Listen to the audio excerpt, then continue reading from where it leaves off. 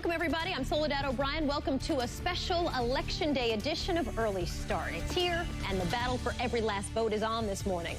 The first polls open right now. The best political team on TV has it covered from wire to wire today. I'm John Berman, and the first election results, they are in from the tiny towns of Dixville Notch and Hart's Location in New Hampshire. And in one of these towns, it's a result we've never seen before. The campaign trail extended. I'm Christine Romans. Governor Romney will keep pressing today with 2 stops in the battlegrounds while President Obama shoots some hoops, an Election Day tradition. And I'm Zoraida Samble, and the immense damage from Hurricane Sandy forcing an Election Day scramble now. People voting by email and at different polling stations, and in some cases, literally moving the earth to have their voices heard. Joining us throughout the morning for our special Election Day coverage, Congressman Randy Forbes of Virginia, Delaware Governor Jack Markell, South Carolina Congressman Jim Clyburn, Obama campaign senior advisor David Axelrod, Virginia Governor Bob McDonnell, former Ohio Governor Ted Strickland, Texas Congressman Jeb Hensarling, and Bob Shrum, a Democratic consultant who worked on both the Kerry and Gore campaigns. Special election coverage here on CNN begins right now.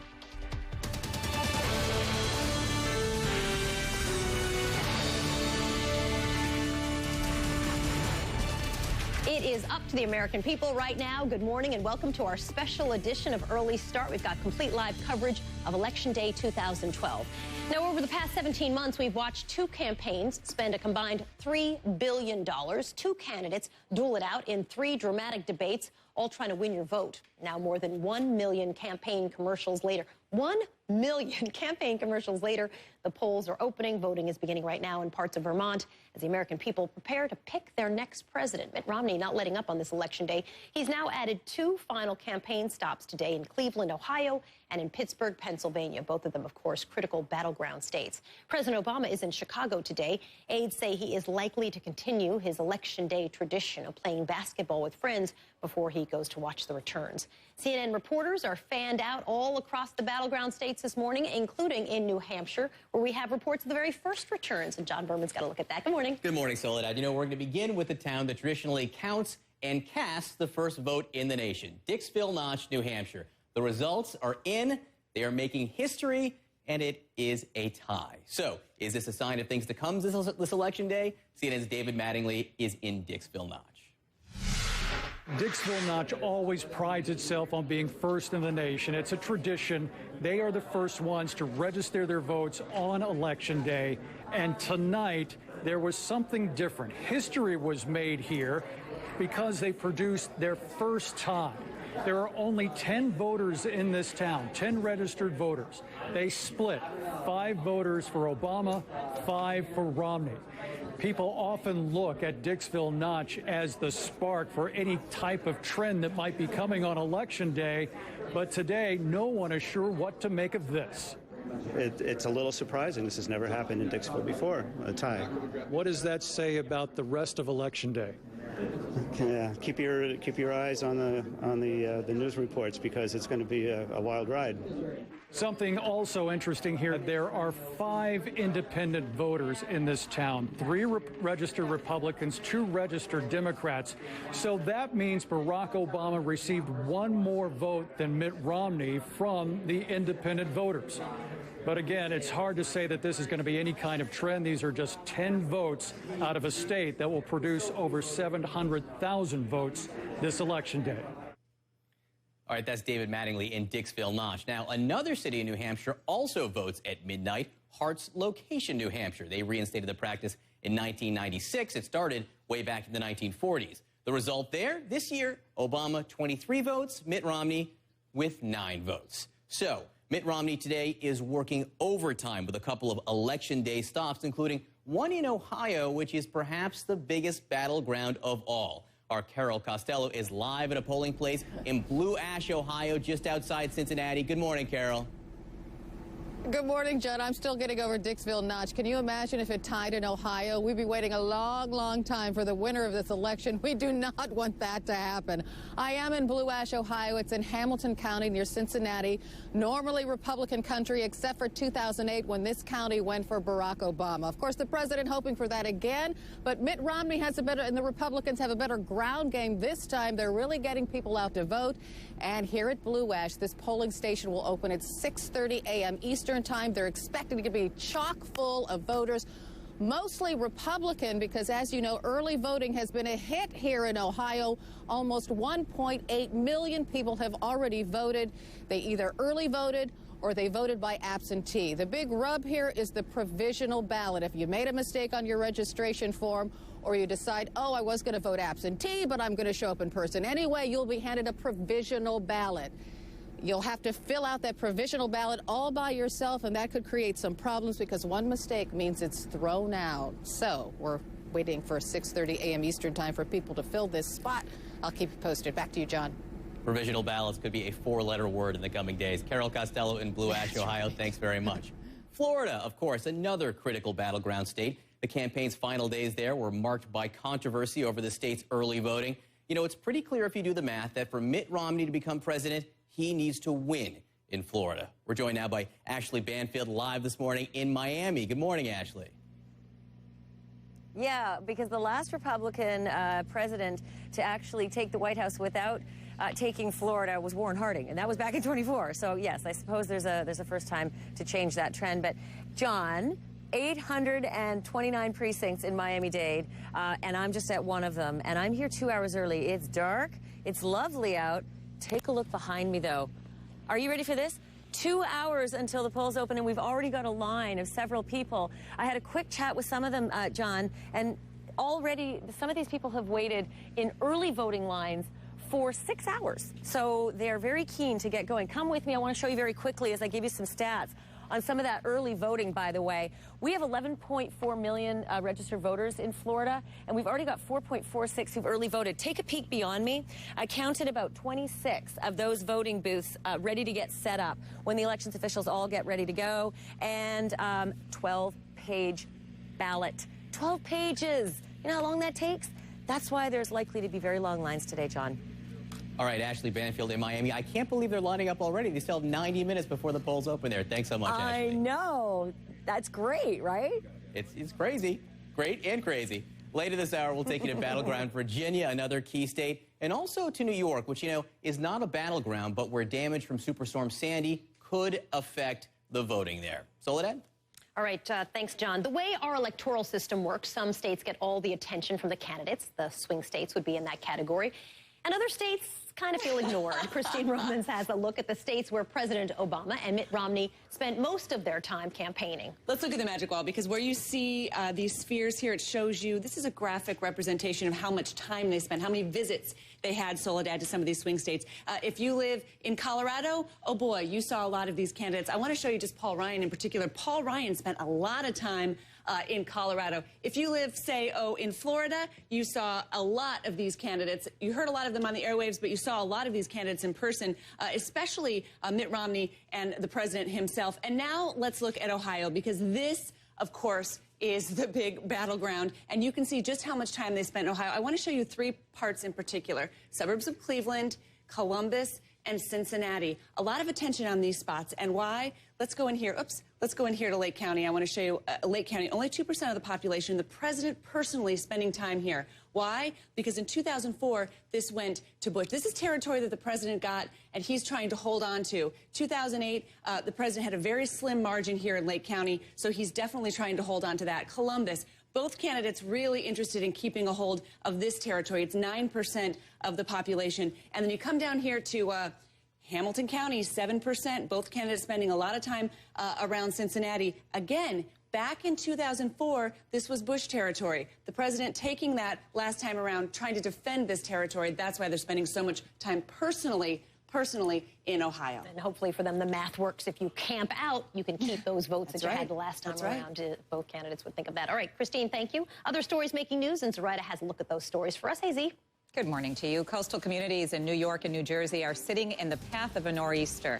This is 1.2 million people in that region are still without power 1 week after Superstorm Sandy slammed into the coastal northeast. In fact, that new storm has some communities telling its residents to evacuate again. Brick, New Jersey has a mandatory evacuation order in place for residents in those low-lying areas. And it's also encouraging others to leave if their home could be affected again. Meteorologist Rob Marciano is tracking that new storm and also has a look at Election Day forecast for us. Boy, you have your hands full, Rob.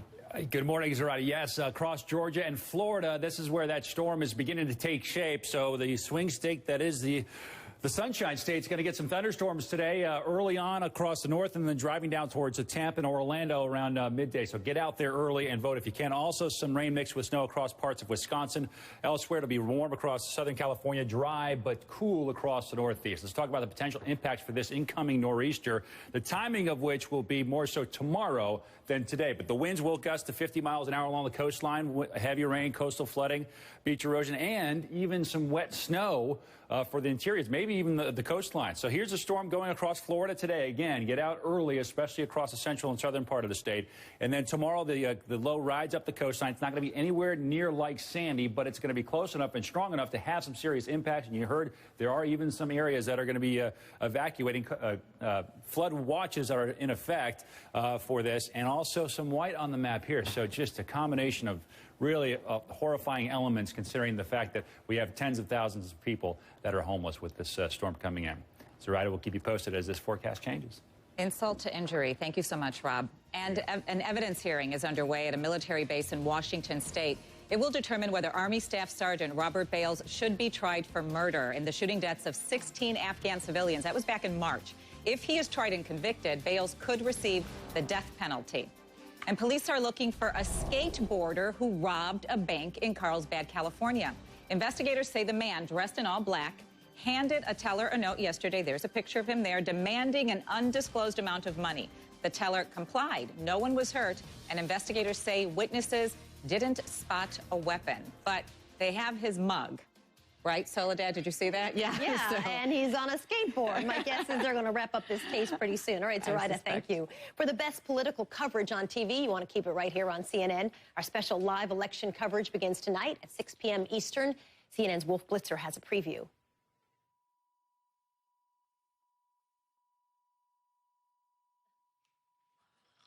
And apparently he does not have a preview. Obviously, a little problem with the tape of Wolf.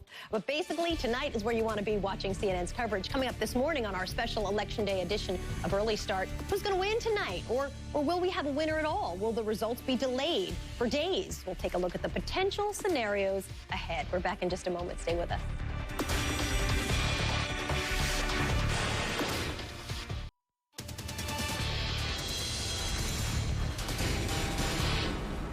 Welcome back, everybody. It's finally here. My goodness, today's the day Americans will decide who's going to be sitting in the Oval Office for the next 4 years. Some of the earliest polling stations are just opening in Vermont, and we're going to be bringing you all the up-to-the-minute details this morning and, of course, obviously throughout the day. Joining us this morning, CNN contributor and Republican strategist Ana Navarro. She's also, you also worked on the Huntsman and McCain campaigns, and CNN political analyst Roland Martin, TV1. Nice to have you with us. Appreciate it. Hey. 4 years ago. What? It was painful. It's 5:16 in the morning. All right, let's begin, Roland, with you. Who's going to win? By how much and why, in a nutshell? I think President Obama, 281 electoral college votes. You look at the consistent lead. Clearly, you look at what's happening out west. And then, of course, you go to Michigan, Wisconsin, Ohio, Pennsylvania. Also, I believe he takes New Hampshire. The folks who are saying more than 300, I don't think so. This is an extremely tight election. This reminds me a lot more of 2004 election, where President George W. Bush wins Ohio by 110,000 votes. To me, that's the difference maker. Ana Navarro, what do you think? I think I'm not going to predict. I think. How if I made you predict? Under the gunpoint? She'll buy you breakfast. I'm not a violent person, but I'll lean on you hard to predict. She'll buy you grits and pork bellies. Yeah, I know. I mean, I really want to know. In your heart of hearts, this is all people are talking about on Twitter, and people keep asking me, is it going to be 300? Is it going to, what is it? So what do you think? It's too close. I mean, look at state after state. Look at what just happened in Dixonville. First time in history, we have a 5-5. That should tell you where we are as a country. Look, tomorrow, 50% of this country is going to be very disappointed. and 50% of the country is going to be very happy. Come on, make a call, Anna. No, let me tell you something. Call. People got to go out and vote today. Today is the morning where we should be telling people anything can make a difference. The weather can make a difference. Your vote can make a difference. 537 votes made a difference in Florida. She's notorious for telling the truth, right? For telling the truth and speaking your mind. And so I'm surprised that you're not speaking your mind right now. I think it's too, you know something? I think it's too close to call. I think that is the truth for me. I want to ask John a question. You know, Nate Silver has now upped his percentage of prediction for Obama to 91%. So you have Nate Silver on one side, and then you have pretty much everybody in the GOP who said, listen, I think we're going to win this. Are all the polls wrong? Is Nate Silver wrong? I mean, how are those... Well, that's the question. What Nate is saying is he's saying if you follow all the state polling here and you believe the state polling here, then the combination is there for President Obama. If you believe that there is a sampling problem in almost every state poll, then you have the Republican analyst solution, which is that largely Mitt Romney will win. What you want to watch for tonight is Virginia. It's an early poll closing state. Yep. Closes at 7 o'clock tonight. If it's tied or the president's ahead, then it means the polls have basically been right, because that's what the polls have been saying all along. If Mitt Romney is ahead by 4 points or so, then the Republican analysts are all right, that these polls have all been off by a consistent measurement. And if that's the case early on tonight, it's a big night for Mitt Romney. Interesting. Well, as recent history tells us, not everything is going to run particularly smoothly on Election Day. In fact, there have already been some issues, already some legal fights. Ali Velshi is monitoring some of the potential problems for us. He'll have a look straight ahead. We're back right after this short break.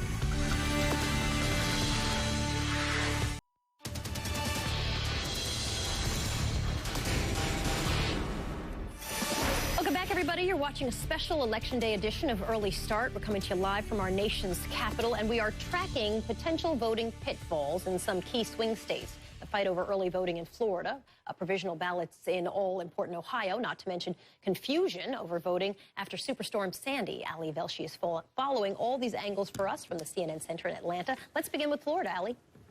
Long lines. I mean, believe it or not, Soledad, we're talking about Florida, and we might be talking about Florida very, very late tonight, maybe even tomorrow. Bottom line is you used to have 14 days to vote ahead of polling day.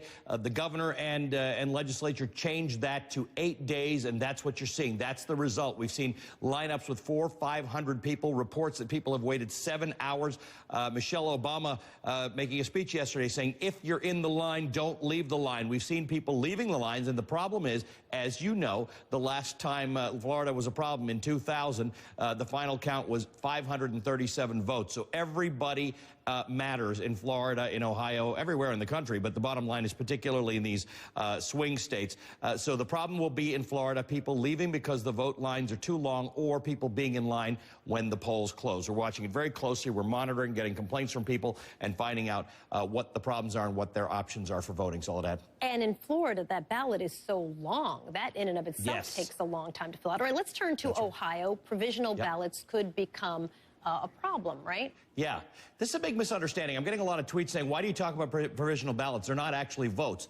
They're absolutely votes, but they're votes from people who either didn't get their ballot in the mail, or the address has changed, or they somehow can't prove who they are. So what happens is now you have to fill out a form, and this wasn't the law. The law was that the person taking your ballot had to fill out this form. Now you have to fill out this form where you have to check off a whole lot of information that I have to tell you, I've been over that form, and it's a little bit confusing. So again, the Secretary of State imposed this last week. There have been lawsuits there. They will not be heard for a while because the provisional ballots don't get counted until 10 days after the election, because everybody who does one has 10 days to prove who they are. So that's another problem that we're looking at right there. Again, unless Ohio is very close, it won't matter. But last election, there were 400,000 provisional ballots, 50,000 of which were thrown out. So you can tell that this, too, will be a point of contention, Soledad. All right. Ali Velshi watching it for us. Thank you, Ali. Appreciate that. All right. Price tag for this election, record-breaking and enormous. Where did all that money go? Christine Romans is going to take a look at the campaign cash coming up. We're back in a moment.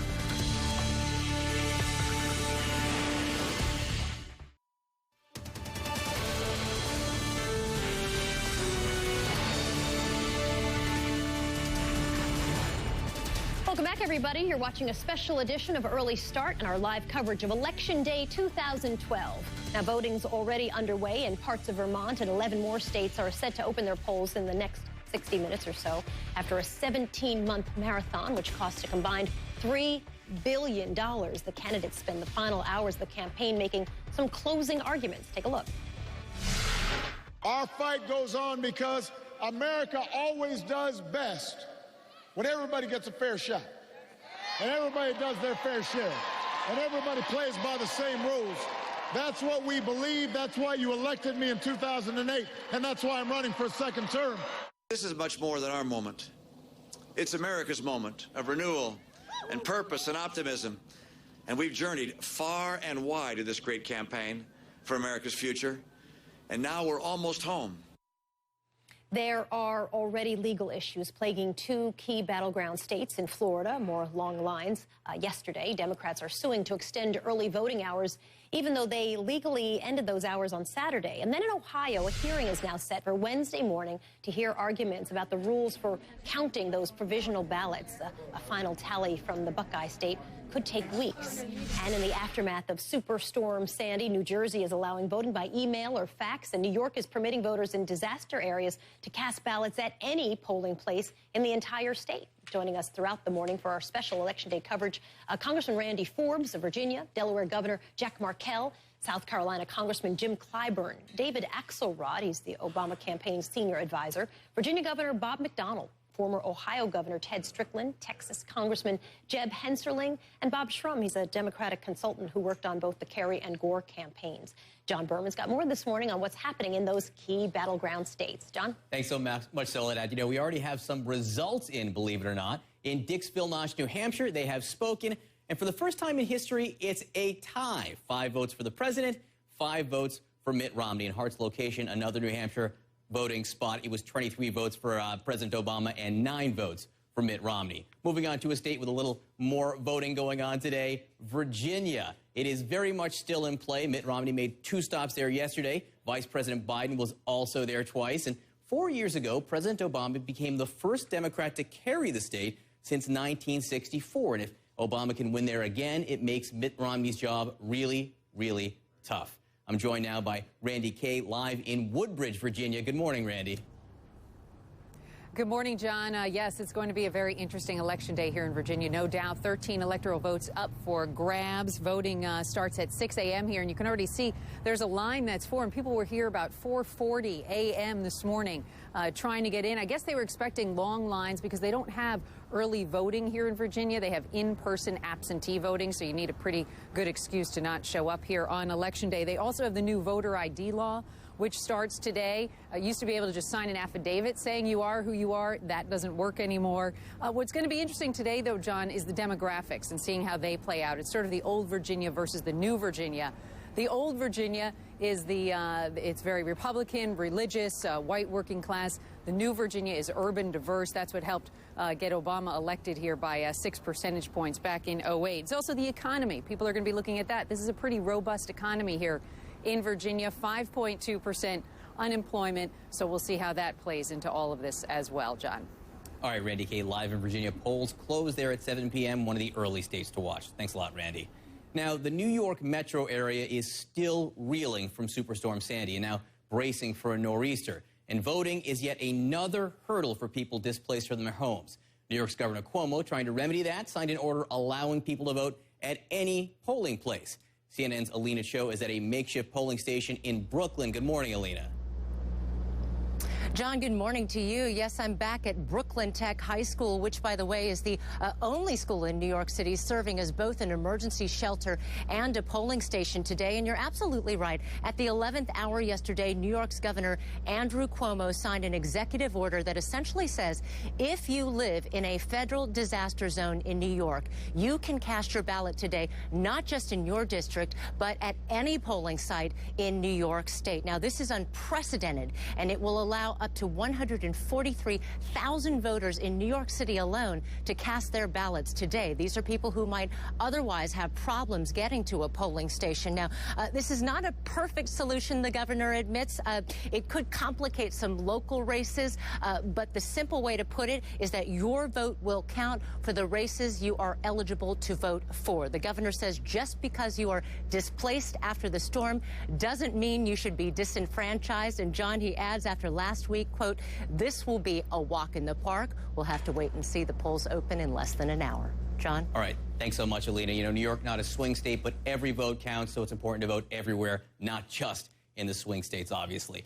The price tag for the 2012 elections has exploded and is already breaking major records. The damage, $4.2 billion through Sunday for the presidential and congressional races. Final figures could hit $6 billion, some $750 million of it devoted to TV ads for campaigns. Christine Romans is tracking the big tab for political ads this morning. What do you have? And if you live in one of those swing states, you've been hearing more about these candidates than you have about toothpaste and cars for some time now. This is, John, TV ad count in the United States for this election. And this is all of the ad count together. Let me show you. This is the Romney war chest, all of these red spheres. This is the Obama war chest. And then these are just the Republican tide packs, the Democrat tide packs. Put it all together, and that's what it looks. If you live in, say, Colorado, you've been hearing a lot about these candidates, or actually about their opponents for some time now, right? If you live in Iowa, you have too. And you can see there's a little bit of edge in terms of the number of ad counts for the president here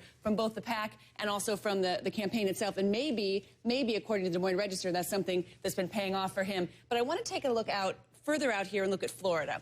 Florida, a fascinating story here. Just look at the Romney spends, Obama. Now, the whole thing, I was just in Tallahassee. You couldn't get through a commercial break with any other ads, John, except for political ads. This has been so competitive and so intense here. And then finally in Virginia, I mean, all you have to do is sort of look at that big. I mean, that's been really amazing as well. And look at the polls here.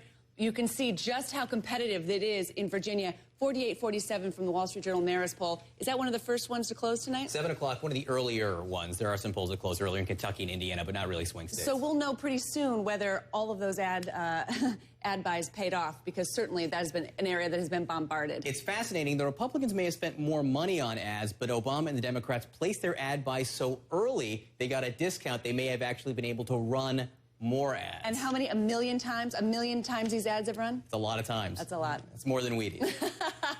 All right, a reminder that CNN's live coverage of Election Night in America begins tonight when the polls first close. That's 6 p.m. Eastern Time, right here on CNN. There is a lot of other news going on today. Now to Rida Samblin with the rest of the day's stories. Thanks, John. The last thing that people living in coastal communities in New York and New Jersey need is another powerful storm, but a nor'easter is headed their way, even as tens of thousands still struggle to recover from the devastation of Superstorm Sandy. The new storm is expected to hit tomorrow. It will last into Thursday morning and will pack high winds and heavy rain. Coastal flooding is also a very strong possibility. And Rob Marciano is monitoring the track of this storm at the Weather Center in Atlanta. And will it have any impact on voters that are heading to the polls today, Rob, do you think? Well, it will across the South, because that's where it's going to start. So Florida will have an impact, and it could be significant. Also, problem areas, rain mixed with snow at times across parts of Wisconsin. Shouldn't be a too terrible deal. Other than that, the weather looks fairly tranquil. Pacific Northwest will get its usual bat of rain and some wind. All right, Georgia, you're seeing some rainfall, and the storm that will be this nor'easter is now about to get through Florida, the Panhandle, and eventually the Big Bend area in through Sarasota and Tampa later on this morning. So get out there early. It could have significant impacts. Study shows that 1 inch of rainfall will drop voter turnout by 1%, and foul weather in general favors Republicans by about 2.5%. We've got some foul weather with potentially more than 1 inch of rain heading through Florida today, so just keep that in mind. Some wild cards, voters dealing with, obviously, power outages, storm damage, and obstructive travel up there in the storm zone. Lesser in the way of swing states there, but you get the picture. Here's our storm tomorrow. Again, the impacts for this will be tomorrow afternoon, tomorrow night. Wind, some rain, some coastal flooding, and as you mentioned, Zaretta, there are some areas across the storm zone that have been re-evacuated in anticipation of this next storm. Yeah, Zaretta. Continued tough times for a lot of people. Thank you, Rob. A 48-hour general strike is underway in Greece. Transit workers took to the streets yesterday in Athens to kick off the nationwide protest. Take a look at those. They'll be joined by other union workers today, and they are protesting the latest round of budget cutbacks that Parliament will vote on this week. Monday Night Football in New Orleans. Saints quarterback Drew Brees throwing 2 touchdown passes in a 28-13 victory over the Eagles. Philadelphia quarterback Michael Vick sacked 7 times as the Eagles stumbled to their 4th straight loss. Did you hear that wow in the studio, Wow, Soledad? 7 times. Michael Vick, ow. That brother, Let's go back to Drew Brees. Yeah. Drew Brees, yeah, exactly. He's gonna need some all Bengay. over his body. Need a rub down. All right, Zoraida, thanks. After all the campaigning, after all the ads, there is a possibility the election could end up locked in an electoral college tie, 269-269. So what happens then? We'll break down those rules for you straight ahead.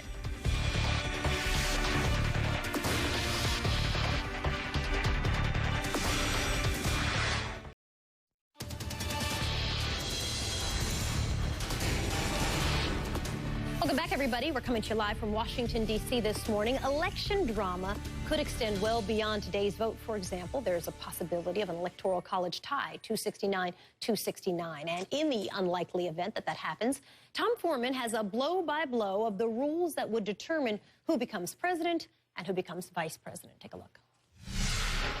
Hey, Soledad, you know, even if every single state out there votes as anticipated, each one of these lines represents a way in which the battleground states could come together to produce an electoral tie, 269 votes for each of the candidates. And if that happens, everything changes. Here's rule number 1. The incoming House of Representatives would then pick the president. That's right. After all this voting, all the ads, all the billions of dollars spent, the folks who are going to gather in this chamber in January would then have the task of deciding on who the president is going to be. Rule number 2, 1 vote per delegation or 1 vote per state. This is actually a big deal, and let me bring in a map to show you precisely why. Under this rule, huge states like California with tens of millions of voters would suddenly have no more influence than a state like North Dakota with far fewer voters. 1 vote per state, that's it. And it gets better. Look at rule number 3.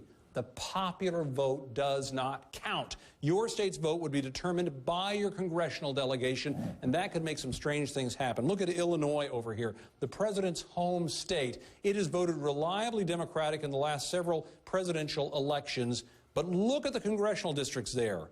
There are more Congress members from that state who are Republican than Democrat, and they could tilt the vote there and simply say Illinois goes to Romney, even if the people of the state didn't feel like that's what they wanted. By the way, if you have a state like Minnesota right now that has an equal number of Democrats and Republicans, it would essentially nullify its own vote unless those Congress members could work out some kind of a deal on that. Bottom line is all of this could totally change the electoral map. We know right now when we look at the red states, the blue states, and the battlegrounds that this is a very close race. But if you applied these rules and threw it to Congress, the result right now in the current Congress would be something like this. Look at all the red states there. The Republicans would sweep into power, and Mitt Romney would go right into the White House with Paul Ryan. Although maybe not with Paul Ryan. The funny thing is, even though the House would pick the president, the Senate gets the job of picking the vice president. And if the new Senate also had a Democratic majority like the current one, they could give us something that nobody anticipates. Mitt Romney as president and Joe Biden as his vice president. No, the Democrats can't swap somebody else out. They couldn't put Barack Obama in that job. And yes, if there is a tie in the Senate, Joe Biden could cast the deciding vote for himself. There's, of course, no guarantee that any of this would happen. In a race that close, you would probably see some recounts, you'd see some court challenges, or you might see the most startling thing of all, a faithless elector. Remember, when you vote, you're not voting for president. You're voting for members of the Electoral College who will then gather and vote for president. One of them from your state could go rogue. One of them could simply say, I'm not going to vote the way I was told to vote. And if that happened, if that one person simply changed his or her mind, that person could change history and decide with 1 vote whether Barack Obama or Mitt Romney is president. Soledad? That is so fascinating. Our special election coverage continues tonight, 6 p.m. Eastern. Here's Wolf Blitzer with a bit of a preview. We're really excited, Soledad, about our coverage tonight because we've got a lot going on. John King, of course, will be at the CNN magic wall over there. He's looking at all the various permutations, lots possible. We have 16 reporters in all the key battleground states. We'll touch base with them. Tom Foreman is in the virtual Senate. You saw what he has in store. He's got some more surprises coming up. We've got the best analysts in the business. They're standing by. We'll dissect everything step by step. The great thing about covering these elections is you never know what's going to happen. There could be some huge surprises there tonight, and we will be watching it together with all of our viewers. Speaking of surprises, we've got some other, shall we say, technical surprises in the works as well, and I think our viewers, Soledad, will be very, very happy. We're looking forward to that, and we are back right after this. Stay with us.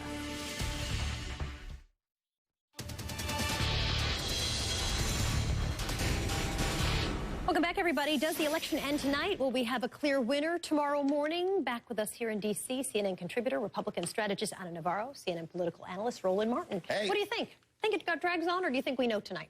I think we know tonight. Yeah? I don't think it's going to drag on. I don't foresee Florida in 2000. I know we keep picking on Anna's state. Yeah, I know. I am feeling why do you feel optimistic about that? We've already seen long lines in Florida. We already know that there are legal challenges. All that would make me feel that maybe it's not going to be decided tonight. I don't think it's going to be close enough in Florida for us to be a recount. Maybe it's wishful thinking on my behalf because, you know, a recount fine is a very divisive, long, difficult process. So, you know what? Wishful thinking, optimism, yes. My hope is that this is over. If not tonight, at least tomorrow morning. The other difference is the western states are going to play key as well. That is Nevada and Colorado. Mm-hmm. We weren't talking about those states in 2000, 2004. Mm-hmm. They're going to be a difference as well. Let me read to you what David Frum wrote in his op-ed in the Daily Beast. He wrote, "No voting system is perfect. But here's what doesn't happen in other democracies. Politicians of one party do not set voting schedules to favor their side or harm the other. Politicians do not move around voting places to gain advantages for themselves or to disadvantage their opponents. In fact, in almost no other country do politicians have any say in the administration of elections at all." He makes a really good point. I agree. 1,000%. Don't you think? No, I totally agree. But, you know, I worry about Florida. I worry about the recounts. I worry about what happened in 2000 and who has control of that process. Wait, which is exactly what he's saying, his right? point, yeah. No other country do we spend so much time. My God, this has been a year and a half of this almost, you know, and it feels like a year and a half since the primaries, quite frankly. Feels like 5. Yeah. When you look at in no other country is there, really in very few other countries, is there early voting? Is there absentee balloting? Is there, you know, all the opportunities there are to vote in this country? In most, but we still don't have such a high percent of participation, so maybe we should rethink well, first how of all, we do it. need all those forms of voting to protect ourselves from these secretaries of state who want to sit here and, again, make all these maneuvers. That is a fundamental problem because, again, not only that, you have people who are secretaries of state who also are campaign co-chairs. And so how can you say, well, my job is to protect the vote, but I really want this person to win? So you think it's all going to be wrapped up, but of course, if it's not, it's going to be a hot mess. All right, thanks. Appreciate that update. Outside the race for the White House, one of the toughest contests in the country is the hard-fought and expensive battle for a Massachusetts Senate seat. We're going to have more on that race and other key races straight ahead.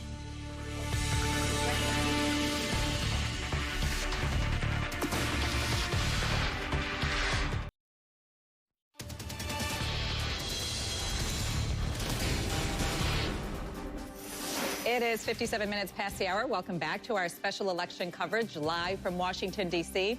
Outside the race for president, there are other important races that will be decided on this election day. The Massachusetts Senate race is one of the toughest battles. Senator Scott Brown, the Republican incumbent, facing Democrat Elizabeth Warren. They've been running neck and neck in one of the most expensive races in the entire country. Another heated race in Florida's 18th congressional district, Palm Beach County, Republican Congressman Alan West trying to hold on against Democratic challenger Patrick Murphy. The race is so heated, West has taken Florida Democrats to task for questioning and filing suit over early voting there. Former presidential candidate Michelle Bachmann is fighting for her political life today. The Minnesota Congresswoman is in a tight race with Democratic challenger Jim Graves. In their final debate, Bachmann defended her claims that Muslim Brotherhood operatives have infiltrated the federal government. And we caught former Arizona Congresswoman Gabby Giffords arriving to cast her ballot in downtown Tucson yesterday. Take a look. She was joined by her successor, Democratic Congressman Ron Barber. Barber was shot twice alongside Giffords in the Tucson rampage that killed 6 people in 2011. He's locked in a tight race against Republican Martha McSally. Stay with us. This special edition of Early Start continues right now, live from Washington, D.C.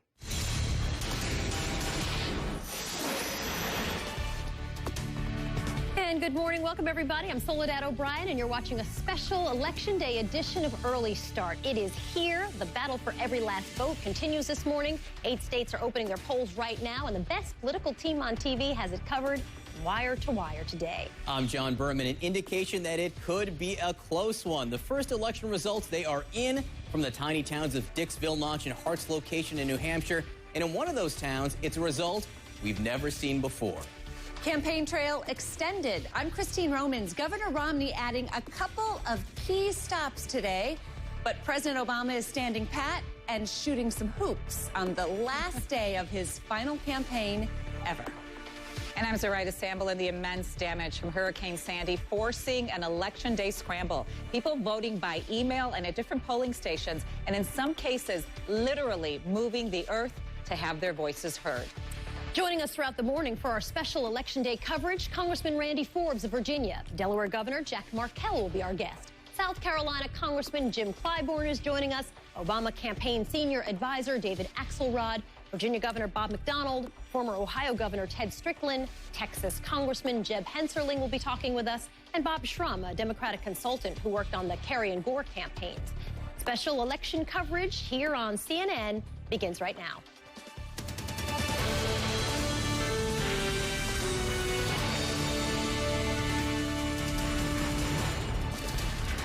Maybe it felt like 5 years to you, but it's been 17 months of campaigning and campaign promises, and today the American people get their say. Good morning. Welcome to a special edition of Early Start and our live coverage of Election Day 2012. Now, the polls are opening right now in 8 states, in Connecticut, in Indiana, in Kentucky, in Maine, in New Hampshire, in New Jersey, New York, and in the state of Virginia.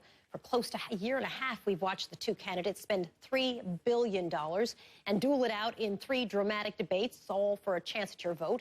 Mitt Romney letting up today. He's added 2 final campaign stops. One is in Cleveland, Ohio, the other in Pittsburgh, Pennsylvania. President Obama is in Chicago today, and aides say he is likely to continue his Election Day tradition of playing basketball with his friends before he sits down to watch the returns. And as we just mentioned, the polls open now in 8 states, including a key battleground state. John Berman's got more on that. Good morning. Good morning, Soledad. So you might say that 10 votes is not a trend, but the first results of the presidential election could indicate just how close this race will be. President Obama and Mitt Romney tied with 5 votes apiece in tiny Dixville, Notch, New Hampshire. They made history in the process, never been a tie there. The midnight vote in another small New Hampshire town, Hart's Location, was a bit more decisive. Obama won there with 23 votes. Mitt Romney had just 9 votes. I'm joined now by David Mattingly, who is live in Bedford, New Hampshire this morning. And Dave, the polls are now open in the Granite State. That's right, and there is no early voting in New Hampshire, unlike in other states. So today is the day. They have over 800,000 registered voters in this state. And there's something about New Hampshire. They allow people to sign up to vote the very day that they go to vote. So today, in addition to here in Bedford, when you see all these polling places ready to go, also we're going to be keeping an eye on this desk right here. This is where people will come to register to vote today. The Secretary of State predicts that in addition to the 800,000 already signed up to vote, we could see another 100,000 signing up to vote today as they come into the polling places. So we're looking for a very busy day here in New Hampshire. John? New Hampshire, they take their voting very, very seriously. David Mattingly live in Bedford, New Hampshire. Virginia, also one of the states to watch tonight. The polls now there open as well in that key battleground state. Randy Kay is live in Woodbridge, Virginia, where it's still dark. Good morning, Randy. Good morning, John. Yes, the polls are open. We can see a few people here behind me just starting to file in. They expect about 1,000 people to vote here. And they're not just voting for president, of course, they're also voting for the Senate. And here is one of the marquee races for the Senate taking place here in Virginia. You have 2 former governors battling it out. You have Democrat Tim Kaine and Republican George Allen.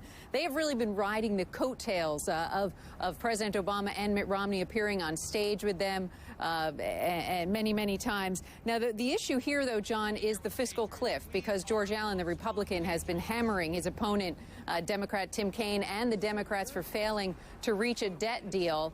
And he's warning that if the automatic cuts, of course, go into effect, then that will really hit the defense industry here in Virginia quite hard. So we'll see how that plays out today. But what's interesting is that folks here really believe that Virginia is the new Ohio, and they think they have a really big role here. So we'll see how it plays out through the rest of Election Day, John. All right, Randy Kay live in Virginia. It could be a long day there. Polls just opening in New York as well. New York not a swing state, but the New York metro area still reeling from Superstorm Sandy, and now everyone bracing for a new nor'easter coming their way. So voting has become a pretty big hurdle for people displaced from their homes. New York's Governor Andrew Cuomo trying to remedy that. He signed an order allowing them to vote at any polling place. CNN's Alina Cho is at a makeshift polling station this morning in Brooklyn, New York. Good morning, Alina. John, good morning to you. I'm at the only school in New York City that is serving as both an emergency shelter and a polling station today. The polls are open here in New York. A line is formed around the corner, about a dozen people online. These are people who are not displaced, but they are very excited to vote, including one woman who even brought a chair. She said she's very serious about it. But you're absolutely right. Late yesterday, just hours before the polls opened, New York Governor Andrew Cuomo signed an executive order that essentially says if you live in a federal disaster zone in New York, you can cast your ballot today, not just in your district, but in any polling site in the state. Now, all you have to do is go into that site, sign an affidavit, and you can vote. This is unprecedented, and it will mean that up to 143,000 voters in New York City alone will be able to cast their ballots today. These are people who might otherwise have problems getting to a voting site. This is not a perfect solution. The governor admits it might complicate some local races because ballots will be different in different districts, but it will allow people to vote, and that's the bottom line. John, back to you. And it's a big opportunity for voters in that state, and they need something on their side right now. Alina Cho, thank you so much in Brooklyn, New York this morning. Later this hour, we're going to check in live with reporters in Ohio, Illinois, Massachusetts. So much to talk about. But right now, back to the battleground state of Virginia, where the fight could not be more fierce. The latest poll has President Obama and Mitt Romney in a dead heat there. Back to Soledad for a key interview. Yeah, let's get right to Randy Forbes. He's a Republican congressman from the state of Virginia. He's also a Mitt Romney supporter. It's nice to see you, sir. Thank you for talking with us this morning. Thanks, Soledad. It's always great to be with you. Appreciate that. All right, two events have been added now to the governor's calendar. The state of Ohio, he's going to be campaigning there. Then he's going to go on to the state of Pennsylvania. How should we read that? Is that an indication that he's worried and feels like he needs every last second to get out there to campaign? I don't think so. I think if you look at these huge crowds, you know, in Virginia alone, he just had a crowd that they had to turn down several thousand people. They couldn't get them into the venue because there was just too many people showing up. I think the governor's excited. I think he sees this momentum, and I think he wants to take advantage of all of it, and all these states are coming into play. If you look at what Nate Silver from the New York Times has been really crunching the data and then tweeting out some of his results, and he tweeted out last night that the president had a 91% chance of winning the Electoral College, and he notes a, quote, pretty clear shift to Obama in the national polls.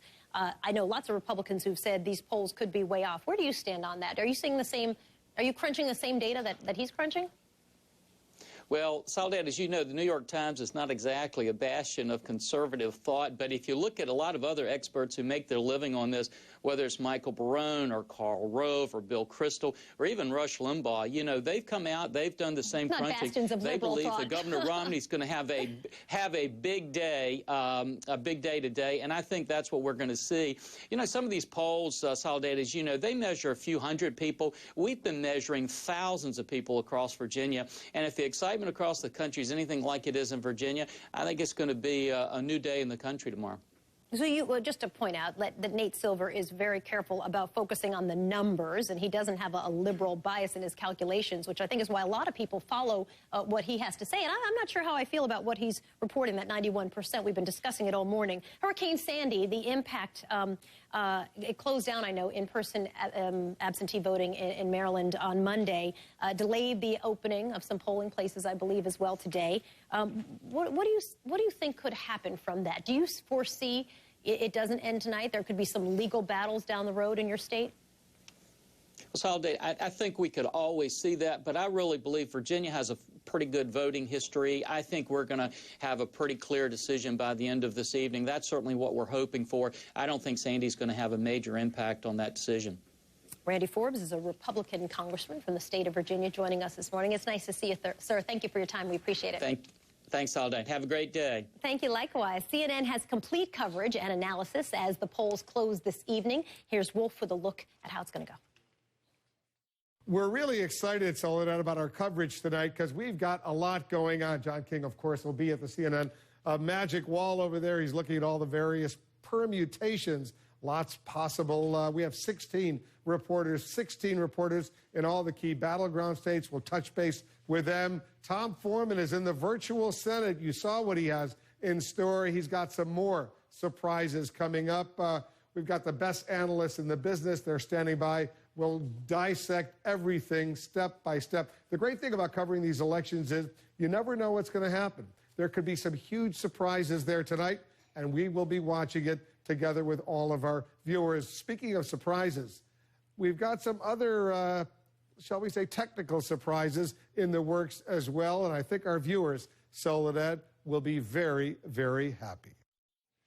All right, looking forward to that. Let's get right to Zoraida now. She's got to look at some of the other stories that are making news today. Good morning. Good morning to you, Soledad. Coastal communities in New York and New Jersey are sitting in the path of a nor'easter. Can you believe it? This is 1.2 million people in that region are still without power 1 week after Superstorm Sandy slammed into the coastal northeast.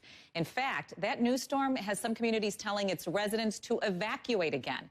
Brick, New Jersey has a mandatory evacuation order in place for residents in all those low-lying areas, and it's also encouraging others to leave if their home could be affected again. Meteorologist Rob Marciano is tracking this new storm for us and also has a look at the Election Day forecast for the nation. We've got you nice and busy this morning, Rob. Indeed. Good morning again, Zoraida. That storm you're talking about, the nor'easter, is right now across Georgia and Florida. It already has some pretty potent energy with it, and the storms that will be rolling through Florida will have some punch to them as well, especially through Tampa up through Orlando. These will come in the next couple of hours, so get out there early or wait till it passes. It could last for 2 or 3 hours, so a significant rainfall event here with certainly some lightning. As far as what that storm will turn into over the next couple of days, the timing of it is Wednesday afternoon and through Thursday night. Here are the winds potentially across the northeast into the storm zone, maybe 40 to 50 mile-an-hour winds up through Cape Cod and also eastern Long Island. So there's your wind threat. High wind watches have been posted for gusts potentially damaging, of course, a lot of the trees and limbs already weakened from Sandy, so this will bring down likely more power lines. And the potential for snow actually exists. I don't know how much will actually stick because the ground is still warm here, but it's going to be a cold storm again, adding insult to injury. So right back up to you. Boy, that's just a mess. Thanks for that, Rob. And we have a developing story in Syria. 7 generals in the Syrian army defected to Turkey today. This is the latest crack in the regime of President Bashar al-Assad since civil war broke out a year and a half ago. A Turkish news agency reports that the generals crossed the Turkish border and demanded refuge. They have been taken to a camp, possibly a refugee camp, under tight security measures. And progress being made in battle against the Cajon Pass fire. This is Southern California. Crews have knocked down enough of the 350-acre brush fire to reopen part of the 15 freeway. That fire prompted mandatory evacuations in that region, Soledad. All right, Zoraida, thank you for watching that. As recent history tells us, not everything is going to run smoothly on Election Day. There have already been some issues. We'll take a closer look at those issues coming up.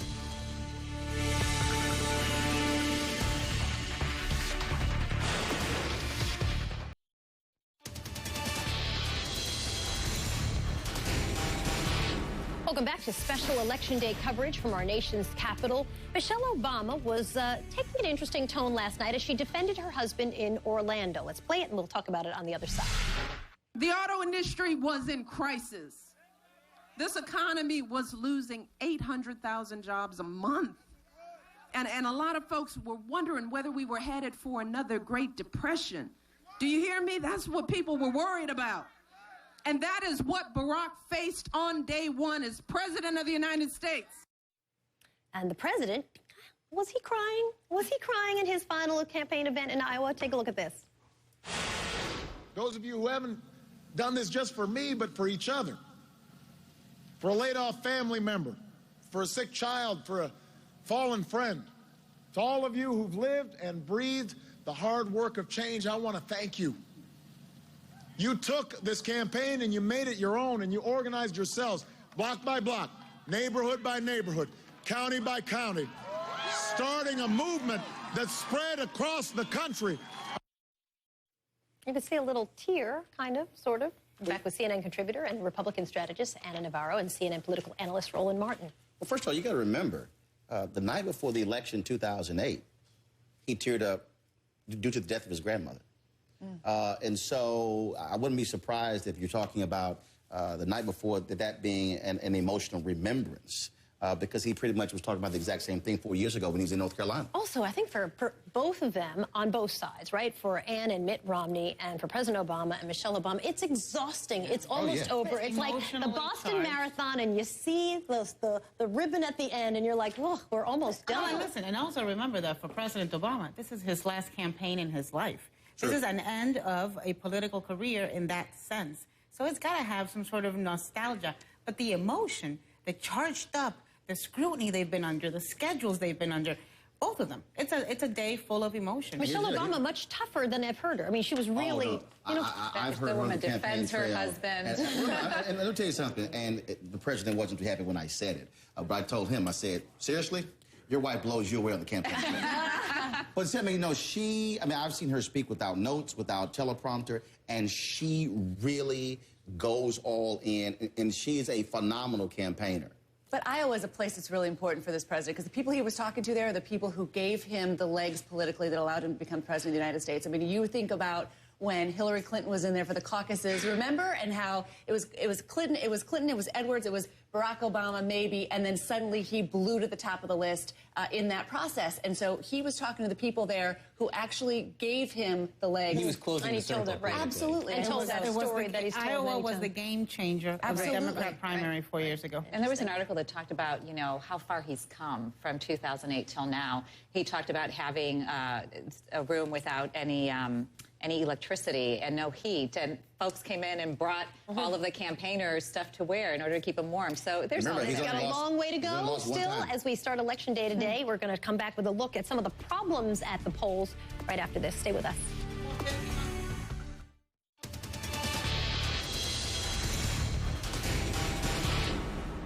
Welcome back, everybody. As the polls open up in states across the country, we're tracking any potential voting problems. Already there's a fight over early voting in the state of Florida. Ali Velshi is following those developments from the CNN Center in Atlanta. Hey, Ali. Hey, Soledad, they still continue those lineups. You know, remember, things have changed. Yesterday, early voting ended everywhere. Now it's the actual voting. In Florida, look, they're kind of used to the long lineups. It was there in 2008. It was there in 2010. But these are bigger because there were supposed to be 14 days of advance voting, and they were reduced to 8 days. Floridians want to vote. Some people have been not turned away. They've walked away because they've had to spend up to 7 hours in those lines. Democrats are prepared to try and fight this. As you know, they're lawyered up in Florida and many other states. Let's talk about Ohio. Provisional ballots could become a big problem if, in fact, Ohio is as close as some people are predicting it could be, right?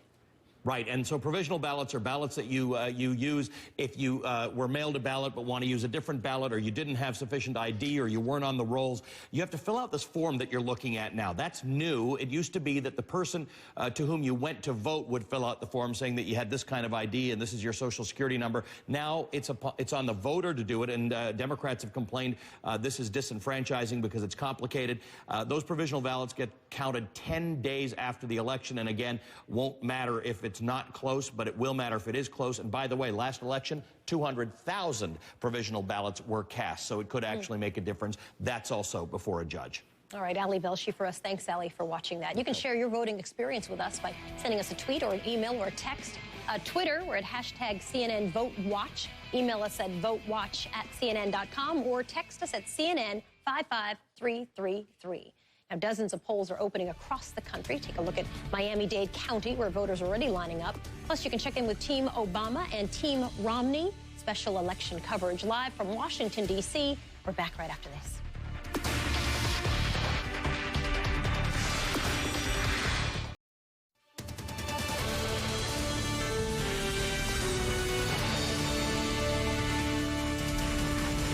Welcome back, everybody. You're watching a special edition of Early Start, CNN's live coverage of Election Day 2012. We have the very first results in from Dixville Notch, New Hampshire. They've spoken, and for the first time in their history, it's a tie. 5 votes for President Obama, 5 votes for Mitt Romney. Voting is underway now in 12 states total, opening right now North Carolina, Ohio, and West Virginia. And after a 17-month-long marathon costing a combined $3 billion, the candidates have made their closing arguments. Listen. Our fight goes on because America always does best when everybody gets a fair shot, and everybody does their fair share, and everybody plays by the same rules. That's what we believe. That's why you elected me in 2008, and that's why I'm running for a second term. This is much more than our moment. It's America's moment of renewal and purpose and optimism. And we've journeyed far and wide in this great campaign for America's future. And now we're almost home. There are already legal issues plaguing 2 key battleground states. In Florida, long lines continuing, including where you're looking right now. This is Miami-Dade County, where the polls won't even open for another 30 minutes. Democrats sued to extend early voting hours, even though those early voting hours legally ended on Saturday. And then in the state of Ohio, a hearing is set for Wednesday morning to hear arguments about the rules for counting provisional ballots. A final tally from the Buckeye State could take weeks. And in the aftermath of Superstorm Sandy, New Jersey is allowing voting by email and voting by fax. And New York is permitting voters to cast ballots at any polling place in the state. Joining us throughout the morning for our special Election Day coverage, the Delaware Governor Jack Markell, South Carolina Congressman Jim Clyburn will be our guest. Obama campaign senior advisor David Axelrod will join us. Virginia Governor Bob McDonnell, former Ohio Governor Ted Strickland, Texas Congressman Jeb Hensarling, and Bob Shrum, Democratic consultant who worked with the Kerry and Gore campaigns, all of them joining us live this morning. First, though, we want to get right to John Berman. He's taking a closer look at those states. Our correspondents are now on the ground. Good morning. Thanks, Soledad. Good morning to you. You might say that Ohio, the Buckeye State, is the mother of all battlegrounds in this presidential election, and nearly 2 million people have voted there already. Many are at the polls just now as they open this morning. Carol Costello is in Blue Ash, Ohio, just outside Cincinnati. John, the polls are just about to open in Hamilton County, Ohio, and people seem to be excited because cars have been pulling in one after the other since about 6 o'clock Eastern this morning. Hamilton County is very important for the Republicans. In 2008, this county swung Democrat for the first time in forever, so Mitt Romney really needs to turn out the vote here in traditionally Republican country to win the election because, as you know, no Republican has won the presidency without winning the state of Ohio. Of course, the big controversy here is those provisional ballots. If there's a problem in your registration form, if you filed for an absentee ballot and you decided to show up and vote in person, you're going to be issued a provisional ballot. It's up to you to fill it out properly. If there's any mistake on that ballot, it could be thrown out, and that would mean your vote does not count. Already, one lawsuit has been filed against the way they're going to do those provisional ballots this year, so that could be a sticking point. And as you know, provisional ballots aren't counted until 10 days after the election, so if it's a tight race, we could be waiting a long time to find out who wins the presidency of the United States. Back to you, John. Oh, thank you, Carol Costello. Perish the thought. Meanwhile, after wrapping up the campaign trail with a final emotional rally in Iowa last night, President Obama will spend Election Day in Chicago. At the top of his agenda, playing basketball, and later watching the election returns come in. CNN's Dan Lothian is live in Chicago this morning. Dan, that basketball tradition, it sticks, huh? That's right. They are pretty superstitious this campaign, and so the president, as you pointed out, will be playing basketball today. He arrived here in Chicago early this morning. We're told by campaign officials that the president is feeling very optimistic about the outcome of the election. No plans by the campaign for the president to alter his plans and match what Governor Mitt Romney is doing, which is campaigning in Ohio and Pennsylvania. Instead, the president will be doing media interviews from here in Chicago and again playing basketball. He'll be reflecting over the last 4 years, and as we saw last night at his final campaign stop in Des Moines, Iowa, he got emotional. I want to take this opportunity to say one thing to all the young people and not so young people who've given so much to this campaign over the years. Those of you who haven't done this just for me, but for each other, for a laid-off family member, for a sick child, for a fallen friend. To all of you who've lived and breathed the hard work of change, I want to thank you. Even though this is Election Day, the ground game continues pushing very hard in those key battleground states. Volunteers will be out knocking on doors, working the phones. Surrogates will be on television and radio, encouraging voters to head out to the polls. John? It is a long day of work. All right, Dan Lothian in Chicago right now. You know, you heard Dan mention it before. Mitt Romney, he will be in Boston where he'll cast his vote in a couple of hours. But then he heads back out on the campaign trail for two final stops, one in Pennsylvania, the other in Ohio. I'm joined now by CNN political reporter Peter Hamby, who's in Boston. And those two stops, kind of a late addition, Peter. Yeah, it's a bit of a tell, John. You know, if you talk to Republicans in or around the Romney campaign, some of them are bracing for a loss. They have Romney topping out at probably 257 electoral votes, maybe less depending on which way Iowa or New Hampshire goes. But look, a lot of people know that in the campaign know that this is a tight race. I was just in Ohio for the last week. People there are confident. Even if you're not a Romney supporter and you're a Republican, you think you can still pull out a win there. And they are projecting confidence right now. I mean, listen to what Mitt Romney had to say at a campaign stop last night in New Hampshire, John. We have known many long days and short nights, and now we're close. The door to a brighter future is there. It's open. It's waiting for us. I need your vote. I need your help. Walk with me. Walk together. Tomorrow we begin a new tomorrow. John, you mentioned Pennsylvania and Ohio. The most telling way a campaign thinks about states is where they travel. What do these two stops tell you? They need to win Pennsylvania as a last gasp, and they are really need to win Ohio here to pull out a win tonight, John. So that's why they're hitting these states today. They want to leave nothing on the table, John. All right, Peter Hamby live in Boston this morning. The Mitt Romney team making the case, whatever happens, they are fighting until the end. Soledad? All right, John, thank you. In the next 30 minutes, the majority of polls will be opening in the Eastern time zone. Our CNN national poll makes it clear that anything could happen today. Jack Markell is the Democratic governor of the state of Delaware. He is also an Obama surrogate. It's nice to talk to you again. Thanks for being with us. Let's begin with how you're feeling as the polls are now opening and the lines have already started a couple hours ago. How are you feeling going into today? I feel good. I'm on the ballot myself, and I'm excited for that. I think, like a lot of people, ready for it to all be over, but I certainly feel good for the president. You know, once you get past all the speeches and all the ads, it gets to who do you turn out to vote, and I've been really, really impressed by the president's ground game in key states. The president, some people say he looked like he was crying when he was doing his last speech of the night. Other people say it was just cold, and that would make your eyes water and tears come. But that's when he was campaigning last night. He's not campaigning today, and we know Governor Romney is making two stops today as he continues his campaign. What would you read into that? Oh, I don't think I read anything into it. I mean, at this point, you know, he's built an organization literally over years in these key states. I've been in Ohio, Florida, New Hampshire, Pennsylvania over the last, 6 or 8 weeks. In each of those states, just a really impressive ground game, not just in terms of numbers, but the enthusiasm on the part of the volunteers and the work that they're doing. And I think he believes that if he has now he's done everything he can do, and now his future is in the hands of the voters and of the people who were volunteering for him and working for him in all these states. And I think he feels good about that.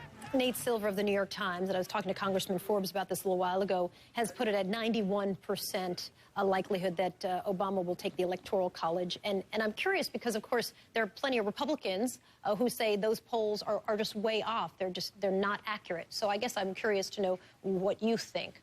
Polls, Nate Silver right or everybody else right on the GOP side?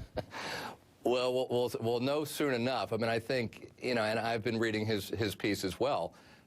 All the polls seem to be essentially saying the same thing in these battleground states. So either all the polls are wrong, or the president should certainly win. But I think in the end, I'm not much of a pundit, and I think the great thing about getting to Election Day is what people like me think aren't really that important compared to what all the voters think. And in the end, we all put our faith, we all put our future in their hands, and that's as it should be. It'll be kind of nice to not have to read polls anymore, is what I think. And then we could just actually go to real numbers. Think you're right. Remember, it was 2004, right, Roland? 2004 exit polling that showed that John Kerry had a huge lead. And those exit polls were way off. I mean, so, there have been counted cases where polling was just completely wrong. Well, I think there's a difference between the polls and the exit surveys. But that being said, the only poll that matters is the one that happens after everything is closed. So we'll know soon enough. It's been a hard-fought campaign. The important thing is what happens when we wake up tomorrow. And again, it's one reason I feel good for the president, because I think when people wake up tomorrow, they're going to know, who it is that's going to be focused on educating their kids, creating jobs and the like. And I think that will go into what they decide to do today. I hope you're right. I hope we'll know by when everybody wakes up tomorrow. That would be nice. Governor Me Jack too. Markell. Me too. Good luck to you.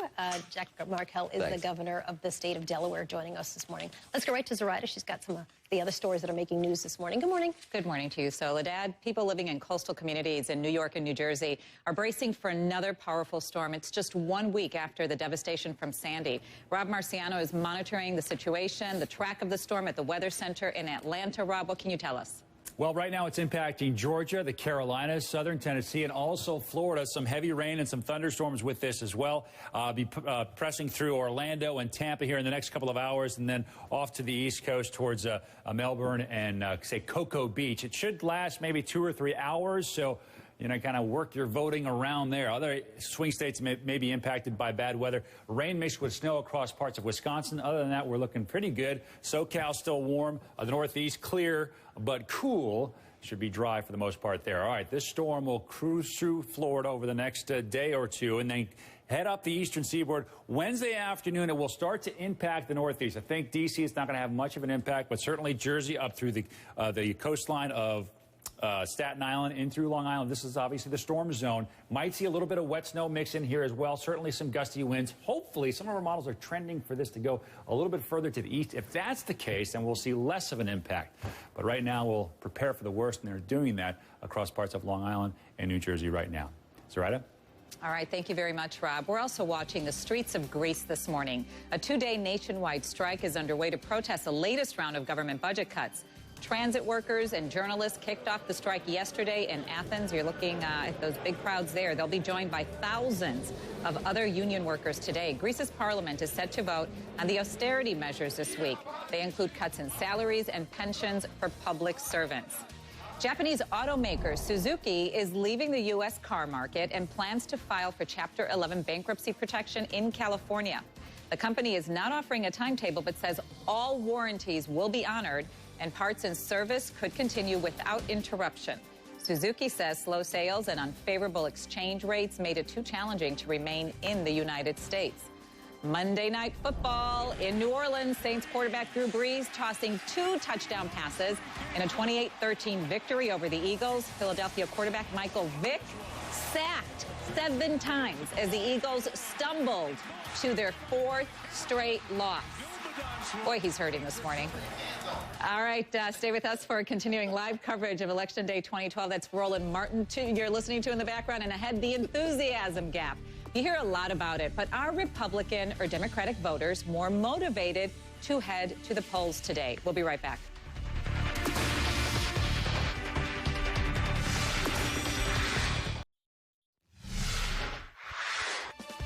Welcome back, everybody. You're looking at Bedford, New Hampshire. That's a live look at a polling place. A little activity this morning. It's Election Day, and we are obviously in our nation's capital, where we are following this story for you with our special election coverage. Back with us this morning, CNN contributor and Republican strategist Ana Navarro, CNN political analyst Roland Martin. What up? New Jersey governor. I know. Yes, we I like are. That. I like kumbaya. No matter who wins tonight. I don't know how to call it kumbaya. Not that far yet? Well, she got a little flow. You never know. You never know. Listen, let's talk a little bit about the complications of the storm that have really affected people who are trying to vote. Chris Christie said you're going to be able to vote. Freedom chokes you up, I can tell. It's a beautiful thing. Democracy is lovely. You can vote by email or Chris Christie says he outlaws Bruce Springsteen. Listen to Governor Christie, please. Stop it, y'all. If you have been displaced from your home, out of your town, by the storm, you can also vote by email or by fax. But I want to be clear on this now. You had to have been displaced from your home due to the storm. Not just kicked out because you didn't pay your rent. Displaced from your home because of the storm, okay? And then you can also vote by email and fax.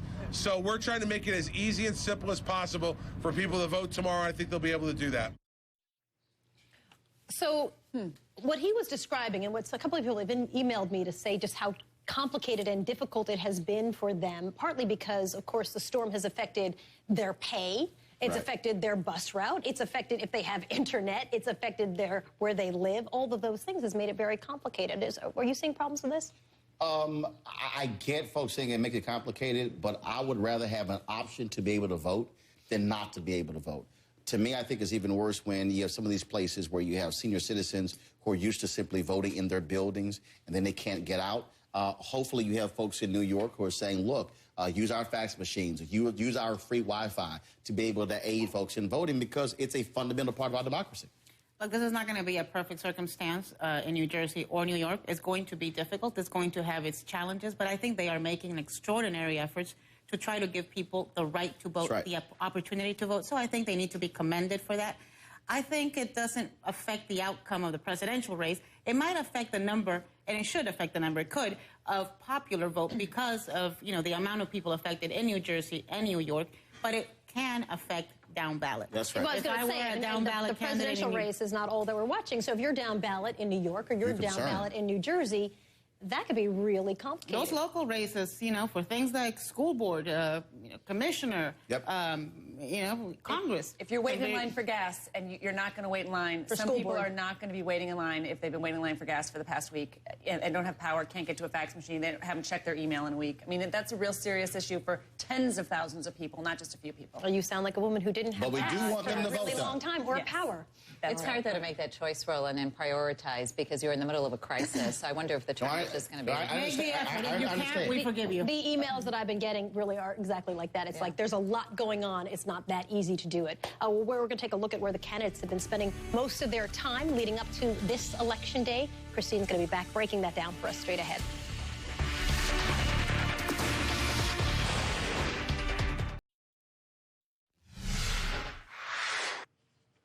Welcome back, everybody. We've got some live pictures this morning from Miami-Dade County, Florida. People there have been waiting in line. Their polls will open in just about 7 minutes. And, of course, Florida's had a lot of problems. It's a key battleground state, but they've also had a lot of long lines. Polls there opening in a majority of other states at 7 a.m. Eastern as well. And everybody can vote. The way the electoral system works, that some states get lots of attention, and the swing states, of course, are in that category. Other states pretty much ignored.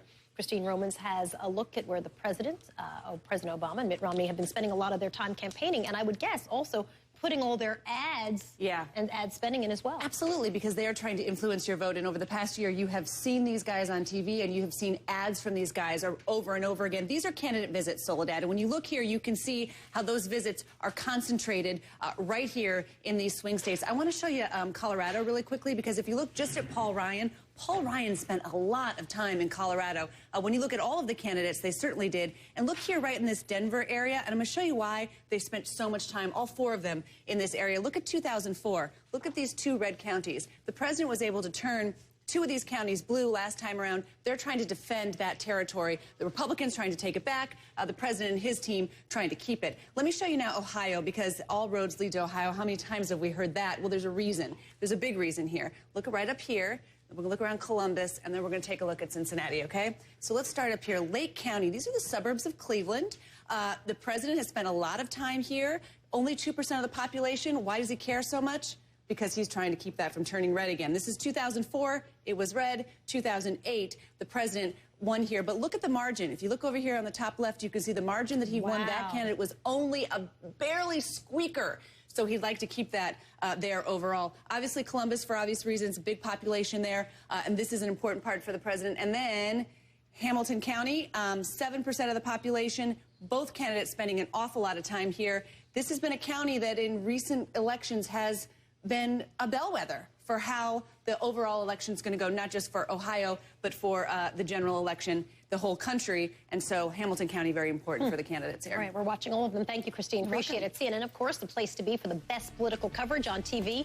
Polls in 12 states are open right now. 15 more states will start voting in just a few minutes, right at the top of the hour. We're live in every critical swing state today and talking to some of the country's top political advisors. Starting Point is up next.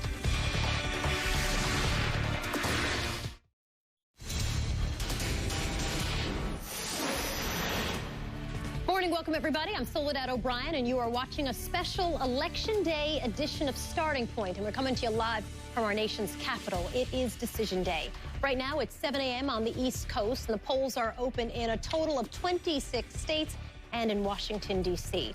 Today, millions of Americans will vote and choose the next president of the United States. Will President Obama get 4 more years? Will Mitt Romney be the next leader of the free world? The best political TV, a team on TV, has it covered. I'm John Berman. Let the counting begin. Yes, the first election results, they are in from the tiny towns of Dixville, Notch, and Hart's location in New Hampshire. And there is an indication it could be a long night. I'm Christine Romans. 270, the magic number for clinching the White House. We're going to look at the paths to victory for each candidate and whether the road to the White House must go through Ohio. I'm Zoraida Samble. The immense damage from Hurricane Sandy forcing an election day scramble, and now another nor'easter could add to the misery and all the confusion. We are tracking the storm. Joining us throughout the morning for our special coverage and Gore campaigns. It is Tuesday, November 6th, Election Day. And Starting Point is coming to you live from Washington, D.C., and we begin right now.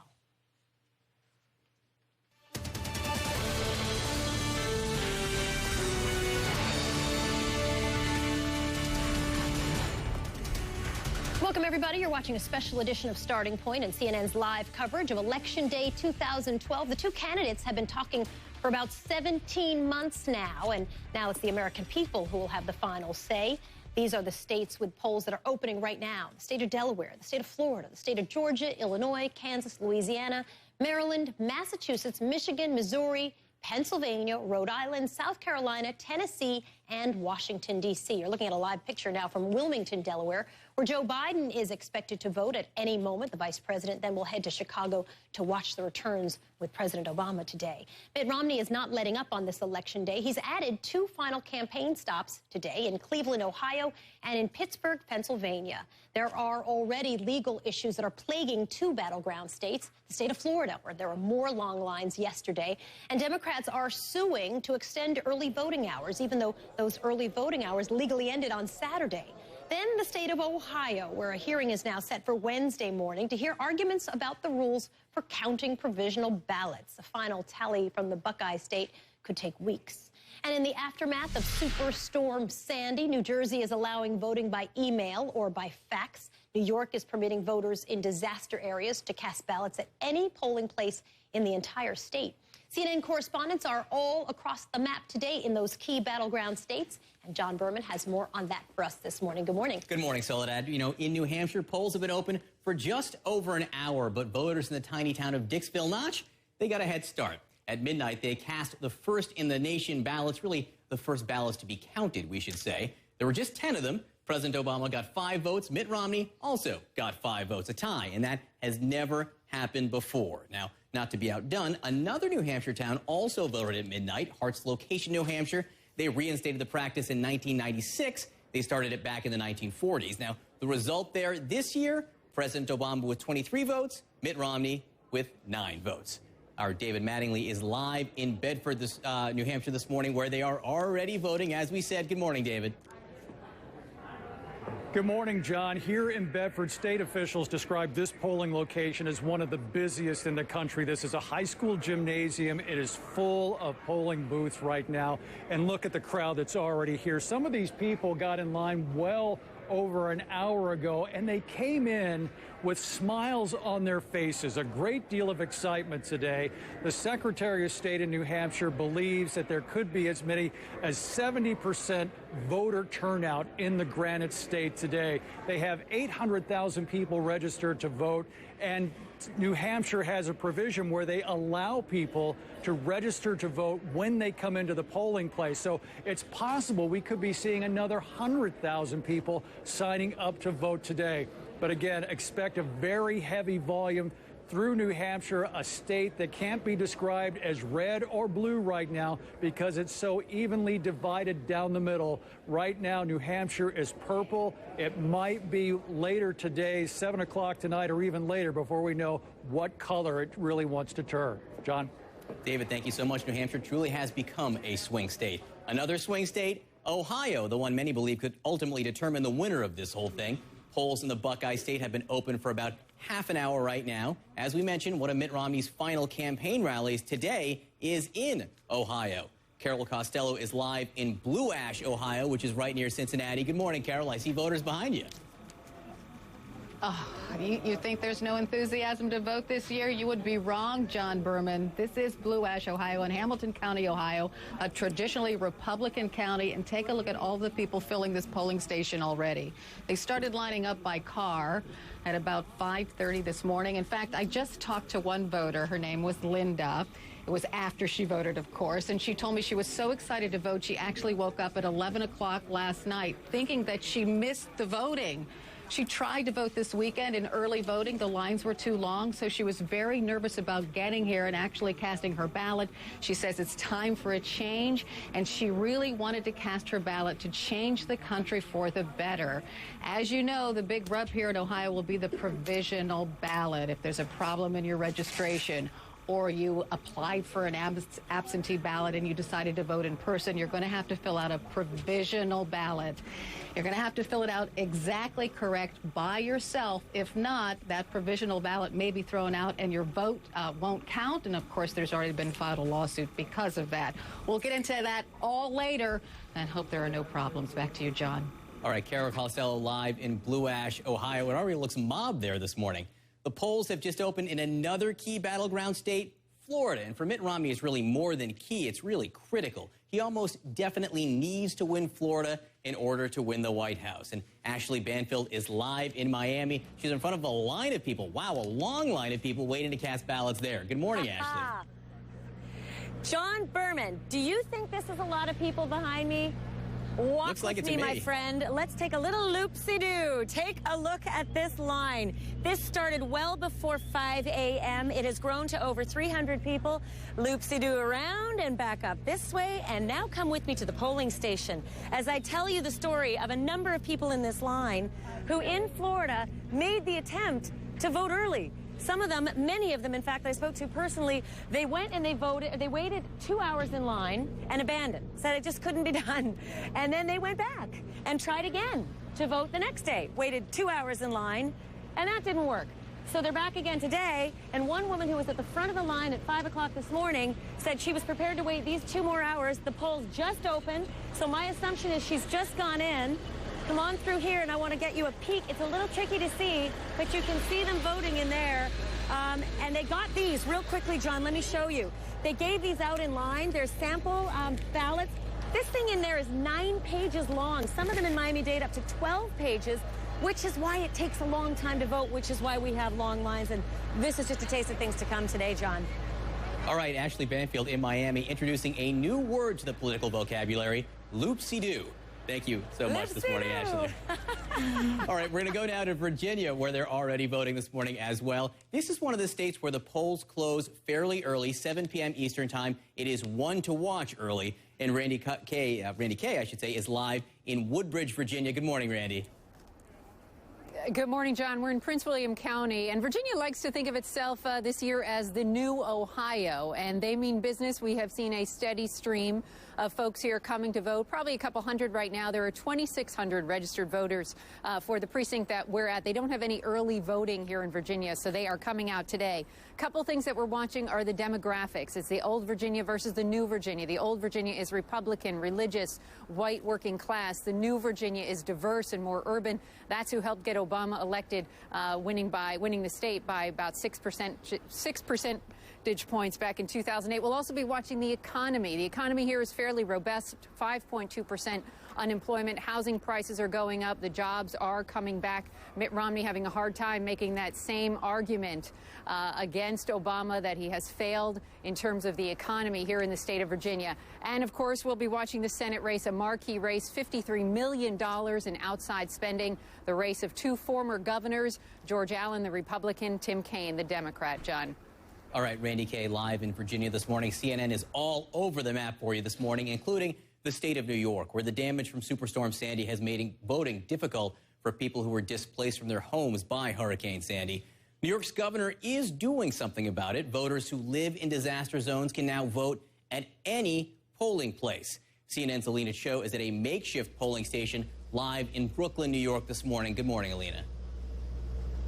John, good morning to you. I'm at the only school in New York City that is actually doubling as a shelter and a polling station today. The polls have been open here for about an hour, and if turnout is any guide here, I can tell you that turnout will be very high in New York State. Hundreds of people have already cast their ballots. I spoke to a lot of people inside where the line was snaking inside the building. Lots of people said to me, this is a very important election. I want to cast my ballot early. I spoke to another young woman who is voting in her very first election. She came with her mother today. Late yesterday, in an extraordinary move, New York's Governor Andrew Cuomo signed an executive order basically saying that if you live in a federal disaster zone in New York, you can cast your ballot not just in your district, but in any district in New York. That is significant and unprecedented. The governor says just because you are displaced, it doesn't mean you should be disenfranchised. He also said it won't be easy, but after last week, meaning Hurricane Sandy, John, this, the governor says, will be a walk in the park. John? All right, thanks so much, Alina. You know, it is interesting. There are different rules in different states for how close cameras can get to these polling places, but we are at so many of them for you this morning. I'm going to go now over to Soledad. All right, John, thank you. Let's go right to Wilmington, Delaware. That is where the Vice President, Joe Biden, is now casting his vote. Here's a live picture. That would be, I believe, are we looking at the back of his head? There it is, the back of his head as he votes. That's his wife, Jill, obviously standing on the right side of the screen there. They will be voting this morning. A little bit later, Vice President is planning to get to Chicago. He'll be watching the returns this evening with the President Obama. The fight has already been fierce now that the polls are starting to open. There's another concern, and that is making sure that all the votes are counted and that they're counted accurately. Ali Velshie's following any voting irregularities that could develop. We've already been emailing back and forth this morning, Ali, because some people, the minute they get confused or they feel like something's up, they send us a tweet or they send us an email. Great. What are you seeing? That's what they should be doing. That's exactly what they should be doing. At the end of this, I'll tell you how you get in touch with us, or you will. But in response to one tweet you got from, one email you got from somebody in New Jersey, how do you take advantage of this fax or online voting in New Jersey? Generally, it is for people who have been displaced from their homes or first responders. You have to go to the New Jersey Department of Elections site. You have to apply. They'll give you a response within an hour, and then depending on what you chose, they'll either fax you or email you a ballot, which has to be filed by 5 p.m. today. If you are not displaced, but you're just having trouble getting to your voting site, you need to call the office and see whether they'll allow you to do this. That's part of the approval process, so do that. Hamilton County, Indiana, we've had several tweets from them to say that there are voting machines that are down there. We're looking into that to see when they'll be up. We're also getting news from in New York City. There are some automatic polls that are down. Again, bear with it, have patience. The danger here, as Ashley said, is that people are leaving the polls because these lines are long or the machines aren't working. We're going to try and make sure everybody who wants to vote can get to vote, and you can let us know about that, Soledad. All right, Ali, thank you for watching it. And if you want to share your experience, just send us a tweet or send us an email or just send us a text on Twitter. The hashtag is CNN Vote Watch. Email us at votewatch@cnn.com or text us at CNN 55333, or you can follow Ali on Twitter or me on Twitter as well. All right, let's get right to Zoraida for a look at some of the other stories that are making news this morning. Hey, Z. Hey, Soledad. A lot of critical races to watch today, many of them impacting the balance of power in Congress. In Massachusetts, incumbent Republican Senator Scott Brown is in a very tight race against former Obama administration official Elizabeth Warren. Local polls show it is just too close to call. North Dakota's Senate race is also getting a lot of attention. Republican Rick Berg battling Democrat Heidi Heitkamp for the seat held by retiring Democrat Kent Conrad for 26 years. Republicans are banking on a big win for Berg to help them gain control of the Senate. Former Arizona Congresswoman Gabrielle Giffords has cast her vote. She and her successor, Democratic Congressman Ron Barber, dropped off their ballot in downtown Tucson. This was yesterday. Barber was shot twice alongside Giffords in the Tucson rampage that killed 6 people in 2011. He is going for a full term after winning a special election in June. He's locked in a really tough race against Republican Martha McSally. And communities in the Northeast are trying to clean up from the devastation left by Superstorm Sandy. And now they're facing a new storm. Brick, New Jersey has already ordered mandatory evacuation for residents in low-lying areas, also encouraging others to leave if their home could be affected. Sandy forced thousands of people in New York and New Jersey from their homes, and more than 1 million are still without power this morning. Meteorologist Rob Marciano is tracking that storm for us. What can you tell us, Rob? It's impacting Georgia right now and Florida. Rain across Florida could be heavy at times as this front comes through. It'll hit Tampa here in the next hour or so. Jacksonville seeing some rain. Orlando, you're next. You'll see some rainfall as well. And this is important because a study shows that 1 inch of rainfall will actually decrease voter turnout by 1%. And in general, foul weather, of which rain would be a part of that, helps the Republicans by about 2.5%. Other areas, Wisconsin, you'll see a mixture of rain and snow. Shouldn't be too bad. The rest of the country doesn't look terribly awful. We are watching this storm that will come out of Florida today and head up the eastern seaboard. This is the nor'easter that we've been fearing, and there are coastal flood watches and high wind watches posted now. Potential for seeing some snow as well. There's some cold air with this, obviously some wind. Our models are trending a little bit further to the east. That would be good. The further east is better. We'll keep you posted. But the impacts beginning tomorrow about midday. Zoraida, back to you. Insult to injury, we keep on saying. Thank you so much, Rob. We appreciate it. You got it. Got to wonder how many people are actually going to go out and vote, particularly in the Northeast, right? Well, you know, they've got time, right? Yeah. You're talking about noon. That's a fair amount of time to get it all done this morning. All right, Zoraida, thank you. Still ahead on starting point this morning as voters head to the polls. They're not only picking the next president, they're obviously picking their local officials, too.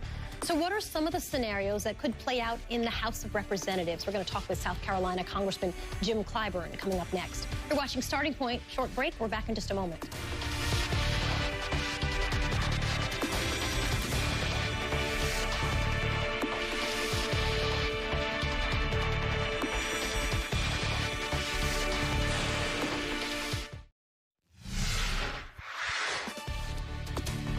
Welcome back, everybody. You're taking a look at a live picture. That's the Vice President, Joe Biden. He has just voted this morning in Wilmington, Delaware, and now he is heading out of his polling station. The lines actually don't look so bad there. You can see the line of photographers seems to be as long as the line of people who are trying to cast their ballot this morning. Our team this morning on this special edition of Starting Point, Eric Erickson is with us. He's the editor-in-chief of RedState.com and a CNN contributor.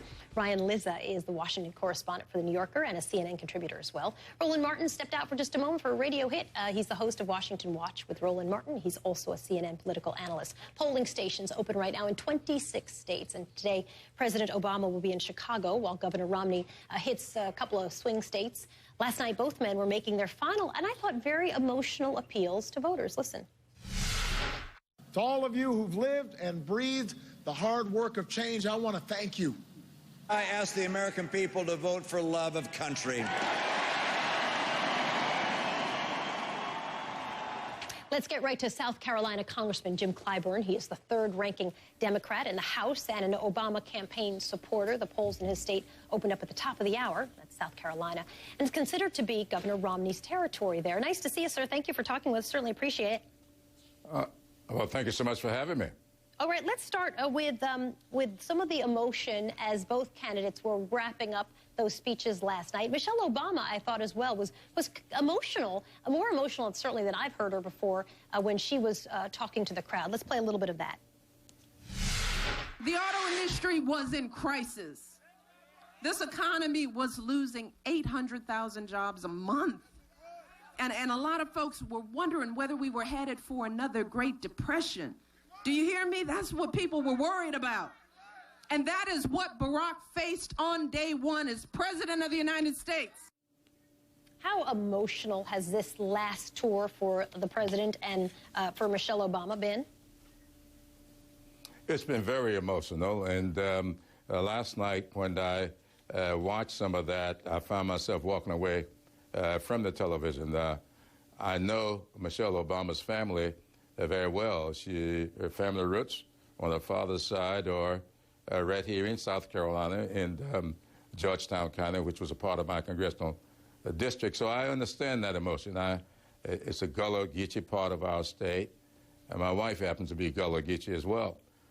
So those emotions you get wrapped up in, and you lay your heart out, and you know that we're not dealt a hand that anybody would want, but and you know you played it as best you could, and you wish you'd had more support from the other side. But you know, when you're playing your hand and you show all your cards and the other person fails to follow suit, It's tough, and you feel that.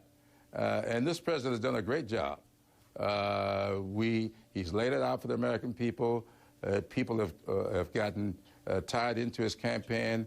I've been running all over the country. I went to 5 states in 5 days, and I'll tell you, people are very, very emotional all over. Congressman, it's John Berman here in Washington, D.C. All the polls we're looking at right now, they tell the story of something of a divided country right now, that either President Obama will be elected with an historically low white turnout, or that Mitt Romney will be elected with an historically low minority turnout. What does that mean for tomorrow? How does the president, whoever wins, move forward? Well, I think that everybody who wins an election should lay out to prove to all the voters that you are magnanimous enough to serve all people. One of the problems we have with our election process is that we have this winner-take-all, 50% plus one, and then you get the whole barrel. And then you have to be magnanimous enough to demonstrate everything that you promised during the campaign. And I think President Obama did that. He did a tremendous job of reaching out to the other side time and time again. And I was there in the Congress watching some of this, and I was among those who kept saying to him, just forget it. They aren't going to work with you. But this president kept doing it, kept doing it, kept doing it. And I think that when Sandy visited the Northeast coast, he was able to demonstrate to the entire country and the world, if you please, his ability to reach out. And that's what he did with Governor Christie. And I really believe that became a defining moment in this campaign, and people got to see just how magnanimous this guy is. Congressman Jim Clyburn joining us this morning, a Democrat from South Carolina. Nice to see you, sir. Thank you for talking with us. Well, thank you so much for having me. You bet. We got to take a short break. We're back in just a moment.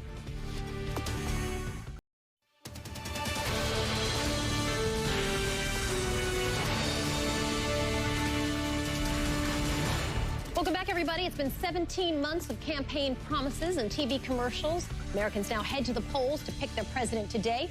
Welcome. You're watching a special Election Day edition of Starting Point. We're coming to you live from Washington, D.C. As is tradition, we already have the first results in Dixville Notch, New Hampshire, has spoken. And for the first time in history, it's a tie. 5 votes for President Obama, 5 votes for Mitt Romney. Right now, the polls are open in 26 states and in Washington, D.C., among them the key swing states of Pennsylvania, Ohio, and Virginia. Just a few minutes ago, we showed you Vice President Joe Biden and the Second Lady, Dr. Jill Biden, voting in Wilmington, Delaware. In just a moment, I'll be talking with President Obama's senior advisor, David Axelrod. First, though, let's get right to John Berman with a look at what's happening on the campaigns today. John? All right, thanks so much, Soledad. The polls are open in the president's home state of Illinois. Of course, the president has already voted, so he will spend Election Day in Chicago after a busy final day delivering his closing remarks to voters in Iowa and other states. CNN's Dan Lothian is following Team Obama in Chicago, and the president's got kind of a traditional day planned for himself.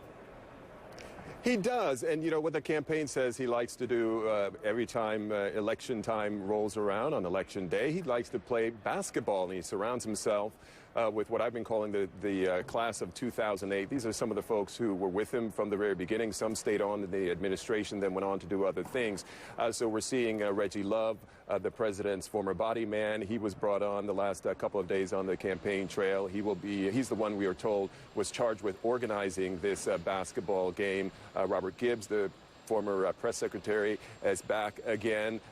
A lot of reflection is being done here, talking about the last 4 years, not only the president's accomplishments, but also what it is meant to be part of this team. And we saw a little bit of this reflection from the president as well during the final campaign stop of his political career in Iowa yesterday, where he was thanking all of those who've supported him over the years. Take a listen.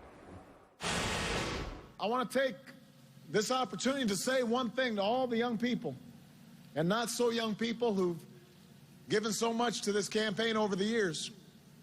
Those of you who haven't done this just for me, but for each other, for a laid-off family member, for a sick child, for a fallen friend, to all of you who've lived and breathed the hard work of change, I want to thank you. Now, we're told by campaign aides that the president is optimistic about the outcome of the election. No plans for the president to head back out on the campaign trail, as we see Governor Romney going to Ohio and Pennsylvania. Instead, the president will be doing some satellite interviews, some radio interviews as well. Some of his aides will be going on television. The big push will be to make sure that folks get out to the polls and vote. John? All right, Dan Lothian in Chicago. There will be no basketball today for Mitt Romney. He is expected to cast his vote in about 1 hour from now in his hometown of Belmont, Massachusetts. The polls there have just opened. And as Dan said, Mitt Romney is not done campaigning. He has 2 stops today, one in Ohio and one in Pennsylvania. I'm joined now by Peter Hamby, live at the Romney headquarters in Boston, Massachusetts. And Peter, these were sort of late additions to the schedule. Yeah, and travel, John, is the best indicator of a campaign's thinking. Look, we've known that Pennsylvania sort of last-minute gamble/insurance policy for the Romney campaign. 96% of the vote is on the table there today because there isn't really early voting. But the Ohio travel jumped out at me, and Paul Ryan is also going to Ohio today, John. This signals to me that they are nervous about Ohio, as they have been, but they're just a little more nervous in these closing days. But, you know, Romney himself, of course, is projecting confidence outwardly. Check out this rally last night in New Hampshire that pulled 12,000 people. This is what he said. We have known many long days and short nights, and now we're close. The door to a brighter future is there. It's open. It's waiting for us. I need your vote. I need your help. Walk with me. Walk together. Tomorrow we begin a new tomorrow. There is, John, an air of anxiety and nervousness inside the Romney campaign, but also they know they still can win, and they're right. There's enough variables around the margins in these states. I was just in Ohio for the last few days. Republicans there think they can still pull it out, and I think they're right, John. But looking at the states, the Romney campaign is confident about Florida. They're confident about North Carolina. They're confident about Colorado, and they're actually really confident about New Hampshire. The problem is that doesn't get them over the hump, and Ohio seems to be the wall that they're going to be running into today, John. And he will run into it again today with a last trip there on Election Day. All right, Peter Hamby, live in Boston. Thanks so much. A lot more to talk about this morning. Let's go back to Soledad. All right, John, thank you. Let's get right to the president's senior campaign advisor, David Axelrod, joining us this morning. And let's talk about Ohio, since Peter Hamby was just laying that out for us. If you look at likely voters, choice for president, CNN ORC poll, let's throw that up on the screen, guys. 50% for President Obama, Mitt Romney at 47%. A little more of a gap there if you're looking at the NBC Wall Street Journal Marist poll, which is 51% to 45% for Governor Romney. When you talk to conservatives, Karl Rove, for example, he says, listen, they're claiming a net gain for the GOP in early voting in Ohio from 4 years ago is enough to wipe out the entire margin of victory from 2008 for President Obama. The bottom line being, like, if they can win tonight, that means that the early votes won't matter. What do you say to that? Well, of course, Karl got a bunch of folks to give him hundreds of millions of dollars to try and defeat this president. So I think he's in hyperspin there. The fact of the matter is that every single bit of data out of Ohio in the last few days has been very encouraging to us, and particularly the early voting. You know, we fought hard in court to maintain early voting for voters across Ohio in the last few days of the campaign, and there was an explosion of voting there. And very favorable to us. We think we're going in with a significant edge. Now, obviously, it's close. The whole election is close. We've prepared for a close race. We've got an incredible organization there, and we're going to be making sure we get our vote out today. So my optimism, Soledad, is based on cold, hard data. Their optimism is based on some faith and some unseen, hidden wave, and I think that they're going to be disappointed tonight. Let me ask Erickson a quick question. Your optimism is based on faith. His is based on the numbers. No, I think my optimism is based on the fact that when you look at, for example, Colorado, where they've had a very strong turnout for the Democrats, they're probably going to lose Colorado. I see the same thing happening in Ohio when you have evangelical Catholic voters who are really angry with the president on some of the religious freedom issues, and some of those blue-collar workers. It's going to be very close, but I do see them, particularly on the eastern side of Ohio, turning out for the Republicans today in a way they didn't turn out in 2008, and the surrounding suburban counties from Cleveland. And I would also wonder, sir, about those provisional ballots, 200,000 according according to the Secretary of State in Ohio, 200,000 provisional ballots could be cast today. They couldn't be counted for 10 days. Do you think it's going to come to that? Do you think at some point we'll be waiting the 10 days to go through those provisional ballots, or do you think it's decided tonight? If you're directing that question to me, I believe we're going to win tonight. We're going to watch. We're going to watch that. We're going to watch those ballots closely. We want to make sure that everybody's voice is heard in this election. But one thing I'd say about Ohio Soledad is that an issue that's crystallized in the last few days is this issue of the auto bailout, the auto intervention. The president stepped in, saved the auto industry, and in Ohio, 1 in 8 jobs flow from that auto industry. Governor Romney's opposition to that action has been an issue in the campaign, and then a late ad in that campaign that implied otherwise and suggested that somehow Jeep was moving jobs to China created a real backlash in that state, and I think that's going to come into play today as well. Ryan, Liz, let me throw a question in your direction. John King says that when he talks to people, some who are with campaigns, some who are independent, not with campaigns, they're pointing to 10 to 15,000 votes that'll decide it in the state of Ohio. Do you think that's a fair assessment? And do you think that what David Axelrod was just saying about the Jeep controversy, if you will, that that's going to play a role? I don't know the numbers at that level of detail in Ohio. It's obviously going to be very, very close. I will say that if you look at the last, 40 polls in Ohio, and it's been polled to death, the president has a small but consistent lead. So I think all of us are going to be shocked tonight if Romney wins that state, just looking at the data over the last couple of months. And yeah, look, the auto bailout obviously is, look, if Obama wins, and we're looking for explanations of why he won and if he holds those Midwestern states, Iowa, Wisconsin, and Ohio, I think we're going to be talking a lot about this decision in the auto bailout in 2009 as the main factor. So yeah, I agree with that. But the problem Romney had was that when he put that Jeep ad out, you had papers across the state who were saying it's a lie, it's not true. And so why did you rekindle? Mark McKinnon spoke to this yesterday right here on the show. Why did you rekindle an issue that is an Achilles heel? That made no sense whatsoever. I think he helped the Obama campaign out tremendously talking about Jeep and putting that ad out and discussing it. David, do you guys calculate how many votes you think that would be responsible for? I mean, is that a math that you do? You say, listen, I think it's true. McKinnon said yesterday that he thought that was a big misstep. Do you sort of drill down into that? I don't think you can make an empirical calculation as to how many votes that will mean. But what it did was create an even larger gulf of trust, and trust is a big issue in this campaign, and particularly for these voters in Ohio, for whom questions like the survival of the auto industry are very much questions about their family's economic well-being. So there's no doubt in my mind that as we travel around the state, and we were there every day for the last 4 days, we heard this everywhere we went, and I think it's going to be a factor in this election. Let me ask you a question about the Nate Silver does this polling, and this, I think it was last night, he was tweeting that there was sort of a 91% certainty by looking at likely voters and sort of crunching those numbers through a formula that President Obama would win the Electoral College. And then other people say, well, it's very, very tight. So how can both of those things be true? 91% sounds like it's, a strong victory. Well, first of all, this is all theoretical.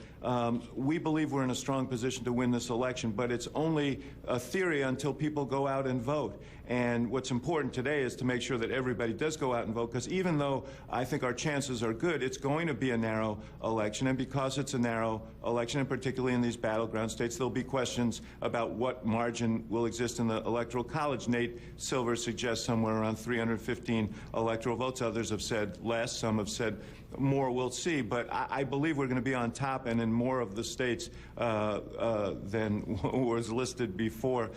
We're even or ahead in every one of these battleground states. We've got a big lead in the early vote in several of them, including Ohio, Iowa, Nevada. We've got a lead in Colorado. We feel very good about where we are. David Axelrod joining us this morning. Thanks for being with us. We appreciate your time. Thank you. You want to be sure to watch the rest of our CNN election team tonight when the first polls close. That's at 6 p.m. Eastern. You can follow the exact countdown in the lower left-hand side of your screen as the clock ticks to those particular closings. There are other stories making news this morning, and Zoraida's got that for you. Good morning, Z. Good morning. Another key race to watch today. Former presidential candidate Michelle Bachmann in the toughest battle of her political life. The Minnesota Congresswoman is in a tight race with Democratic challenger Jim Graves. In their final debate, Bachmann defended her claims that Muslim Brotherhood operatives have infiltrated the federal government.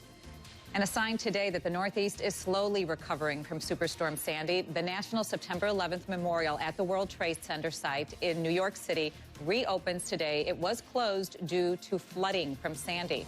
The storm forced thousands from their damaged homes, and more than 1 million people are still without electricity this morning. They're without heat and hot water as well. And what could be a major blow to the embattled regime of Syrian President Bashar al-Assad, 7 Syrian army generals defected today to neighboring Turkey. Turkish media report that the generals arrived at the Turkish border and asked for refuge. They were granted entry and taken to a location in southern Turkey under very tight security measures. Switch gears here. Monday Night Football. New Orleans and Philadelphia. Saints quarterback Drew Brees throwing 2 touchdown passes in a 28-13 victory over the Eagles. Philadelphia quarterback Michael Vick sacked 7 times as the Eagles stumbled to their 4th straight loss. Roland was saying earlier that he's waking up with a lot of Bengay this morning. Yeah. That's a lot of getting hit. He'll be getting a rub down, baby. Yeah, I bet. All right. Thanks, Aride. Appreciate it. Still ahead this morning on Starting Point. Many of the roads to 270 electoral votes lead through the state of Ohio. But what happens if Pennsylvania is in play? Can Pennsylvania put Mitt Romney over the top if he, in fact, loses Ohio? Christine Romans is going to look at the math for us. Math to 270, and that's coming up next.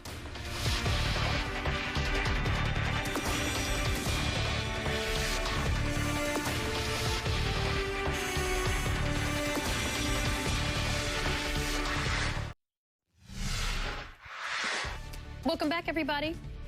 We begin with a look at Blue Ash, Ohio. That's where voters are lined up, polls in the Buckeye State.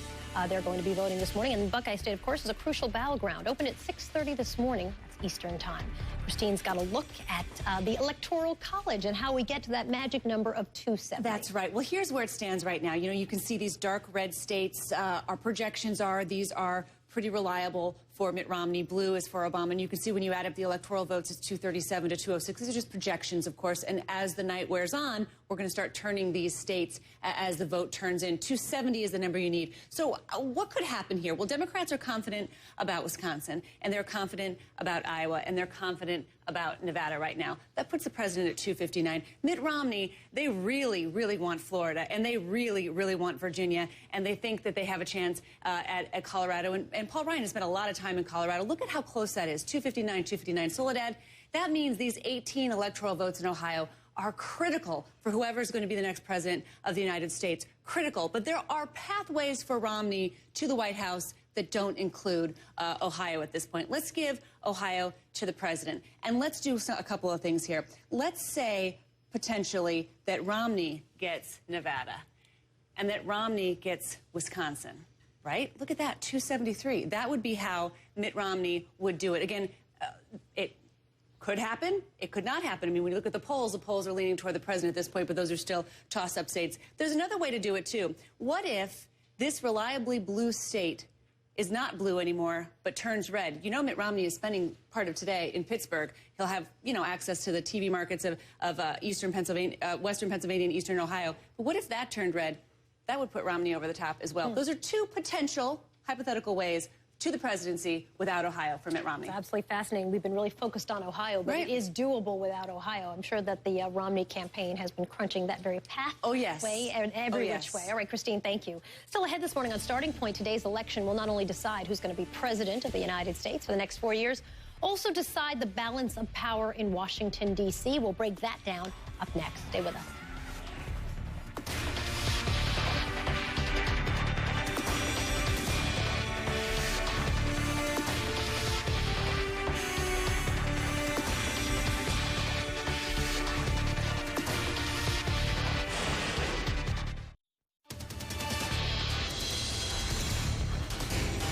Welcome back to CNN's special live coverage of Election Day 2012. It is here, and 11 more states will open their polls to voters in the next hour. While most Americans are focusing on the race for the White House, it's the balance of power in the Senate and the House that could really determine how much gets done in Washington for the next 4 years. CNN political editor Paul Steinhauser is live with us this morning to break it all down. And Paul, let's start with the Senate. You got it. And, you're right. The battle for the White House is grabbing all the attention, but the battle for Congress just as important. Okay, the Senate, where does it stand right now? 53 to 47. There are 53 Democrats, actually 51 Democrats and 2 independents who caucus with them, 47 Republicans. How many seats are up for grabs right now? 33 seats today are up for grabs. And of those 33, the Democrats control or are defending 23 of those 33 seats. Let's go to the next map. Here are the 13 races that really are the most competitive and could decide who wins control of the Senate. Take a look at these races, and let's just narrow down the ones the Democrats are defending right here. Virginia, Wisconsin, Connecticut, Ohio, Montana, Nebraska, North Dakota, and Missouri. We've been keeping our eyes on all these. Missouri, interesting. The Republicans really thought they would have a pickup there, but Congressman Todd Aiken, the Republican candidate, his controversy over rape has really weakened their stance there. But you know what? It's not just the Democrats playing defense. The Republicans are also playing some defense as well, John. Look at these states. These are the ones in red here, obviously, that the Republicans are defending. And, well, Massachusetts and Maine up in the Northeast, Republicans quietly tell you they may lose those. Indiana, that's a seat they thought they for sure would keep, but Richard Murdoch, the Republican candidate there, controversy over rape again. That's making that race very close. And Nevada and Arizona, we're keeping our eyes on that as well. John, if it comes down to a 50-50 Senate, you know what? It's going to determine the White House. The race for the White House will determine who controls the Senate. Is it going to be Vice President Joe Biden or Vice President Paul Ryan, who would have that tie-breaking vote if it's a 50-50 Senate next year? We're looking at the state of Indiana behind you. That is why Democrats are optimistic they will not be a Senate flip to the Republicans. But Democrats I speak to are much less optimistic about the House of Representatives and finding any real gains there. What's the situation? All right. Right now, the Democrats need to win back 25 seats. That's a lot of seats to win control back of the House that they lost back in 2010. And you're right. Democrats aren't really, there's no bravado there. They think they say they could do the pickup, but that's very, very tough math. You know, the House races more than the Senate really will be determined by the wave of the general election by the president. If Mitt Romney has a good night, the Republicans are definitely going to keep control of the House, maybe even make some pickups. If President Obama has a huge night, well, then maybe the Democrats have a chance at that 25 pickup. But it is a long shot, John. But tough for them in the blue dog states and also not doing as well in the moderate states, not as well as they may have expected.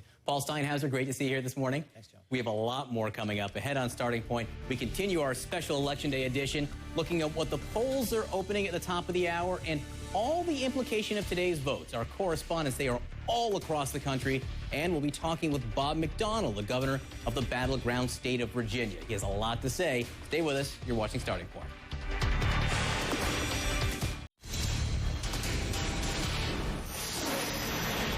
Morning, welcome everybody. I'm Soledad O'Brien, and you are watching a special Election Day edition of Starting Point, and we are coming to you live from the nation's capital. It is Decision Day, and right now it is 8 o'clock in the morning on the East Coast, and the polls are open in a total of 36 states and in Washington, D.C. Today, millions of Americans will vote to choose the next president of the United States of America. The best political team on TV has it covered, no matter how long it might take to find out who is the actual winner. I'm John Berman, and some of the results, they are in. The tiny towns of Dixville Notch and Hart's Landing in New Hampshire carrying on the tradition of being first, and these results, they could be telling. I'm Christine Romans. 270 or bust, the magic number for clinching the White House. Will look at the paths to victory for each candidate and whether the road to the White House must go through Ohio. I'm Zoraida Samblin. Disaster victims still want to be counted. Hurricane Sandy forcing an Election Day scramble, and now another nor'easter could add to the misery and all the confusion. We are tracking the storm. We have a jam-packed hour for you this morning. Virginia Governor Bob McDonnell is going to join us. Former Ohio Governor Ted Strickland will be with us. House Republican Conference Chair Jeb Hensarling is our guest, and Bob Shrum, he's a Democratic consultant who worked on the Kerry and Gore campaigns. It's Tuesday, November 6th, Election Day, and Starting Point is live from Washington, D.C., and we begin right now.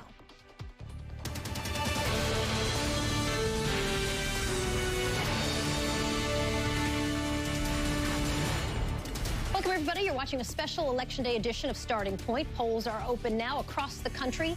After 17 months of campaigning and over 1 million television commercials, it's time for the American people to pick their next president. At this hour, 10 more states are opening their polls to voters. Those states would be Alabama, Arizona, Iowa, Minnesota, Mississippi, North Dakota, Oklahoma, South Dakota, Texas, and Wisconsin.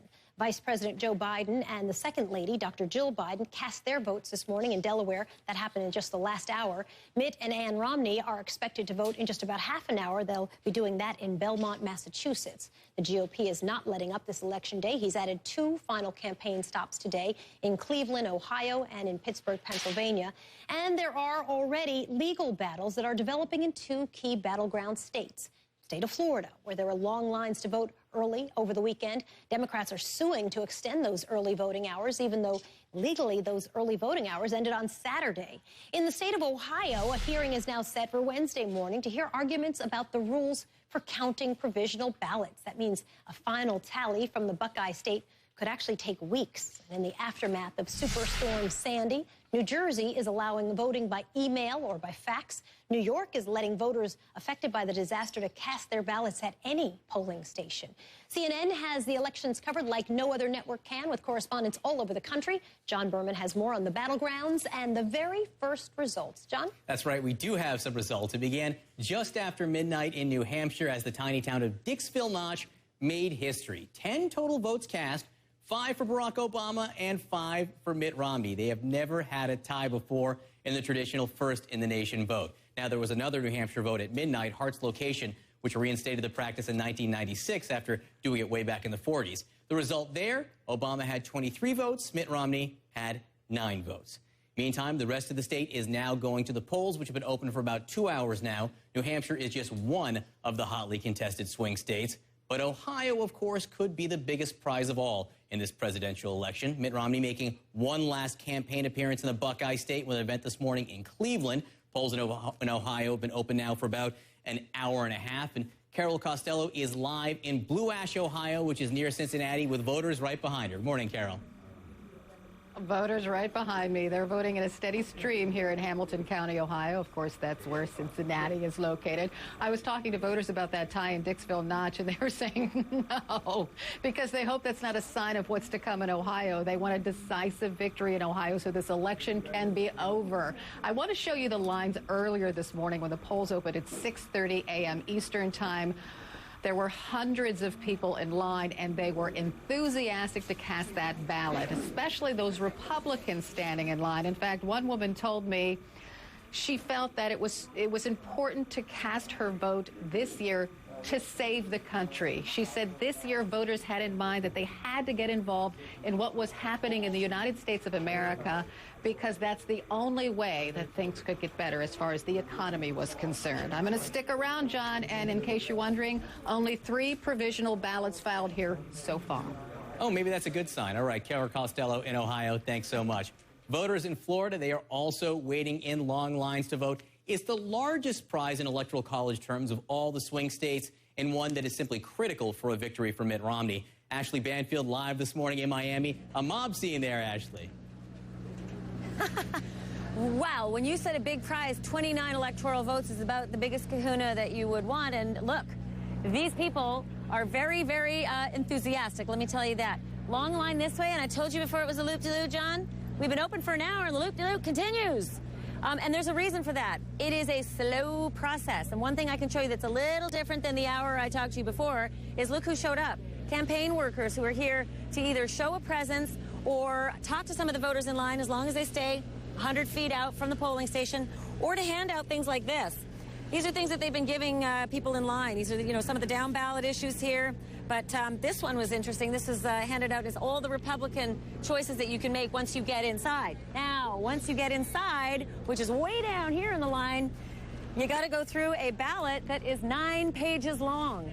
And we've already asked several voters who've emerged since the polls opened and since last I spoke with you, and they reported to us that it took anywhere between 10 minutes and 30 minutes to get through that process, through those doors, John Berman. I know I got to throw it back to you, but that's how long it's taking, and that's why there's long lines. All right, Ashley Banfield live in Florida. I can't believe those lines there this morning. All right, thanks a lot, Ashley. Virginia, another state to watch this morning. The candidates have been in dead heat there in the polls, and the polls there close early, 7 p.m. Eastern time, so it could be one of the first states decided, certainly one of the ones to watch early tonight. And Randy Kay joins us live now from Woodbridge, Virginia. Good morning, Randy. Good morning, John. You're talking about the lines here. Well, you might not be able to tell from those few folks gathered behind me, but we went inside, and there is quite a line inside this polling station. It's about a 2-hour wait to cast your vote. I talked to one guy in line. You're not going to believe this. He is still undecided. He was actually researching the candidates standing in line. He went to a Romney rally in Fairfax, Virginia here yesterday. Education is most important to him. He's also worried about interest rates, which is why he's not sure if he wants to vote for Mitt Romney. He's not sure what will happen with the interest rates. He's worried about the rates going up. I talked to another woman who said that compassion and integrity are most important to her. I talked to a guy inside who works for the government, and he said that he's a little upset because they haven't been able to get any bonuses in the last few years, and President Obama has frozen the cost of living for them. So he has 2 kids in college. He said that hurts a whole lot. So a very interesting mix of people inside with some very strong opinions, John. All right, thanks, Randy Kay in Woodbridge, Virginia. Wow, 2-hour lines. I guess that does make for some enthusiasm. Soledad, back to you. All right, John, thank you. Now that the voters are actually voting and deciding, there's a new concern, which is to make sure all the votes are counted and then counted correctly. Ali Velshi is following any potential problems from the CNN Center in Atlanta. Voters have been tweeting me, certainly, and I know you too, Ali, about some of the problems and some of the just the hassles they've been having. And I want to encourage them to keep doing so. You'll tell them how to do it after this. We can be reached all sorts of ways, by tweet, by email, by text. Soledad, there are sort of 2 categories problems are falling into. One is technical problems with voting machines, and we're calling the districts where we're hearing that's happening to find out when they'll be up. And 2 is lineups. The first problem, though, the technical problems are causing some people to go away because they can't wait around until the problem is fixed, and hopefully they will come back. But we are having lots of reports of voting machines not working, and of course these are pictures from Florida showing lineups. We've had Ashley out there this morning showing more of them. There are also a series of problems in New Jersey with the email voting. A number of people saying they have not had a response after having submitted an application to vote via fax or email, or that the emails are being bounced back. So we're in close touch with the Board of Elections there, and some chaos in the New Jersey, New York area with polling places that are open. A lot of people there. So please, I ask people to be patient if you're there. It is, in most parts of this country, going to take longer than normal, Soledad. Yeah, I think patience today. I've had folks who were telling me that in Virginia, the line is 3 hours long, and some people are just ditching altogether and not staying to vote because they just don't want to spend the time. All right, Ali, thank you. Appreciate you watching that for us. You can share with us your voting experience. Send us a tweet or an email or a text. Twitter, the hashtag is CNN VoteWatch. On email us at votewatch@cnn.com or text CNN 55333. Team joining us this morning. Margaret Hoover's with us. She's a CNN political contributor, former member of the Bush White House. Ryan Lizza is a Washington correspondent for The New Yorker and a CNN contributor. Hillary Rosen is a Democratic strategist and CNN political contributor as well. Nice to have all of you with us. Good morning. It's the big day. It's finally here. It's the big no day. more commercials soon. Or as Hillary said she said it's birthing day. If you're a political consultant, this is the day we give birth. Right. Oh, the visuals on that are voters making their decisions. President Obama's in Iowa, Mitt Romney in New Hampshire, making their final appeals last night. Here's a little bit of how it went. It all comes down to you. It's out of my hands now. It's in yours. All of it depends on what you do. When you step into that voting booth tomorrow. President Obama has tried to convince you that these last 4 years have been a success. And so his plan for the next 4 years is to take all the ideas from the first 4, the stimulus and the borrowing, Obamacare and all that, and just do them all over again. He calls his plan forward, and I call it forewarned. You saw Randy Kay a few moments ago in Woodbridge, Virginia, which is where the polls are now open, with just 1 point separating those 2 candidates in the state of Virginia. The swing state is crucial. It's crucial for both sides. Bob McDonnell is the governor of the state of Virginia. Yesterday, he was spending some of his time campaigning with Governor Romney in his state. It's nice to see you, sir. Always great to have you with us. We appreciate it. Hi, Soledad. Hi there. So Virginia, one of the first big states to close, first, I guess, battleground state to close. What are you going to be looking for when those results come in? And I know everyone's going to rush to start analyzing those results. What are you looking for in your state? Well, we've certainly been getting a lot of attention, a lot of love from all the candidates this year. And Governor Romney has been here a lot the last few days, as you just pointed out. You know, I would look for the beltway counties around Washington, D.C., Loudoun and Fairfax and Prince William. If Governor Romney were to win, let's say, Loudoun County and Fairfax and Prince William County and hold his own and stay close in Fairfax, to me that would be a great signal that that he's going to win the state. And the same with Chesterfield and Henrico around Richmond. Those are the bellwether counties that tell us how Republicans are going to do, and how that shows us how those independent, undecided voters break. I assume they're going to break against the president and for the challenger. They typically do in every case, but that'll be the best indicators for me right away about how we're going to do statewide. All that. Let me ask a question of Ryan Liza. Also, we were talking about that likely voter category, which means if you see a much bigger gap than that 1% that has been polled consistently, that would mean that some of your polling could be off, right? Yeah, I mean, the likely voting models are sort of everything in the polls at this late date. I mean, that's the sort of art of polling. If you can't, you got to figure out who's going to be that electorate on Election Day. What the governor just said is fascinating because, one, Virginia's going to, their polls are going to close relatively early, or not early, but we're going to get those results early. Virginia traditionally counts their vote pretty fast. And if those counties go for Romney or Obama, I think we're going to know early tonight where this thing is headed. If Obama is winning those counties that he just described, like Fairfax and Loudoun, that's a very good sign for Obama. If he wins Virginia, it's a very, very difficult road for Romney. So this is the state I would watch, tonight to know which way this thing's going to go. Is the storm, Governor, having an impact on voting in your state? I know that there have been some problems. Are you worried that it kind of goes to the next level, which is legal challenges? No, Soledad, I'm not. We were very blessed compared to New York and New Jersey. We got a glancing blow. Our people were very resolute, and we extended some absentee voting hours last week to give people extra time for that.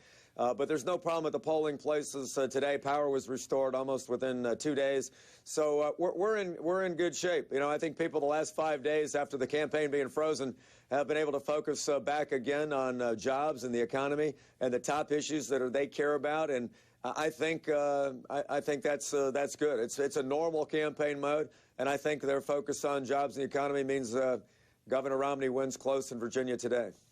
Governor Bob McDonnell with us this morning. Nice to see you, sir. Thank you very much. Appreciate your time. Okay. Thanks, Soledad. You bet. Coming up next, another critical state to the election, the state we've been talking about all morning, the state of Ohio. No Republican has won the presidency without that state. Going to talk to former Ohio Governor Ted Strickland right after this short break. We're back in a moment.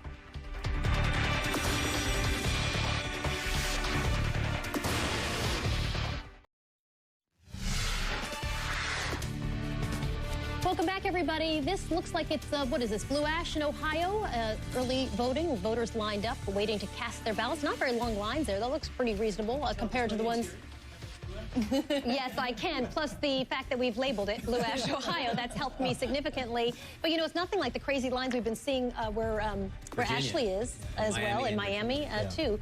Ohio, though, cannot be overstated the importance of that race. In the latest CNN polls, which averages all the polls in Ohio, President Barack Obama is clinging to a 3-point lead. No margin of error there. Let's get right to the former Democratic governor of Ohio, Ted Strickland. He's the national co-chair for the Obama campaign as well. Nice to see you, sir. Thank you for talking with us. Hey, it's a beautiful day in Ohio, and Ohioans are getting out to vote, and I think it's going to be a great day. Wow, you sound happy and confident. When the polls close in Ohio, what will you be looking for? What is the key thing for you that will give you an indication of what's going to happen tonight overall when you look at Ohio? Well, almost 2 million Ohioans have already early voted, about 1.8 million. Those votes obviously will be some of the first votes counted, and we believe the president has nearly a 2-to-1 lead in that early vote. But we'll be looking at the turnout in Cuyahoga County, which is where Cleveland, Ohio is located. We'll be looking over in the Hamilton County area and the Cincinnati area, which is traditionally more conservative and Republican. And then I'll be looking at my old congressional district along the Ohio River, the Appalachian region, because those are important votes, and there's been a real struggle over there on the part of both campaigns. And so I'll be looking at all that. And then, of course, Central Ohio, our capital city, Columbus, Ohio. You're looking at everything. Sounds like you just listed absolutely everything in your entire state, sir. I know Margaret had a question for you. Every vote counts in Ohio.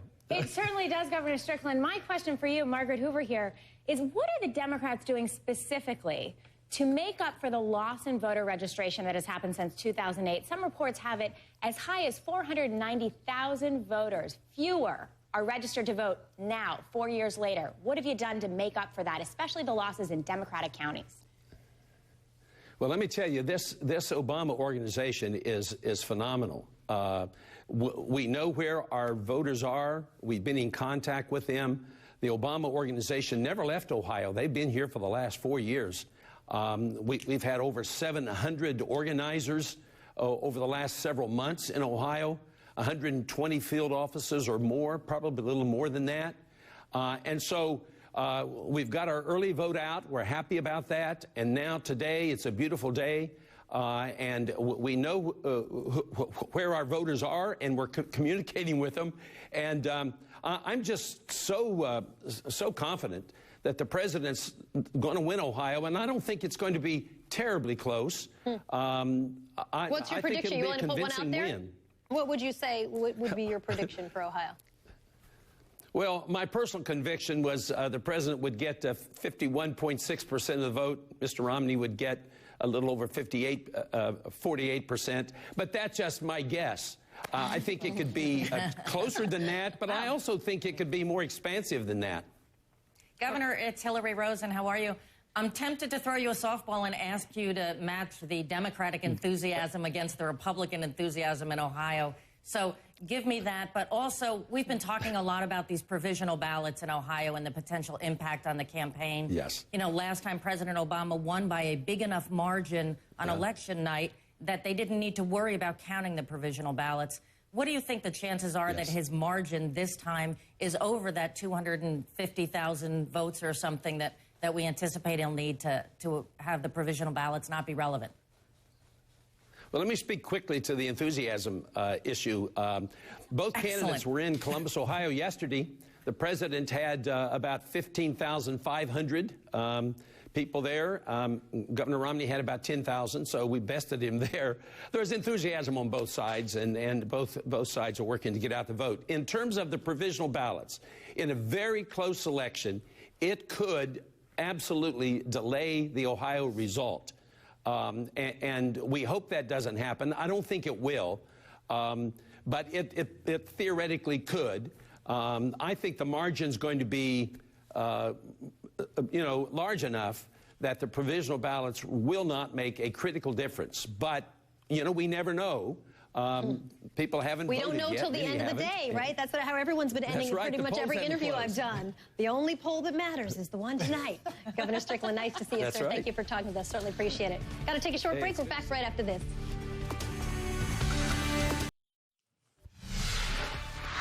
Ahead this morning, more of the biggest names in politics. We'll be talking with House Republican Conference Chair Jeb Hensarling about the balance of power in Congress and how this election could shift the entire thing. Plus, we'll check in with the Obama and Romney campaigns to see just how the candidates are spending Election Day very differently. We're back in just a moment.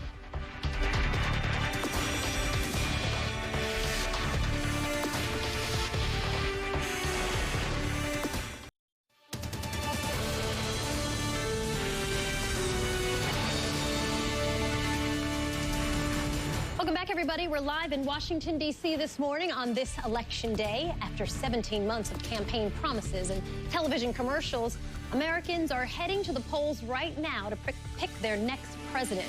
You're watching a special Election Day edition of Starting Point. And right now, voting is underway in 37 states and Washington, D.C., with polls in Arkansas opening right now. In the next half hour, we're going to break down the races, some of the key races, with Bob Shrum. He's a veteran Democratic consultant and also chief strategist for the 2004 Carrie Edwards campaign. Also joining us, Republican Congressman Jeb Hensarling of Texas, the chairman of the House Republican Conference. That's ahead. First, though, I want to get right to John Berman. He's got a look at what the campaigns are doing this morning, this very last morning. John? Good morning, Soledad. It is the last morning, but Mitt Romney is still pushing it. He's casting his vote this morning in Belmont, Massachusetts, and then he has two rallies planned, one in Ohio and the other in Pennsylvania. CNN's Jim Acosta is live right now on Mitt Romney's press bus. He's headed to meet up with a candidate right now. Hey, Jim, looking good. That's right. Hey, John, thanks very much. Looking good despite a very long campaign that is finally coming to an end. We are on the Romney press bus right now. We are waiting for the candidate to vote near his home in Belmont, Massachusetts. Then he will come here to Bedford, Massachusetts, where he'll get on his campaign charter one more time and then head off to Cleveland and Pittsburgh. The campaign says he won't be doing any rallies today. He's going to be visiting with some of his Get Out the Vote supporters to make sure that they are, revitalized and rejuvenated as they try to get out the vote for Mitt Romney on this final day of the campaign. And let me just show you around the bus, John, because this is going to sort of paint the picture of the day. We're used to seeing a much larger contingent of the Romney press corps. This is all that is left. The final Romney travelers, the last of the Mohicans, if you will. We're all going to be getting on the plane with the candidate momentarily, and I talked to a senior Romney advisor yesterday about why they're doing this, because, you might say from the Obama campaign standpoint that this is one last act of desperation, but history shows you that candidates that do this on Election Day sometimes win. George W. Bush back in 2004, Barack Obama in 2008, and essentially what they're saying, John, is they want to keep that energy going all the way until the polls close. John? All right, Jim, that is one motley, haggard group of reporters with you on the campaign bus. Say hi to them all for us. Thanks very much, Yes, Jim. it is. Moving on now to the Obama campaign. The president will spend Election Day in Chicago after a very busy final day delivering his closing argument to voters. CNN's Dan Lothian is live in Chicago, where the president will be hosting his celebration or perhaps concession event tonight. Good morning, Dan. Good morning, and I don't have a bus to show you the motley crew of folks who've been traveling with the president, but they too have been tired and weary after this long campaign. The president, we're told, is feeling very optimistic. He arrived here in Chicago early this morning and will not be headed to the battleground states like Governor Mitt Romney to Ohio or Pennsylvania. Instead, we'll be doing satellite interviews. We'll be doing radio interviews as well, we are told, and reflecting back over the last 4 years. And the president has been getting a bit emotional, as we saw last night during the final campaign stop in Des Moines, Iowa. Take a listen. I want to take this opportunity to say one thing to all the young people and not so young people who've given so much to this campaign over the years. Those of you who haven't done this just for me, but for each other, for a laid-off family member, for a sick child, for a fallen friend, to all of you who've lived and breathed the hard work of change, I want to thank you. The campaign volunteers are still pushing hard on this election day in those key battleground states. They're working the phones. They're going door to door. There's some surrogates who are also on television doing radio interviews. The big push is to make sure that folks get out and vote. Obviously, this is a very close election as you look at the polls, and they want to make sure that every voter gets out there, votes, because every vote will count. John? All right, thanks so much, Dan Lothian in Chicago this morning. A lot of other news to talk about today. Let's go to Zoraida for that. Thank you very much, John. The race for the White House isn't the only heated contest. In Florida's 18th congressional district, Palm Beach County, Republican Congressman Alan West is trying to hold on against Democratic challenger Patrick Murphy. West has already taken Florida Democrats to task for questioning and filing suit over early voting there.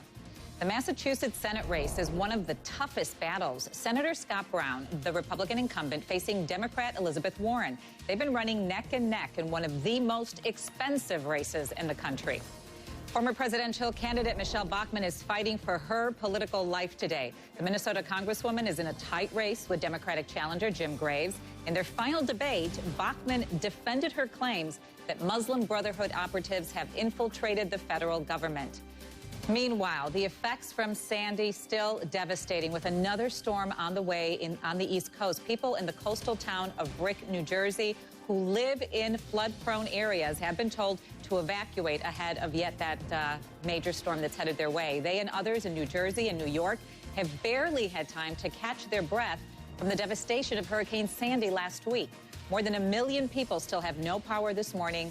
It went out a week ago, Soledad. Really tough conditions for those folks. And ridiculous that another storm is coming when people haven't even had a chance to clean up from the last one. All right, Zoraida, thank you. Still ahead this morning on Starting Point, he's a veteran strategist who worked on the Kerry, Edwards, and Gore presidential campaigns. We'll get some election predictions from Bob Schrum. You're watching Starting Point, and we are back in just a moment.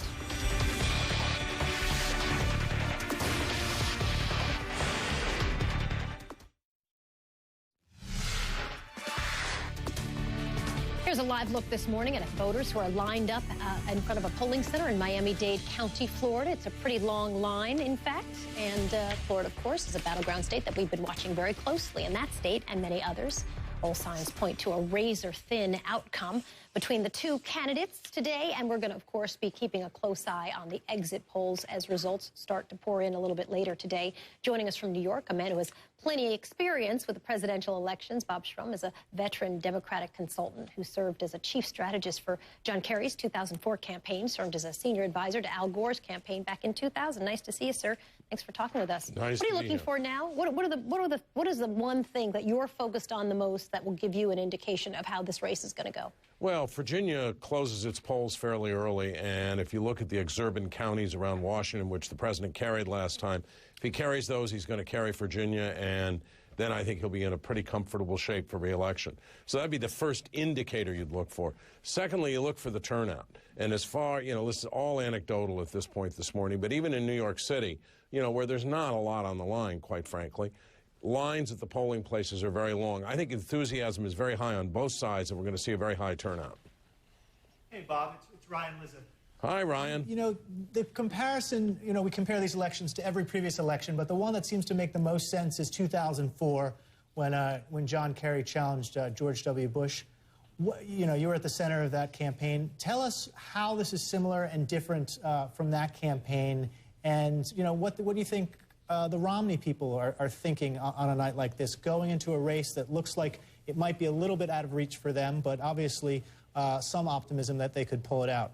Yeah, I think in the Electoral College it's more out of reach than it was in 2004. In 2004, came down to 60,000 votes in Ohio. I don't think that's going to happen this year. I think that you'd have to have almost all of those swing state polls across the swing states uniformly wrong to get into a situation where one state would decide it. Secondly, there was an intervening event that last weekend, Ryan, that you'll remember, which was the Osama bin Laden tape, where he gave the advice to the American people to throw George W. Bush out. That put terrorism right back at the center of the election, and I think did us real damage at the end.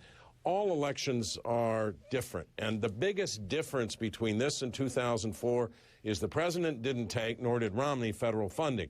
Therefore, the battleground states, and we're all complaining about how few there are, it's actually broader than it used to be. I mean, Virginia's a battleground state. We couldn't compete for Virginia in 2004. We didn't have the money. Colorado's a battleground state. We had to pull out like 2 weeks before because we were in federal funding. We didn't have the resources. Hillary.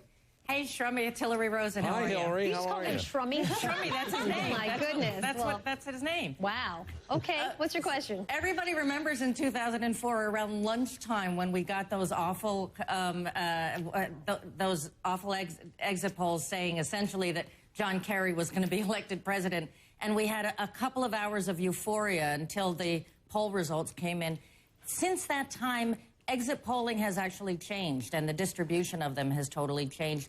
Tell just your big picture perspective for a minute on how you think the polling has affected expectations and here. Has it gotten better? Why this is different, and is it better now? Well, the exit polling, we're going to have to see today. I anticipate that on Drudge, we'll see some early exit polls that favor Romney because that's what you see on Drudge. Polling itself has now become a weapon in campaigns. So you have all of these enterprises none of us ever heard of before this year who are putting poll numbers out there, many of them outliers in these states, and they ought to simply be dismissed. But I think it goes to the theory that Republicans have especially, that if you say you're doing well, you're going to do well. My prime example of that is sending George W. Bush to California in 2000 and spending $10 million in that state when we refused in the Gore campaign to spend a dime on the assumption that if they said they were going to get California, they might get it. They lost it by 1.3 million votes. All right, Bob Shrum, nice to see you, Shrummy, if that's what we're calling you today. Nice to see you. Great to have you with us this morning. Take care. Appreciate that. Bob Shrum with us. Starting Point live from Washington, D.C. is back in just a moment. Stay with us.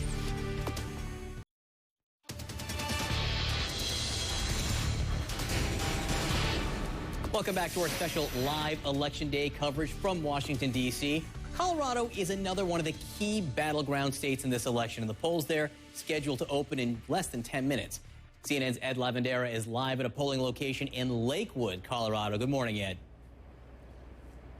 Good morning, John. Well, Lakewood, Colorado sits in Jefferson County, which is a western suburb of Denver, and the Romney campaign and the Obama campaigns will be paying close attention to what happens here. Many people say that how Jefferson County votes will determine which side wins the state of Colorado and its 9 electoral votes, and that is because the nature of this county, it's equal parts Republican, Democrat, and independent swing voters.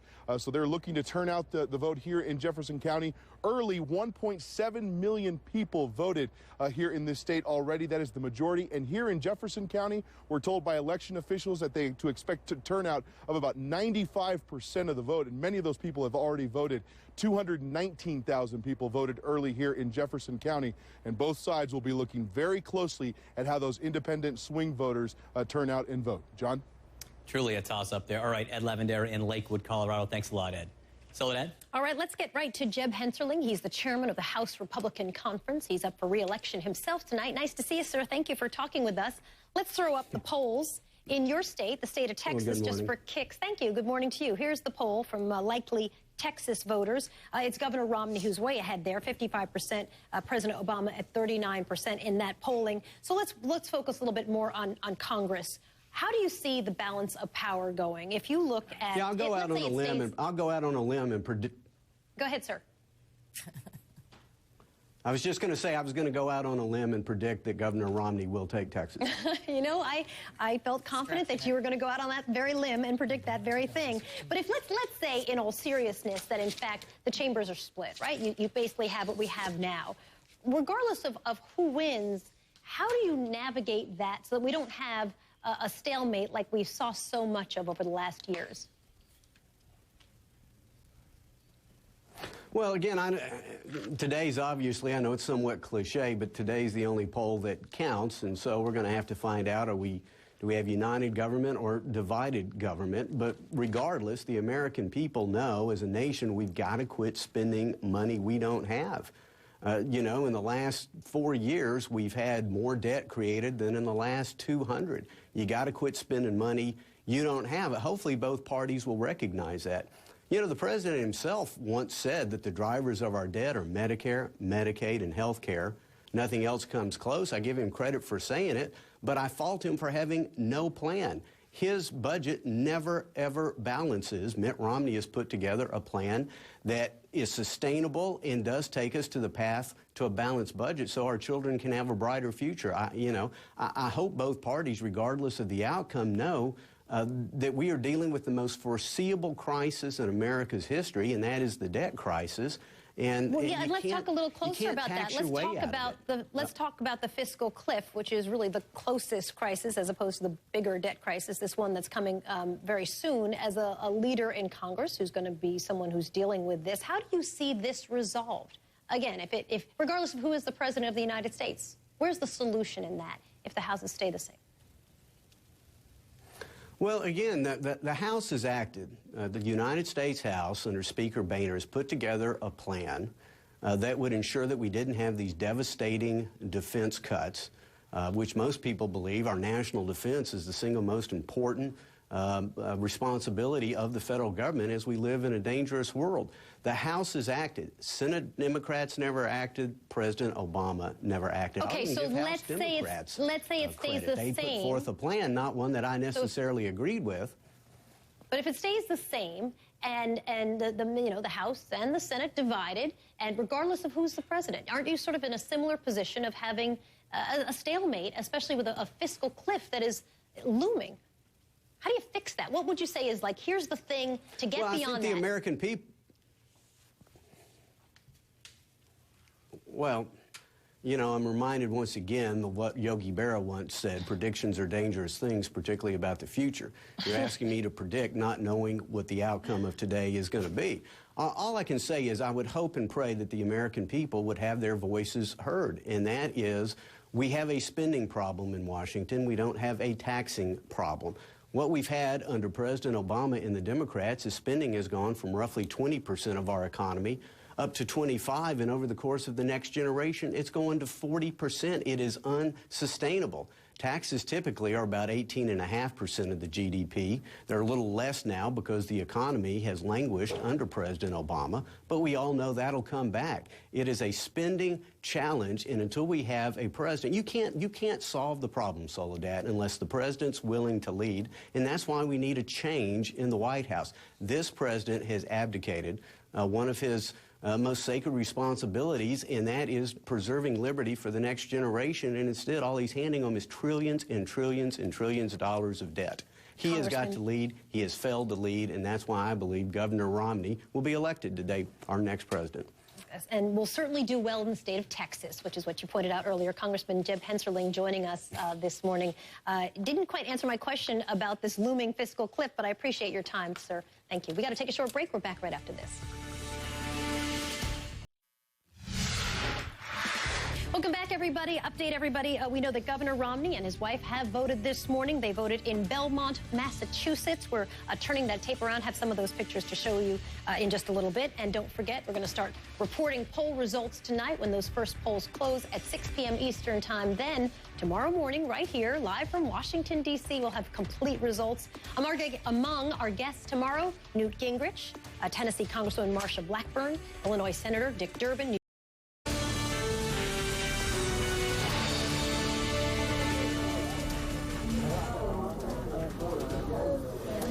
If you think people are not enthusiastic to vote this time around, you would be wrong. Steady, long lines here in Hamilton County, Ohio. I'm Carol Costello reporting live. And I'm Suzanne Malveaux at the CNN Center in Atlanta. Welcome to this special edition of CNN Newsroom. Right now, voters at the polls and America at a crossroads. Through tough times. Barack Obama and Mitt Romney have been working toward this moment for months. If you can't seem to remember the policies on your own website, then you might have amnesia. Sparring every step of the way. They've been reduced to petty attacks and silly word games.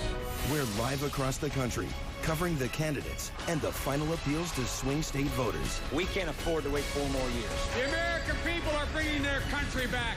This is CNN's coverage of Election Day in America, the fight for the presidency, the battle for Congress, and the issues dividing the nation. I still believe in you. And if you still believe in me, I'm asking for your vote. I need you to go out there and find people that'll come join our cause. It's your vote, your future, your country, your choice.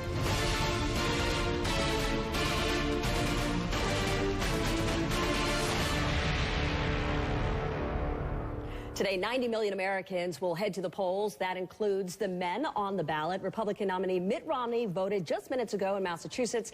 Vice President Joe Biden did the same early this morning in Delaware. Romney's running mate Paul Ryan votes later this hour in Wisconsin. You might remember President Obama beat the rush. He cast his ballot just a couple of weeks ago during a stopover in his hometown of Chicago.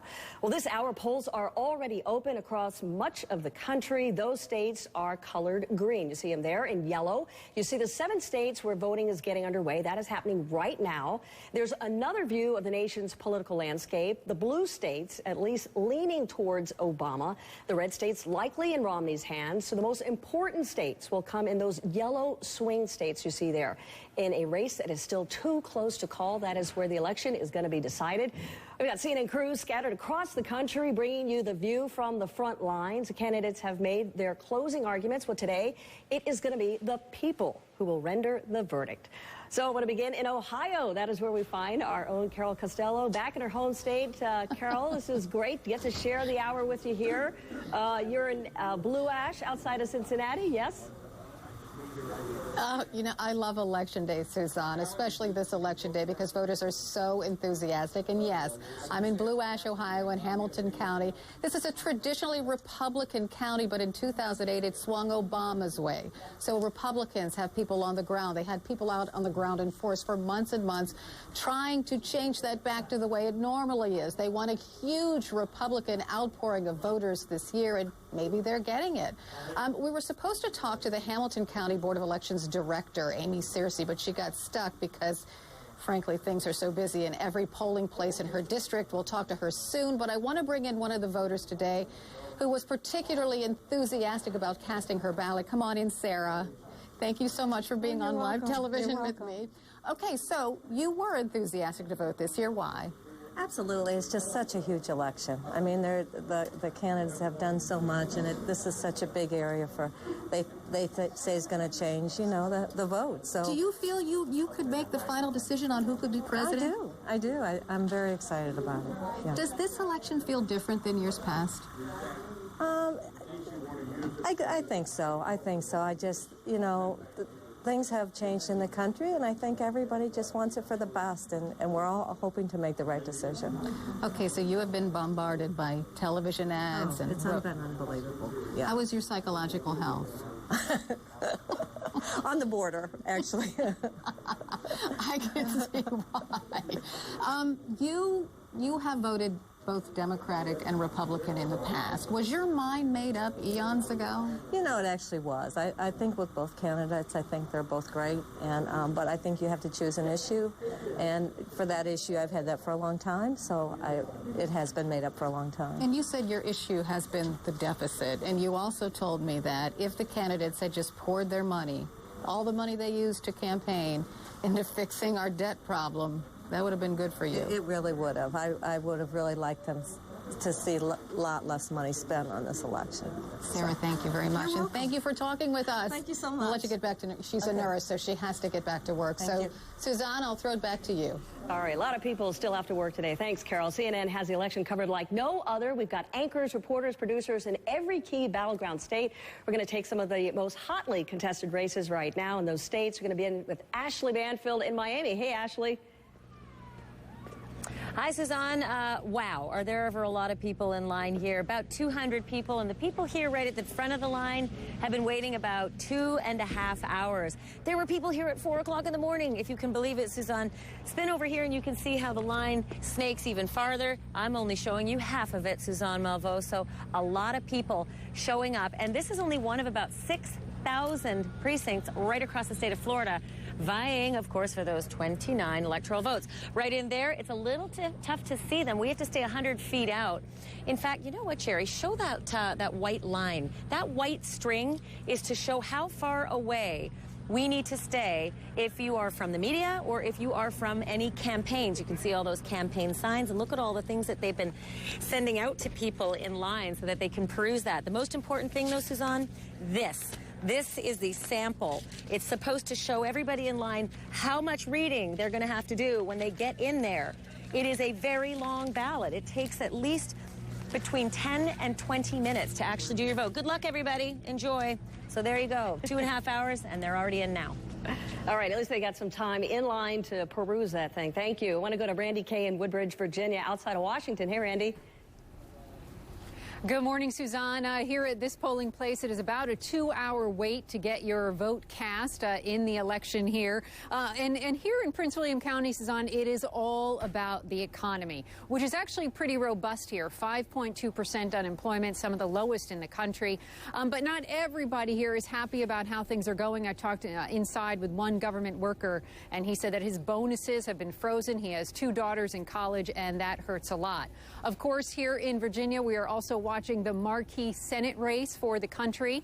That is the race between 2 former governors, Democrat Tim Kaine and Republican George Allen. One of the most expensive races in the country, $53 million spent in outside spending. And what's interesting, Suzanne, is that the polls close here a little bit early at 7 p.m. Eastern time. A lot of folks watching this race closely. They say it could be a good indication of how the country is going to go and how this election is going to turn out. Absolutely. Suzanne? A lot of people will be watching Virginia. I want to go to Ed Lavandera. He is live in Lakewood, Colorado, near Denver. Ed, how's it looking out there? Hey, Suzanne, good morning here. It's a beautiful day in Colorado. The polls just opened moments ago. You won't see, it's very different from the lines you show there in Virginia and in Florida. not going to see a whole lot of lines here. That's because people can mail in their ballots, and they take advantage of that process here in the state of Colorado. 1.7 million people have already voted in this state. We are in Jefferson County, which is a western suburb of Denver, and you will hear a lot about this county tonight as the returns start coming in. This is the battleground within the battleground of Colorado. In this county, you have equal parts Republican, Democrat, and independent swing voters, and that's what the Romney and Obama campaigns will be looking at very closely when these returns start coming in. They want to look at the way that these independent swing voters, which side they break here, and we'll get a pretty good indication that within just minutes after the polls close here in Colorado at 7 o'clock Mountain Time, 9 o'clock Eastern, because so many people here have voted early. We'll get a pretty good indication of which way these swing counties are going. Suzanne? All right, we'll be watching closely. Alina Cho, she's in Brooklyn, outside a polling center there. Hey, Alina.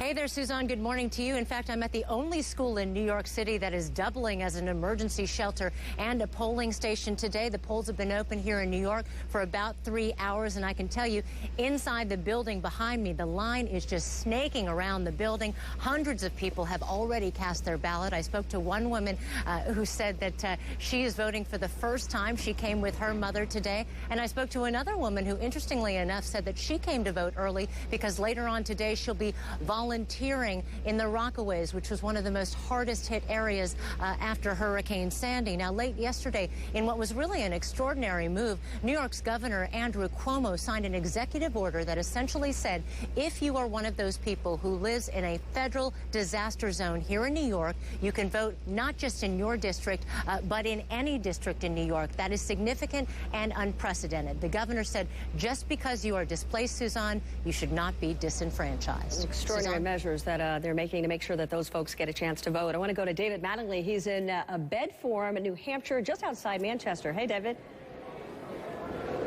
Hey, Suzanne, we're watching two things today. First of all, voter turnout. State officials are predicting a very high turnout, possibly 70% of the voting age population today. So that could be possibly huge going forward to 7 o'clock when the polls close. Also, we're watching that small number, that very small number of undecided voters on how they might choose to vote today. The way they swing could swing this perennial swing state in someone's favor. But again, it's going to come down to very few votes. We got a very small taste of that just after midnight this morning in Dixville Notch, New Hampshire.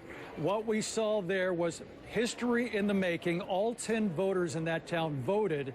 They came out a 5-5 tie, 5 for President Obama and 5 for Governor Romney. Possibly a taste of things to come, as it's going to be very close here.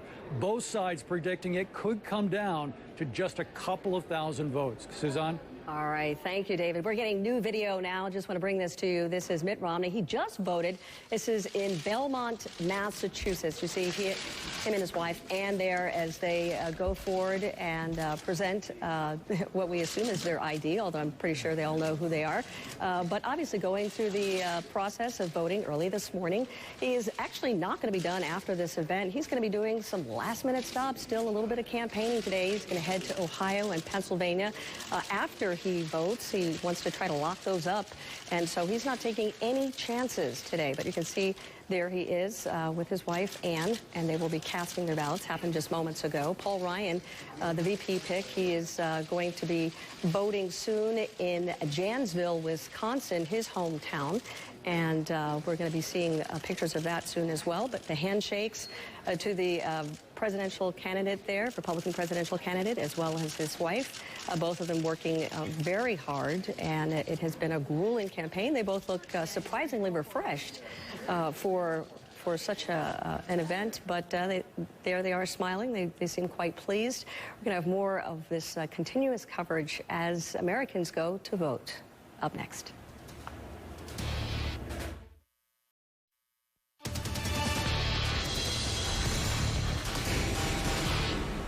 The White House isn't the only branch of government up for grabs. So is congressional control. I want to start with the Senate. Right now, Republicans have 47 seats, Democrats 51, and 2 independents. 33 seats are up for grabs tonight. Democrats are defending 23 seats, Republicans 10. In order for Republicans to gain control of the Senate, they need to keep those 10 seats and win 4 more. All 435 seats in the House are up for re-election. Right now, Republicans have control with a 242 majority. Democrats would need to retain their current 193 seats and add 25 to gain control, but that not likely to happen. Want to check in back with Carol. She is live near Cincinnati this morning. Hey, Carol. Hi, I'm at a polling station. As you can see, the action has died down just a little bit, but this morning around 6:30 Eastern time when the polls open, Suzanne, there are literally hundreds of people in line. People are energized this morning, but of course, the polls won't get busy again until people have left work around 5 p.m. Eastern time. Franklin Graham, one of the best-known evangelical leaders in the country, is well aware of that. He has a message for voters. He says he's warning against the re-election of Barack Obama. In fact, on Billy Graham's website, he writes this morning: "This is a crucial hour for our nation. This could be America's last call to repentance and faith in Jesus Christ, God's only Son, who is coming again one day very soon to save his own and to judge those who don't know and worship him." Franklin Graham joins us now. Welcome. Thank you. Good to be with you. It's nice to have you with us today. What you wrote on your website, that's pretty tough. Well, you know, we do have a very important election this term, and it's this moral issues. And the president is the one who said that he supports same-sex marriage. God gave marriage, Carol, to men and to women. God made us male and female, and for us to say that marriage is something else is going against God. So this is a moral issue, and I believe that there will be millions of Christians who will go to the polls, who will vote today, and I hope that they do, because if we're allowed to go down this road and the path that the president is wanting us to go down, I think it will be to our peril and to the destruction of this nation. The marriage, the family is the cornerstone of this nation, and we just cannot turn our back on God's definition of marriage. It's a big, big issue, and I'm not sure the Democrats understand that. It wasn't so long ago that that you viewed Mormonism as a cult. It was on Billy Graham's website. It was recently taken off. So was it that issue that changed your mind about Mormonism, or did that come out? When did exactly that happen? Well, listen, Carol, we've got 10,000 pages on our website, and we had some examples of what a cult were. I didn't know they were there. And when I found out that we were calling people names, I told them to take it off. How can I, as an evangelist, win anybody to Christ if I'm calling them names? And I'm not going to call anybody a name. There's a big difference between what the Mormons believe. There's a big difference between what Catholics and Protestants believe. But if we go around calling people names just because they believe differently than we're making a big mistake. And so I took that off the website. We're not going to be calling people names. I want people to know that God so loved the world that he gave his only begotten Son, that whosoever believes in him, Carol, should not perish but have everlasting life. Jesus Christ came to this earth on a rescue mission, and that was to take our sins. He died on the cross for our sins. He was buried, but God raised him to life. And he'll come into every heart, your heart, my heart, or anybody's heart, if you invite him. I do want to ask you one more question. Your father, Billy Graham, was known as America's pastor. He recently met with Mitt Romney, which was unusual for him because usually he doesn't take sides in presidential elections. Like, what's changed? What happened to the separation of church and state? What happened to America's pastor? What happened was the Democratic convention here in Charlotte, North Carolina, when the Democrats voted to take God off the platform and then to try to vote him back into the platform when they didn't want him. And my father is a registered Democrat, been a Democrat all of his life. But I can tell you, he is just so disturbed as where we're going morally in this country. He turns 94 tomorrow. Tomorrow's his birthday. And he's just watching this election with a lot of concern, a lot of interest. But he believes that we're going the wrong direction morally. And he felt that as a pastor, the pastor, he has to speak out and warn people as to God's judgment that's coming. Franklin Graham, thank you so much for joining us this morning. We appreciate it. Thank you, and God bless you, and God bless America. Thank you very much.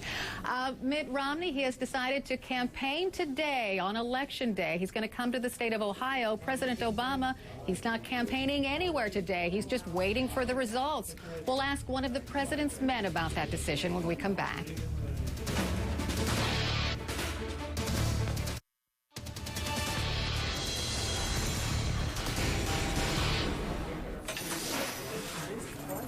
Do I need to tell you how important the state of Ohio is to this election? Well, people here certainly know that. I'm in Hamilton County, Ohio, in Blue Ash, Ohio, near Cincinnati, to be exact, at a polling station. A steady stream of voters all morning long. In fact, the Board of Elections director here in Hamilton County is shooting for a 73% turnout. We're going to talk to her in just a bit. But first, we'd like to bring in an Obama supporter, Bill Burton, to talk with us. Bill, welcome. Are you there?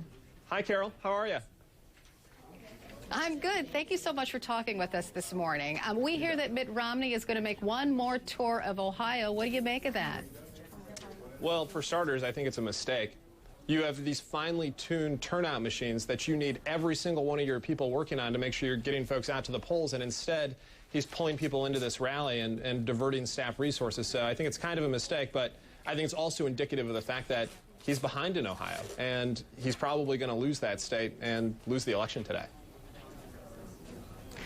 Well, of course, he doesn't think so. Maybe he thinks he can gain ground by campaigning one last day in the state of Ohio. It could be very, very close here. In fact, the voters I've talked to in Hamilton County think it could be a tie. I think there's no doubt it's going to be close, and if Democrats don't show up, the president's not going to do as well as he needs to. But, you know, I don't think that you campaign on Election Day and take resources away from the single most important thing that you get your staff to do, which is help turn out the vote. Elections are about people voting, and people showing up at rallies is not voting. You did hear what happened at Dixville Notch, you know, the traditional first voting place in the nation, and the candidates tied. 5 for Mitt Romney, 5 for Barack Obama. Of course, in 2008, Barack Obama won. A bad sign of things to come? I'm demanding a recount. We've already sent a team of lawyers to Dixville Notch, and we're working very hard to make sure that every vote counts. No, I'm not worried. I think the president's going to win in New Hampshire. I think he's going to get a solid electoral victory tonight and a popular vote victory. I think Mitt Romney had a lot of trouble appealing to middle-class voters through this whole election, and at the end of the day, middle-class voters aren't going to choose Mitt Romney over President Obama. Of course, as you know, there's been a lot of controversy over provisional balloting here in the state of Ohio. How worried are Democrats about them? Well, you know, both campaigns put a lot of resources into making sure that, you know, all the laws are upheld. And I know Bob Bauer over at the campaign is probably doing everything he can with his team of lawyers to make sure that everybody who votes has a vote that's counted. You know, America runs elections every year right around this time, and I think that this one is going to go just fine, provisional ballots or not. Well, I have one here in my hand, Bill Burton. Thank you so much for talking with us this morning. We're going to talk more about provisional balloting with the Hamilton County Board of Elections Director. She joins us right after this break. We'll be back.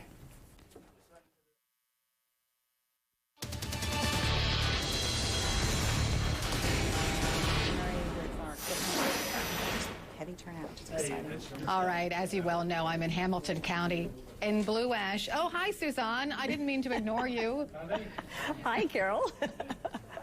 I'm at the CNN Center here in Atlanta. I want to welcome back all our viewers to our special edition of CNN Newsroom. Today, 90 million Americans going to head to the polls, and what that includes, also the men on the ballot. We saw Republican nominee Mitt Romney voted just moments ago in Massachusetts. Vice President Joe Biden did the same earlier this morning in Delaware. Now, Romney's running mate, Paul Ryan, he votes in just a few minutes from now in Wisconsin. You might remember President Obama, he actually beat the rush. He cast his ballot a couple weeks ago during a stopover in his hometown of Chicago. Now, this hour, the polls, they are already open across much of the country. The states that are colored green, okay? Now, in yellow, you see the 7 states where voting, it's getting underway right now. There's another view of the nation's political landscape here. The blue states at least leaning towards Obama. You got the red states likely in Romney's hands. So the most important vote's going to come from those yellow swing states. You see them there. This is a race that is too close to call. That is where the election is going to be decided. This is a live look at one of the polling places. This is Bedford, New Hampshire. We are taking a look at this here. 4 electoral votes up for grabs. The race there also too close to call, but you can see people waiting patiently as they go to vote. The all-important vote, every vote counts. Can't stress it enough. I want to go back to you, Carol, in your home state there. I know you're manning the polling stations. How's it looking? It's looking busy once again, so maybe, I don't know. People couldn't be on their lunch break just yet, but the line just suddenly got long. I am in Blue Ash, Ohio, in Hamilton County. That's in the southwestern part of the state. And I do have the Hamilton County Board of Elections Director, Amy Searcy, with me. And you are expecting huge turnout today. So give us your prediction.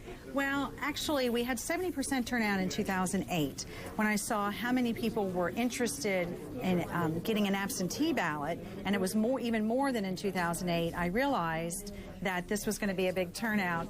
And then when I saw what the nice weather was going to be today, it confirmed it. And now we've been hearing reports from all around the county, from one end of the county to the other.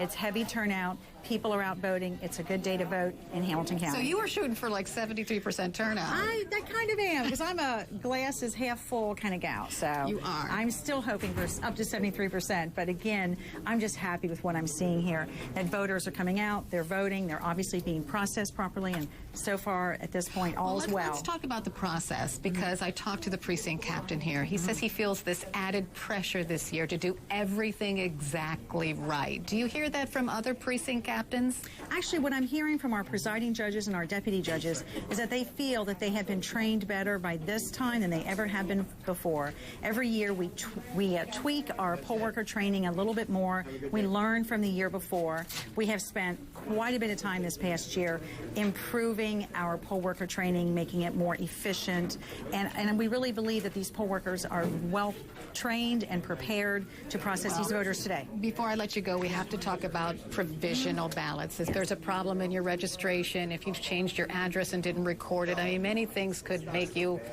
possibly ineligible to vote, so you filed this provisional ballot, and those are counted later. A lot of Democrats are afraid of this because this year, instead of a poll worker filling out the information, or at least some of it, the voter has to fill it out. And the fear is that the voter will make a mistake in filling this provisional ballot out, and it'll be thrown out.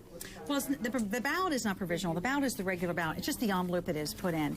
And the reality is the idea of the provisional ballot envelope is that it allows many different voters whose otherwise their votes hadn't been counted in the past to be counted, as long as they're at the correct precinct and they fill out the rather simple questions that are here in this envelope questionnaire. See, but you say simple questions, but sometimes people get overwhelmed and confused on Election Day, and that's why some Democrats say it's better that the poll worker fills it out, because they're sure to put the right information down. The information has a lot to do with, it's the voters' information, their name, their right here, everything there that the voter, their information, their ID information. So again, the poll workers have been trained in how to process voters. Voters have time. We have privacy booths in order to fill out whether it be their ballot or whether their provisional ballot envelope. Yes, ask questions, right? Always ask questions. Amy Searcy, thank you so much. We're going to take a quick break. We'll be back with much more from Hamilton County and beyond.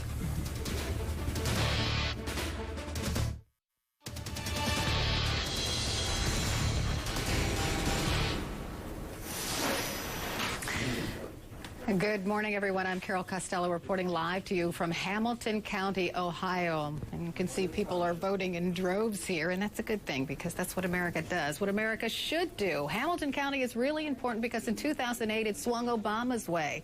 This year Republicans would like to change that and make it swing back to Romney's way, back to the Republican way, the way it's traditionally always been. Interestingly enough, Mitt Romney chose to campaign one last day on Election Day in Ohio, but he's not campaigning here in Republican country. He's campaigning in Cleveland, Ohio, and Cuyahoga County, which is traditionally Democratic country. So let's talk about that. Hillary Rosen, a CNN contributor, along with Eric Erickson, another CNN contributor, joins us now. Welcome, Hillary and Eric. Hey, Carol, you're exactly right, which is that, you know, for Mitt Romney to win Ohio, he needs to win more than the Republican districts. He needs to keep down President Obama's lead in Cuyahoga County, and I don't think that's going to be possible, but that's true. I'd be curious to know Eric's view of this. I thought what Bill Burton made a very important point before when he said that the Romney campaign is really risking a lot of actual tactical and strategic momentum today in Ohio by forcing the campaign to divert resources to do events instead of getting out the vote. You know, I think the way they're actually structuring it, it's not that bad. They're doing small events with only the pool reporters. They're not going to be huge events. They're going to be at airports. They're trying to get local media more than they are actually getting people out to the polls. And instead of where the president may do some satellite hits, may do some radio, Romney going in person, forcing the local media. Look, they're going to Cuyahoga not because of Cuyahoga per se, but because of the surrounding suburban counties. And they can also get some reach over from there into the western Pennsylvania market. So that they're trying what they can. I suspect their polls showing what all the other polls are showing, that it's really, really close, and everyone at this point seems to be flying blind on what actually is happening on the ground. How are you this morning? And Hillary, maybe Eric has a point, because I am going to be at ground zero tonight. A lot of voters, I must say, Eric, that I talked with today, they were kind of disturbed that Romney was in Cuyahoga County and not here in Hamilton County, because this is a Republican county. Most voters I talked to were Republican. They really want Mitt Romney here, Hillary.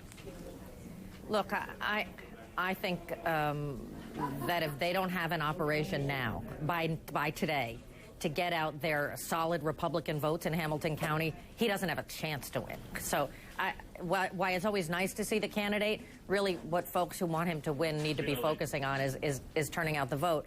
That's why I think you see such enthusiasm from the Obama team, which really has targeted early voting and feel quite confident that Romney actually has to make up, not just win 51% of the vote in Ohio today to win, but 50.1, but he actually has to win 52 to 53% of the vote in Ohio today because of the early voting. That's a big hurdle. Well, I must say, Eric, I just talked to the Hamilton County Board of Elections director. She said turnout in Ohio was spectacular so far. Help Romney?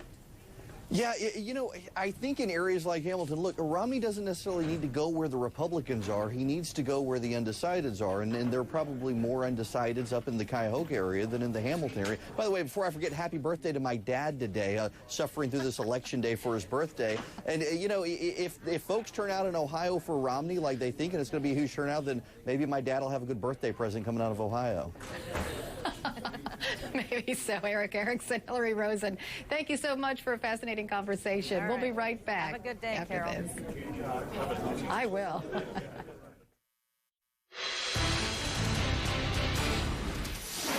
We're reaching out to voters across the country to report any problems you witness as you go to the polls today. Ali Velshi, he is taking the tweets and the emails. Carol, as voting has begun, we are getting a lot of reports of issues at polling booths. They fall into a couple of different categories. First of all, Florida is sort of the poster child for the long lineups. It's been that way with the 8 days of advanced polling, and it is that way today. We've got pictures from Miami-Dade. Usually you're going to see these problems in the three populous counties in the south of Florida where there are long lineups, and that's causing some people who have to go to work to back away from the line. The vote ballot itself is very long in Florida, so perseverance is the key in Florida. Then we've got problems with the Ohio provisional ballots. That is going to be litigated this morning in court, whether or not the state Secretary of State who imposed a second form that voters have to fill out if they're using provisional ballots is legal. That, of course, may not affect things today because provisional ballots are not counted until 10 days after the election. But if it's close in Ohio, and Ohio is the deciding state, that could delay the results of the election. We're also getting scattered reports of voting machine issues in Indiana, Virginia, New Jersey, and New York. There are a sense that most of these will get worked out, but again, people who went before work to vote have had to go to work. Hopefully they will come back later and vote. We've also got reports of very, very busy polling places in Virginia and New York and New Jersey. Issues in New Jersey with the electronic voting, the fax or email voting. Some people are not able to get the email in or are not getting approved. It takes about an hour. We've talked to some officials there to get it approved. If you are voting electronically, you have to do it by 5 p.m. today. And we are checking on reports that some members of the military will not get their ballots on time to be able to submit them. They may be able to submit them, but they won't be counted in the initial count. So a lot of issues. They're going to matter more in the close races in Florida, in Virginia, in Pennsylvania, and in Ohio, and in other places. We have some reports out of Pennsylvania as well of some problems. We'll be following up on it through the course of the day. If people want to send us information, please send us information about what you are seeing, not articles from other places. Tweet me at Ali Velshi. Put hashtag VoteWatch in CNN VoteWatch into your tweet, CNN VoteWatch, or votewatch@cnn.com. You can email us. Carol? All four candidates from both campaigns have now voted. We are just getting a new video here just moments ago of Paul Ryan casting his ballot in Janesville, Wisconsin. Later today, he's actually going to head to Ohio and Virginia for some campaign stops, but you see him shaking some hands there, looking very comfortable, looking very relaxed, and rather encouraged. We're actually being told these are live pictures that we're looking at here, and looks like he's got his kids with him as well, and that he is actually in the process of casting his ballot here. And it looks like he's actually showing his kids how it's done. And it was something that President Obama did as well when he was voting back in 2008, showing his kids how to vote, because it was such a historic occasion. Paul Ryan showing his children how he's actually handling it. Mitt Romney's voted, but he is actually not done campaigning just yet. We're going to talk to one of his senior advisors about Decision Day in America as voters choose the next president. Up next.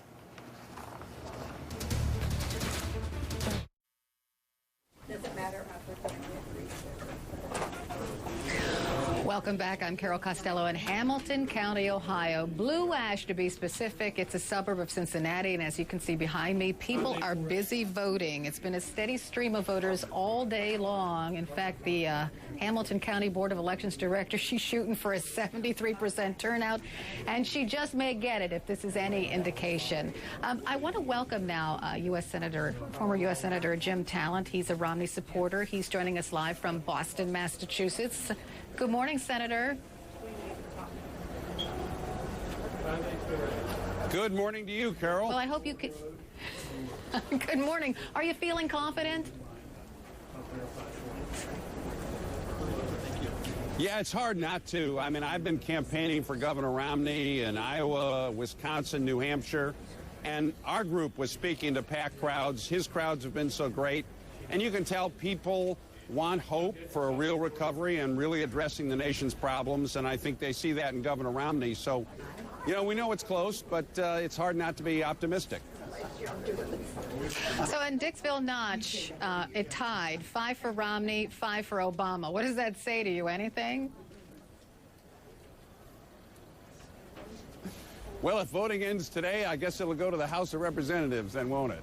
No, I mean, look, it's a sample. We know this is going to be close. We think we have some momentum.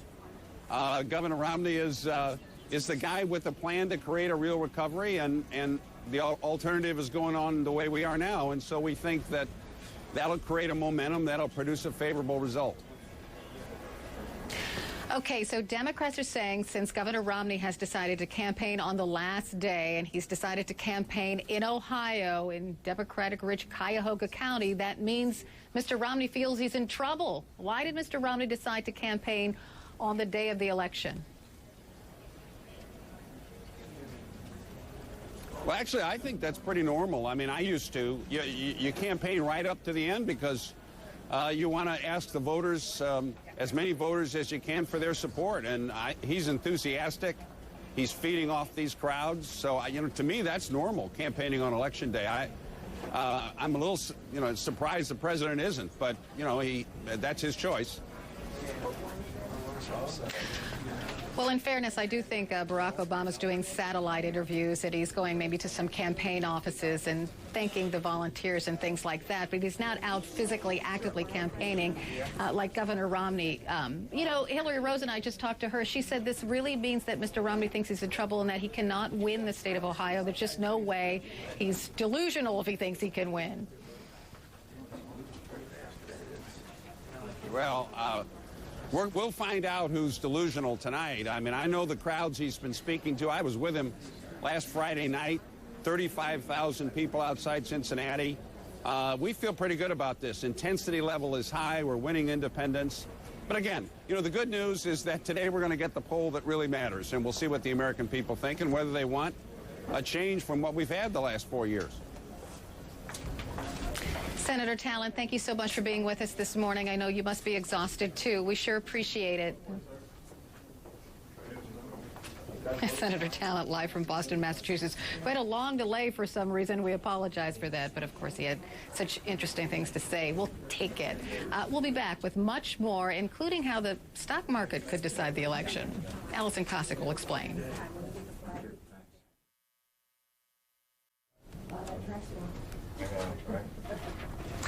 Ever hear of the S&P predictor? Well, Allison Cossack has. She's at the New York Stock Exchange to tell us how the S&P predictor has already chosen the winner of 2012.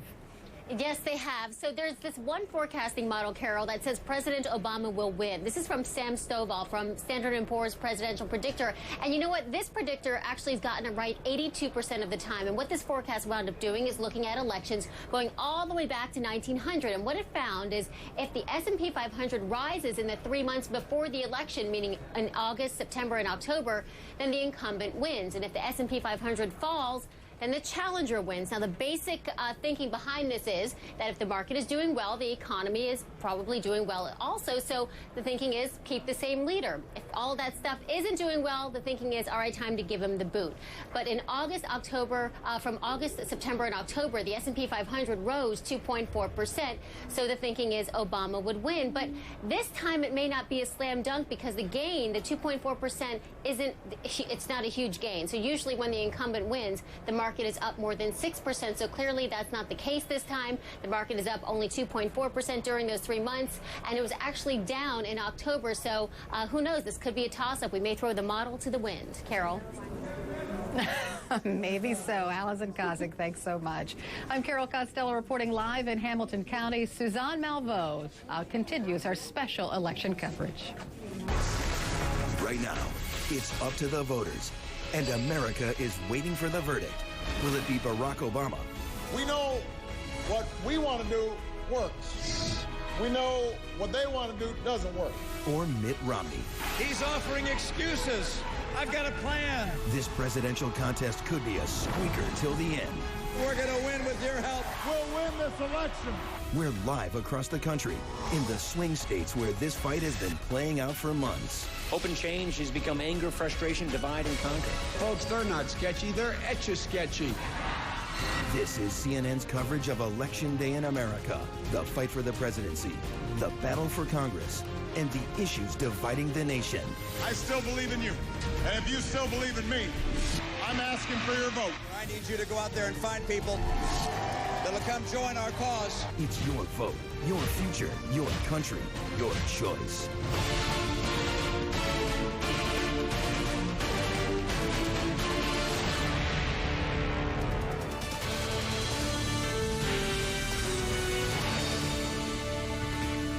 A long, hard-fought and costly presidential campaign comes to an end as voters now going to the polls. I'm Suzanne Malveaux. This is a CNN special coverage of Election Day here in America. Polls opening this hour in 5 more states: Alaska, California, Idaho, Nevada, and Washington.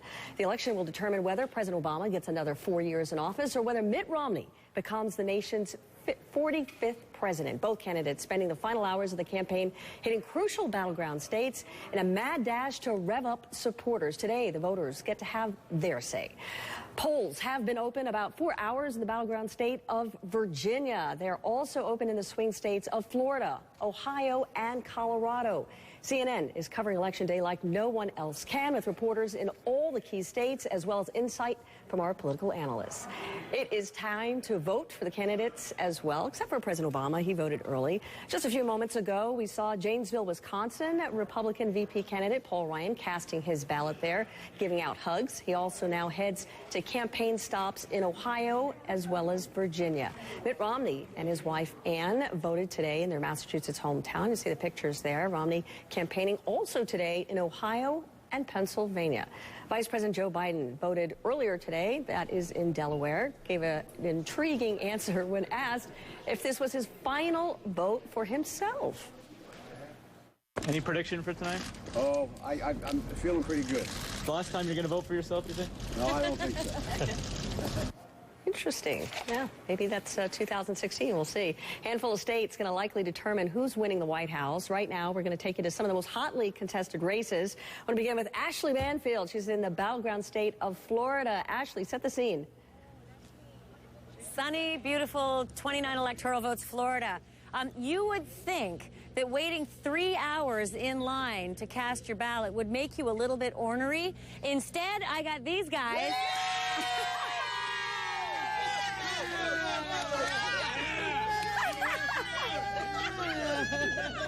Okay, I gotta be honest with you. I don't think I've ever seen a ballot line like this. These people are hilarious. They are all new friends because they met at 7 a.m. and it's now 10 a.m. and there's where they're headed. They're probably about 10 minutes away, and that is the key issue. They're going to have to fill out about 9 pages, so they can expect about, 10 or 20 minutes inside the polling station. But so far, only a few irregularities around Florida, but really nothing huge, and certainly a good mood here. All right, can't beat that enthusiasm. Thank you, Ashley. I want to go to Randy Kay. She's in Woodbridge, Virginia, outside of Washington. Virginia, of course, another one of the toss-up states. How's it looking where you are, Randy? Well, we're not seeing the same enthusiasm as Ashley is finding there in Florida, but folks here have a pretty good attitude. 13 electoral votes up for grabs. They're waiting in line here in Prince William County for about 2 hours, but they say, you know what, it is their duty to vote, and they don't mind waiting. Here in this county, it is really all about the economy, which is doing pretty well. 5.2% unemployment here, so pretty robust, but not everybody is thrilled about the economy. A lot of folks also not thrilled about health care. I got an earful from a gentleman just a short time ago about not wanting to buy something that he doesn't want to buy, doesn't like that mandate. I talked to one government worker who says that he has 2 kids in college, and he's not thrilled about the direction of the economy. We're also, of course, watching, Suzanne, the Senate race here. It's a marquee race, one of the most expensive in the country. Could help tip the balance of power in the Senate.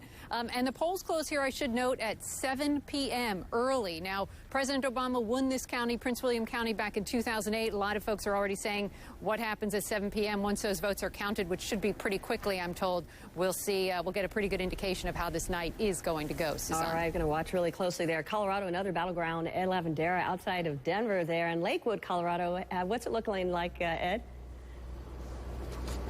Hey, Suzanne, well, kind of a different scene here in Lakewood, Colorado, where many of the people in this state vote early. You can vote by mail here in Colorado, and a great number of people take advantage of that. In fact, the latest numbers from the Secretary of State's office here in Colorado show that some 1.8 million people have voted early and through the mail. So that makes the lines to get into these polling places here on Election Day a lot easier to navigate. We are in Jefferson County, which is a western suburb of Denver, and you might as well call this the battleground within the battleground of Colorado. The Obama campaigns and the Romney campaigns will be looking very closely at how the votes shake out here in this county. Many people say as Jefferson County votes, so votes Colorado. But this is a county made up equal parts Republican, Democrat, and independent swing voters, and that's why those campaigns will be taking a close look at how those independent voters turn out today.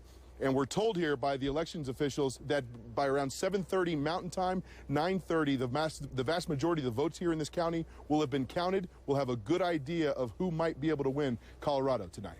All right. We like those early results. Thank you. I want to bring in David Mattingly. He's in Bedford, New Hampshire, just outside Manchester. David, long lines, enthusiasm. What are you seeing so far?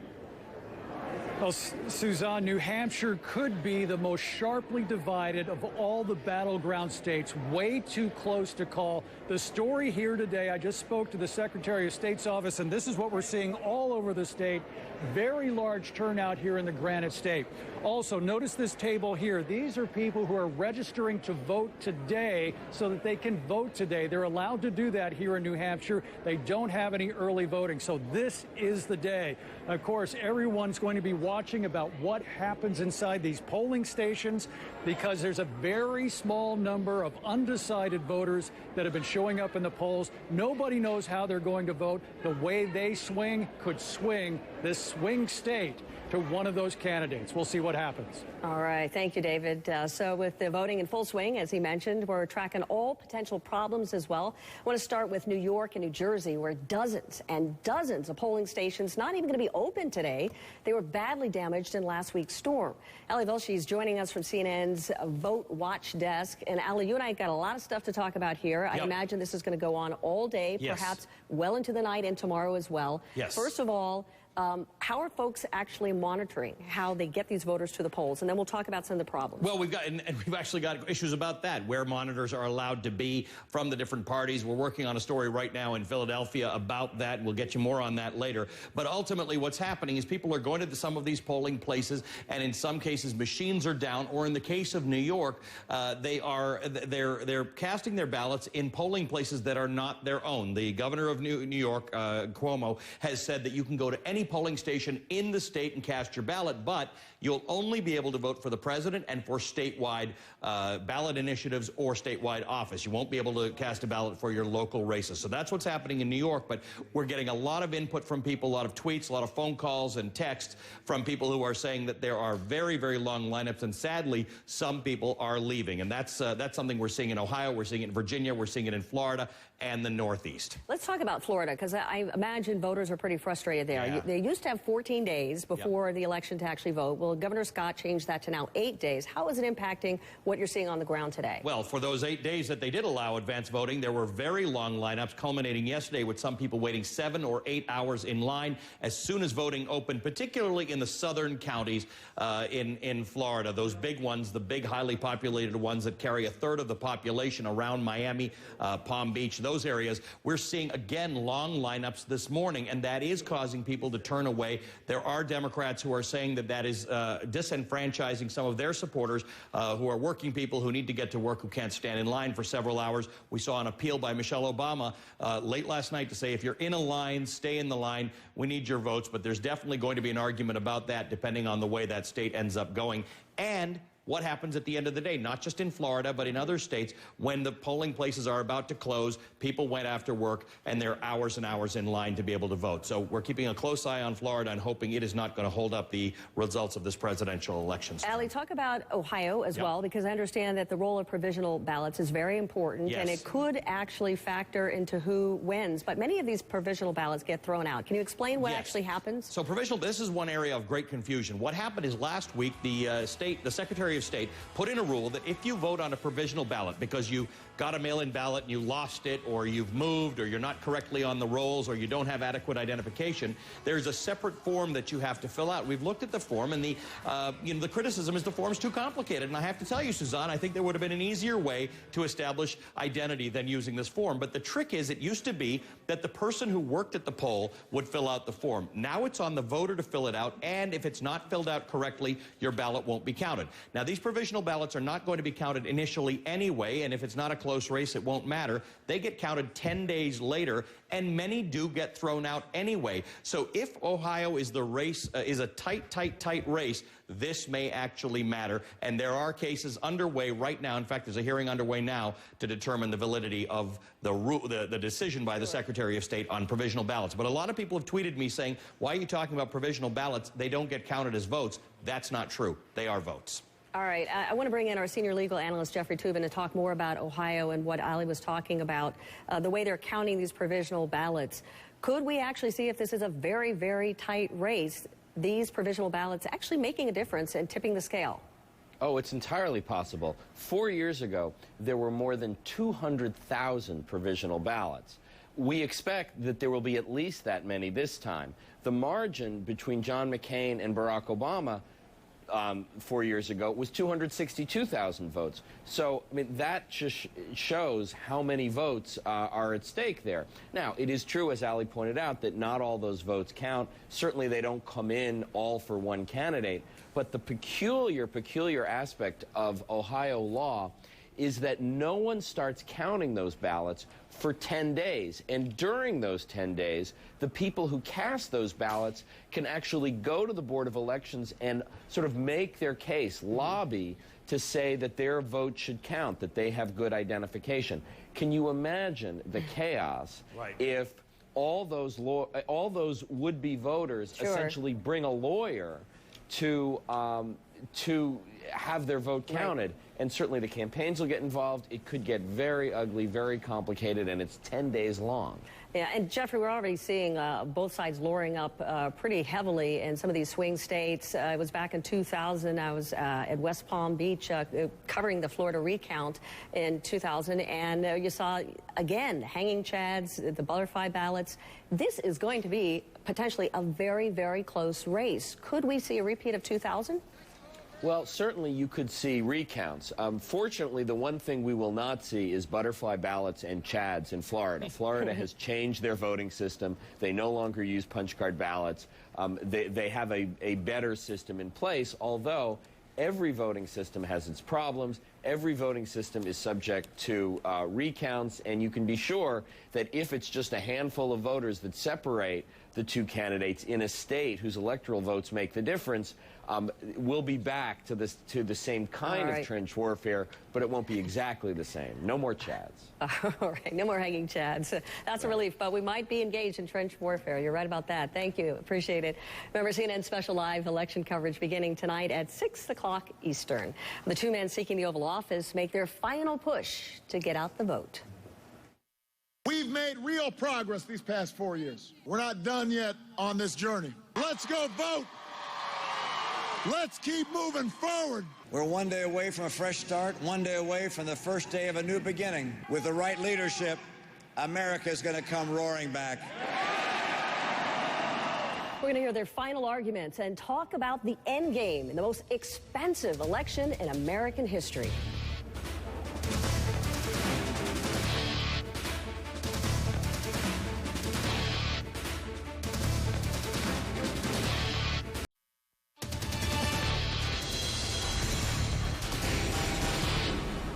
As millions of Americans going to the polls, campaigns are still making their final arguments. Overnight, President Obama, he was greeted by First Lady Michelle Obama at his final stop in Iowa after stomping in several battleground states. Now, Mitt Romney, he was in 4 battleground states, including Virginia, hoping to capture its 13 electoral votes. Very important. Romney even added 2 events today, one in Ohio and one in Pennsylvania.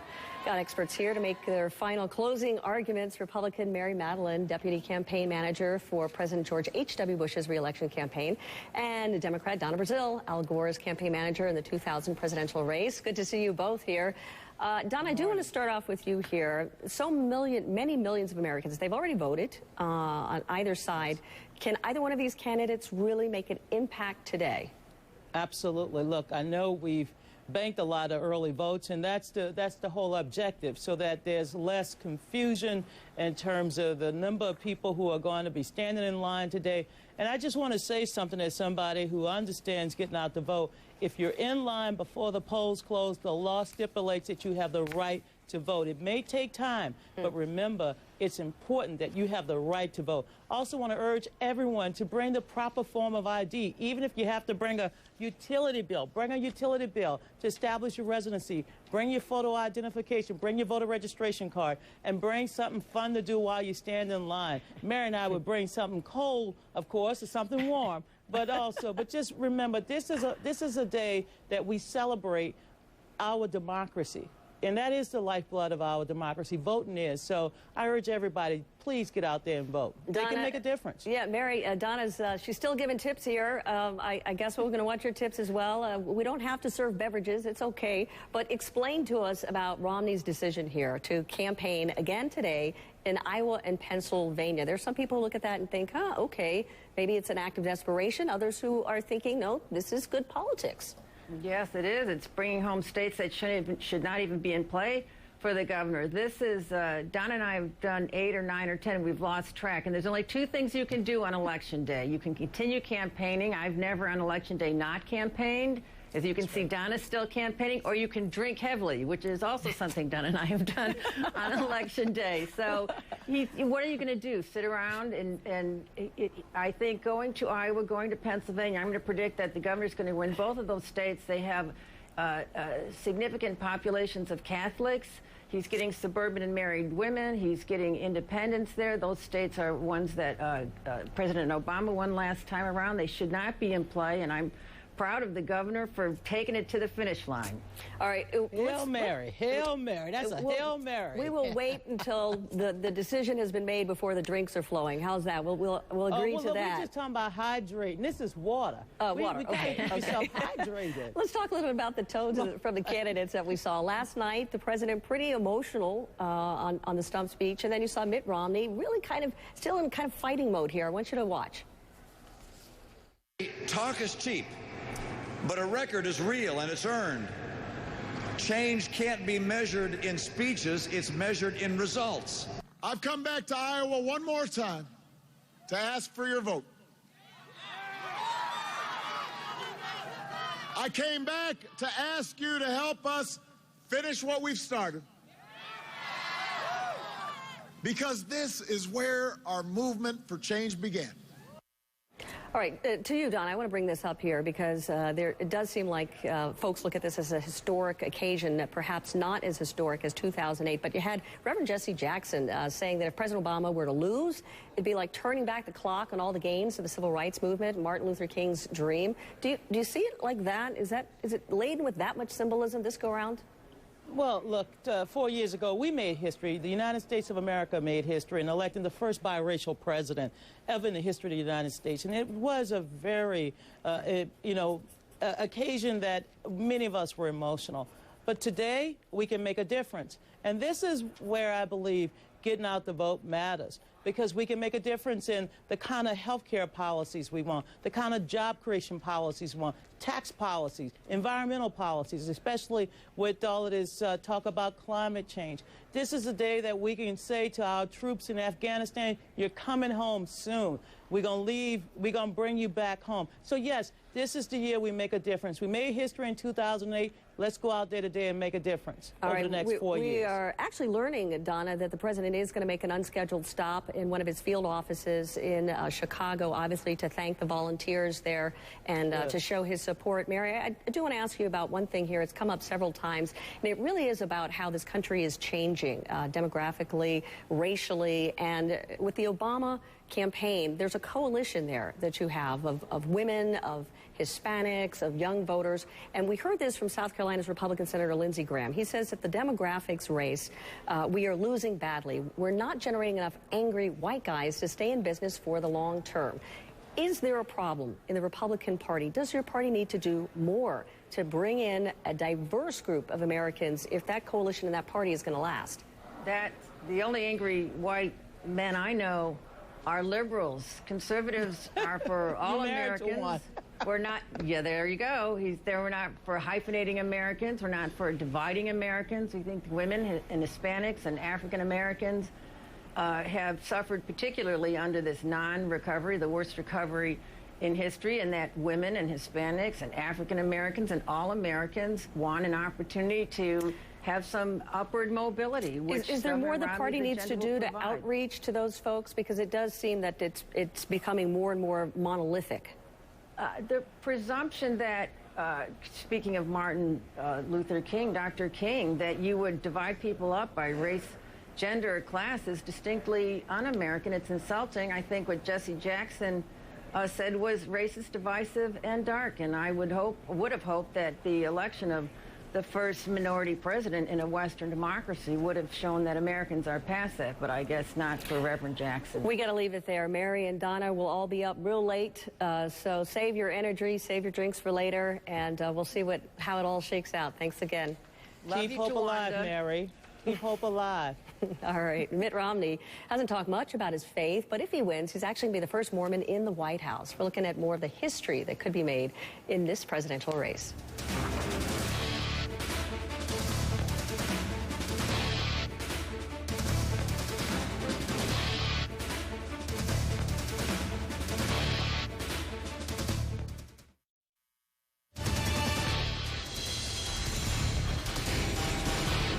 Today's election destined to be one for the history books. No matter the outcome, the nation's first African-American president wins re-election or ends his term. We're looking at historic divisions now in our country. We're talking about party divisions. We're talking about the racial divide, the gender split.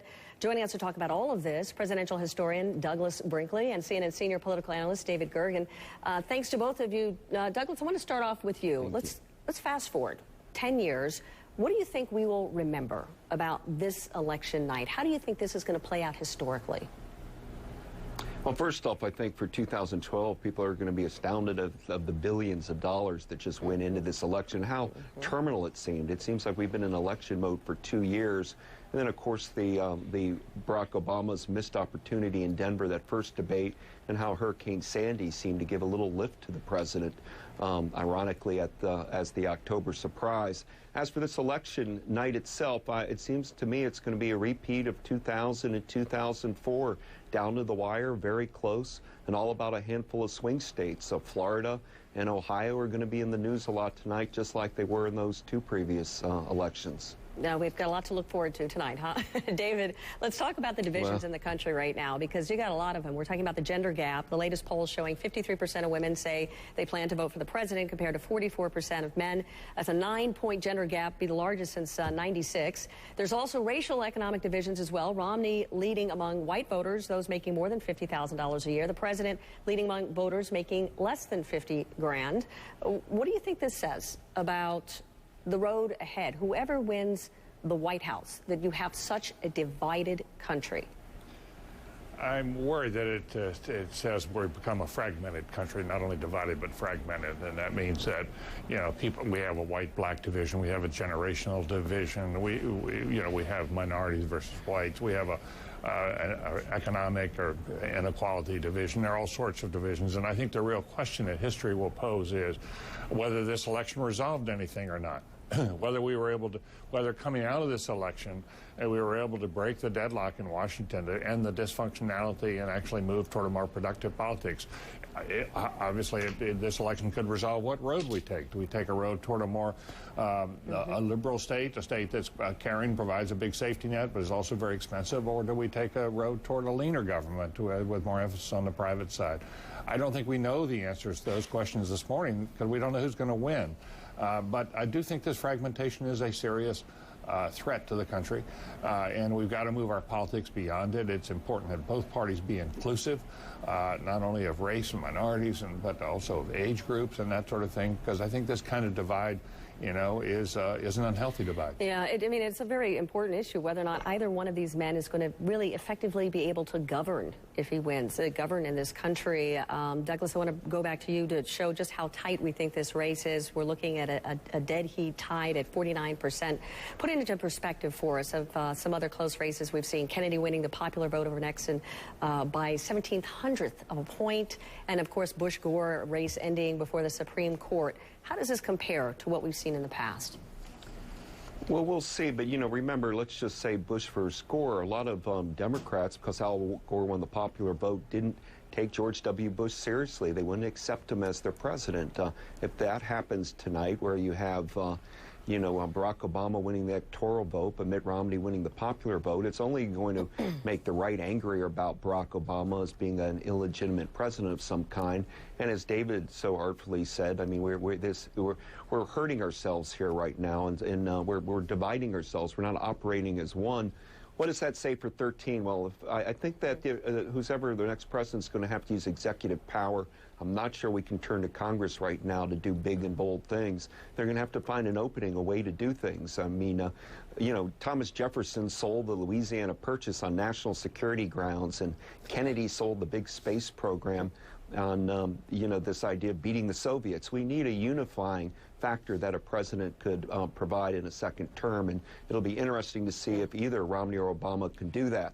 If Mitt Romney's elected, he has $2 trillion loose dollars he's saying he's going to spend on the military, right, but has never said where that money's coming from and how it's going to be, how he's going to use it. It'll be interesting to see if that's his version of infrastructure, Keynesian infrastructure via military spending that Republicans will vote for. And if Barack Obama gets in, he's going to have to fight hard to hold on to Obamacare, his signature legislative achievement, the Affordable Care Act, which is also important for his legacy. Douglas, we're going to have to leave it there, Douglas, and we always appreciate David Gordon, appreciate you as well, and your perspectives here and how these two men govern, going to be very important, and whether or not they can even build and keep a coalition together at this time of division. Thank you very much. Appreciate it. We've got some new pictures in I want to show you here. This is the president. It's in Chicago, and he's at this field office. It's an unannounced stop that he made at a field office, a small campaign office in Chicago, and he's there on the phone. He's obviously there to thank the volunteers, the hard workers in his hometown. It all started there, and he is picking up the phone, making those important calls, and the last-minute calls, as you can imagine, trying to get out the vote. History being made today in many places across the country. Voters in Hawaii could send the first Asian-American woman to the Hill to serve in the U.S. Senate. That is, if Democratic Congresswoman Mazie Hirono beats former Republican Governor Linda Lingle. Polls are set to open at noon Eastern Time. Odds favor Hirono for two key reasons. Hawaii, big Democratic state, and its most famous native son just happens to be the president. So I want you to weigh in on the race for the White House. CNN has now partnered with Facebook to create this new app. It is called I'm Voting. Just go to my Facebook page, facebook.com/SuzanneCNN. Click on the I'm Voting app. So today's question, when do you think we will know who won? Let us know what you think. We're going to share some of your responses in the next hour. And a lot of folks think the road to victory tonight, running through Iowa. Of course, going to take you, Ohio, that is, rather, live, where the votes are already rolling in.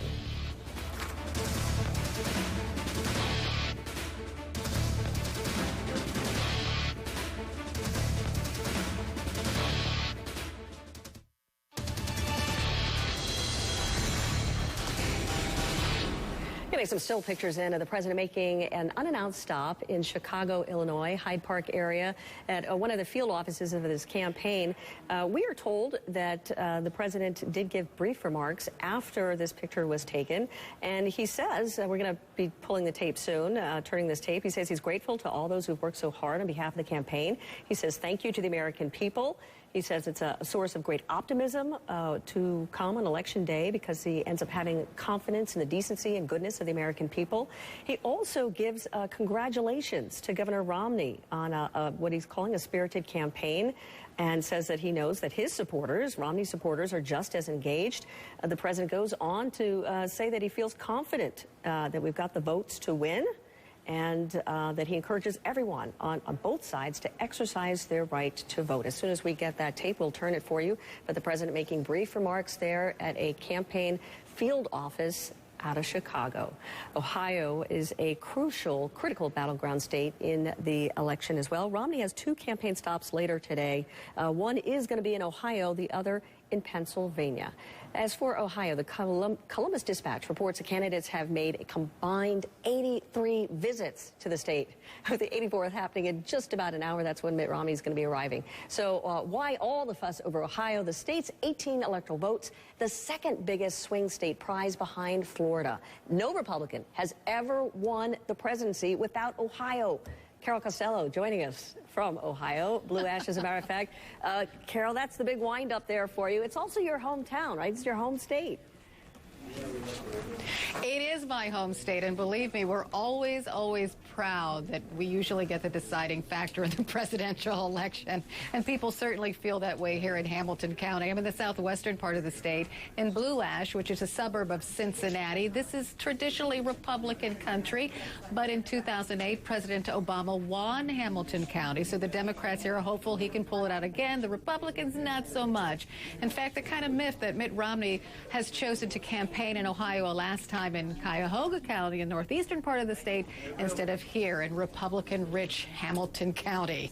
I just talked to the Hamilton County Board of Elections director. She expects a great turnout. In fact, she says the turnout has been spectacular so far. In 2008, it was 70%. She expects it to be more than 70%. She's shooting for 73%, but then she says she's a glass half full kind of person.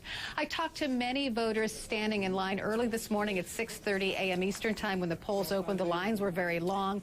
People were excited to vote. One woman said she could not sleep all night long. She tried early voting over the weekend, and the lines were too long. She gave up. So she woke up every hour on the hour last night thinking she would miss her chance to vote. She was at least, I think she was the third person in line, and she did cast her ballot. She said that she felt that this election was more important than elections past because it was important for people to get involved so we can take care of this massive debt we're currently under. And Carol, your mom's still there too, right? She's voting in the state as well? My mother lives in northeastern Ohio in Stark County, and of course Stark County decides it all. As you know, I am positive my mother has already cast her ballot, and yes, her mind was made up months and months ago. In fact, she told me the other day, I can't believe there's such a thing as an undecided voter. If somebody hasn't decided as of today, there's something wrong with them, Suzanne. We were kind of wondering who those undecided voters were, too, Carol. All right, well, best to you and your mom. We'll get back to you in a little bit. Whether Mitt Romney or the president wins the presidency, there is still Congress, of course, to consider. With several senators and representatives retiring, there's a fight for power on Capitol Hill. Up next.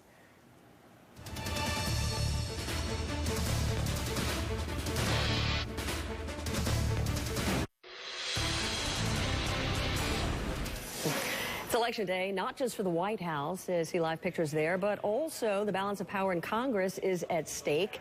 All 435 House seats up for grabs, but the Senate is where we find some of the more higher-profile battles, the ones that could really change the balance in Washington. Our Dana Bash, she has more on the landscape and the key races we're going to be keeping especially close eye on tonight. Suzanne, when you talk about the balance of power and what's at stake in the Senate, the first thing we should do is look at where things stand right now. And shows you up here, 47 Republican seats, 51 Democratic seats, plus 2 independents. But 47 is really the key number because it means that Republicans need a net gain of 4 seats in order to take control of the Senate. Now, what's at stake? Let's take a look. All of these white seats, all of those are up for grabs. 33 races, 1/3 of the Senate is going before the polls today. But you know what?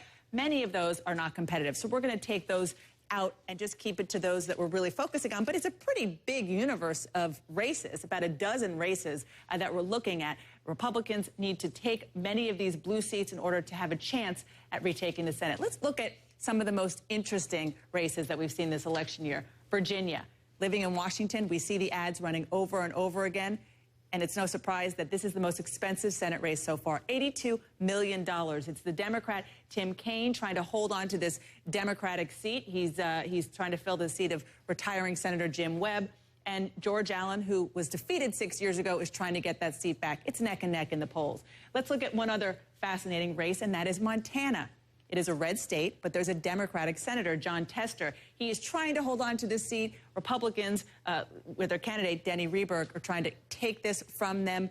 About $50 million spent in Montana, which is a lot of money. It doesn't even have a major media market, but it hasn't moved the dial at all. Before the race started, they were 1% in the polls. Now, on Election Day, there's a 1% difference between the two of them in the polls. So that tells you how tight it is. Then let's look at the key race for Republicans where they're defending their own turf. Scott Brown in Massachusetts. He is the incumbent senator. He's had a run for his money in more ways than one from Elizabeth Warren, the Democrat.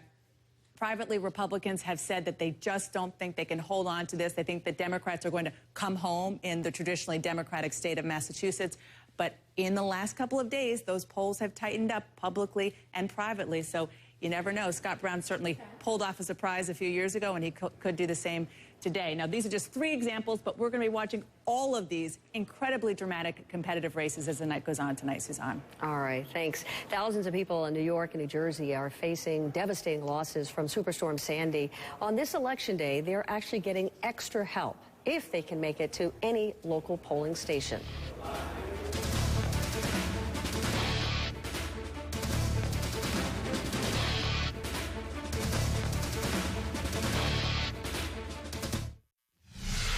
The aftermath of Hurricane Sandy making it very difficult for a lot of folks to vote in New York and New Jersey. Those 2 states were hardest hit by the storm. In New York, Governor Andrew Cuomo, he's now issued an order allowing voters in counties that are hit by the disaster to actually cast a provisional ballot at any polling stations in the state. It's also happening in New Jersey as well. I want to bring in Elena Cho, who joins us from Brooklyn, to explain how this is all working.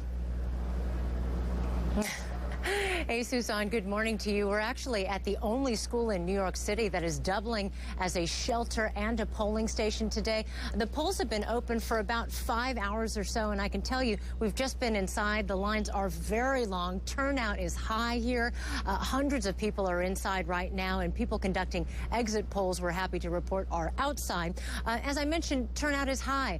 People are casting their ballots, except in those rare cases where they can't stand the wait. It's just a very long line, and probably we're going to try around 12:30 or 1. Think it might be slower then? I don't know. If it's not, we'll wait for it then. How long did you wait before you gave up? About a minute, but it's just a very long line. And I've got time in the afternoon, but right now I don't. Okay. But I'll be back to make the wait. It's inspiring to see so many people up and out to vote already. And there doesn't seem to be much confusion. I mean, I guess people were afraid that after Sandy, people wouldn't have a priority of coming out to vote, but they're here. Yeah. It is inspiring, and that woman we spoke to actually said she came in early. She voted at about 7:30 this morning, and she said the reason why she came early is because she's volunteering today in the Rockaways, which is one of the hardest hit areas after the storm. Now, in what was really an extraordinary 11th hour move yesterday, New York's Governor Andrew Cuomo, as you mentioned, signed an executive order which essentially says if you're one of those people who lives in a federal disaster zone in New York, today you can cast your ballot not just in your district, but any district, any polling station across New York State. It is unprecedented. It is significant.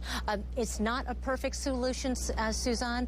The state admits that there might be some complications with some local hotly contested races. Sure. But if you are voting in a district other than your own in New York, you need to know that you will only be able to vote in the presidential race and in statewide initiatives. But the bottom line, Suzanne, is you will be able to vote today. All right, that is important. Thank you, Elena. Appreciate it. We're following some of these interesting state initiatives, everything from health care to taxes. And in California, voters actually might abolish the death penalty.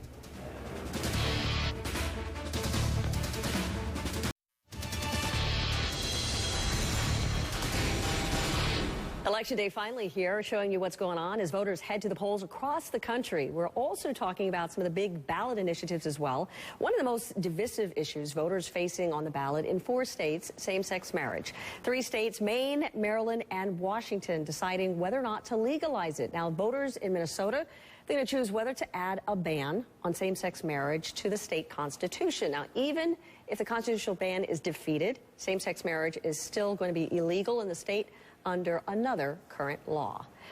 Well, this woman, she has overcome tremendous odds. Former Arizona Representative Gabby Giffords does her part. Today, she casts her vote.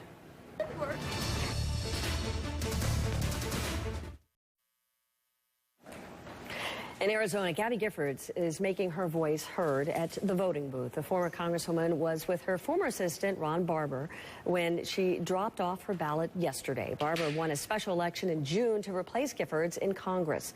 Giffords is still recovering from being shot in the head outside a Tucson supermarket almost 2 years ago. Right now, the final frantic race for president as Americans head to the polls and have their say.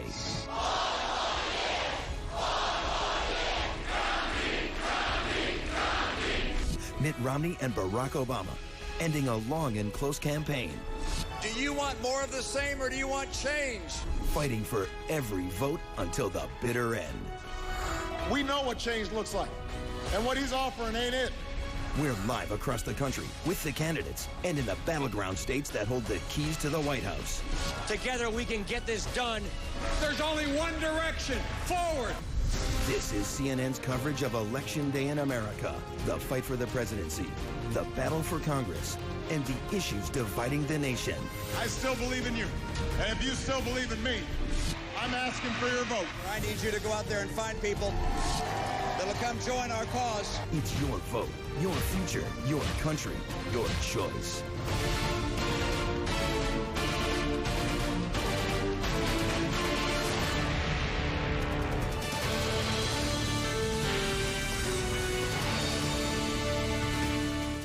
I'm Suzanne Malveaux. It's Election Day, and most of the polls are now open. Hawaii is the last state waiting to get in on the action. Their polls open next hour. As we know, every vote counts. Very important, especially with the dead heat in the presidential race. There's just 1 point difference in our last national poll of polls. Mitt Romney casting his ballot a couple hours ago in Belmont, Massachusetts. But voting is just the first stop for the Republican challenger. He's still got campaign events to get to. Romney going to be in Cleveland a little later this hour, and then it's a short hop to the last stop. That is in Moon Township, Pennsylvania, just outside of Pittsburgh. President Obama technically not on the road. He's home in Chicago, but he did venture out just this last hour to visit one of his campaign field offices. He offered some words of thanks to the volunteers and the workers there, and as you can see, jumped into action on the phone bank. Now this new video, the president casting his ballot. Well, remember, he voted 12 days ago.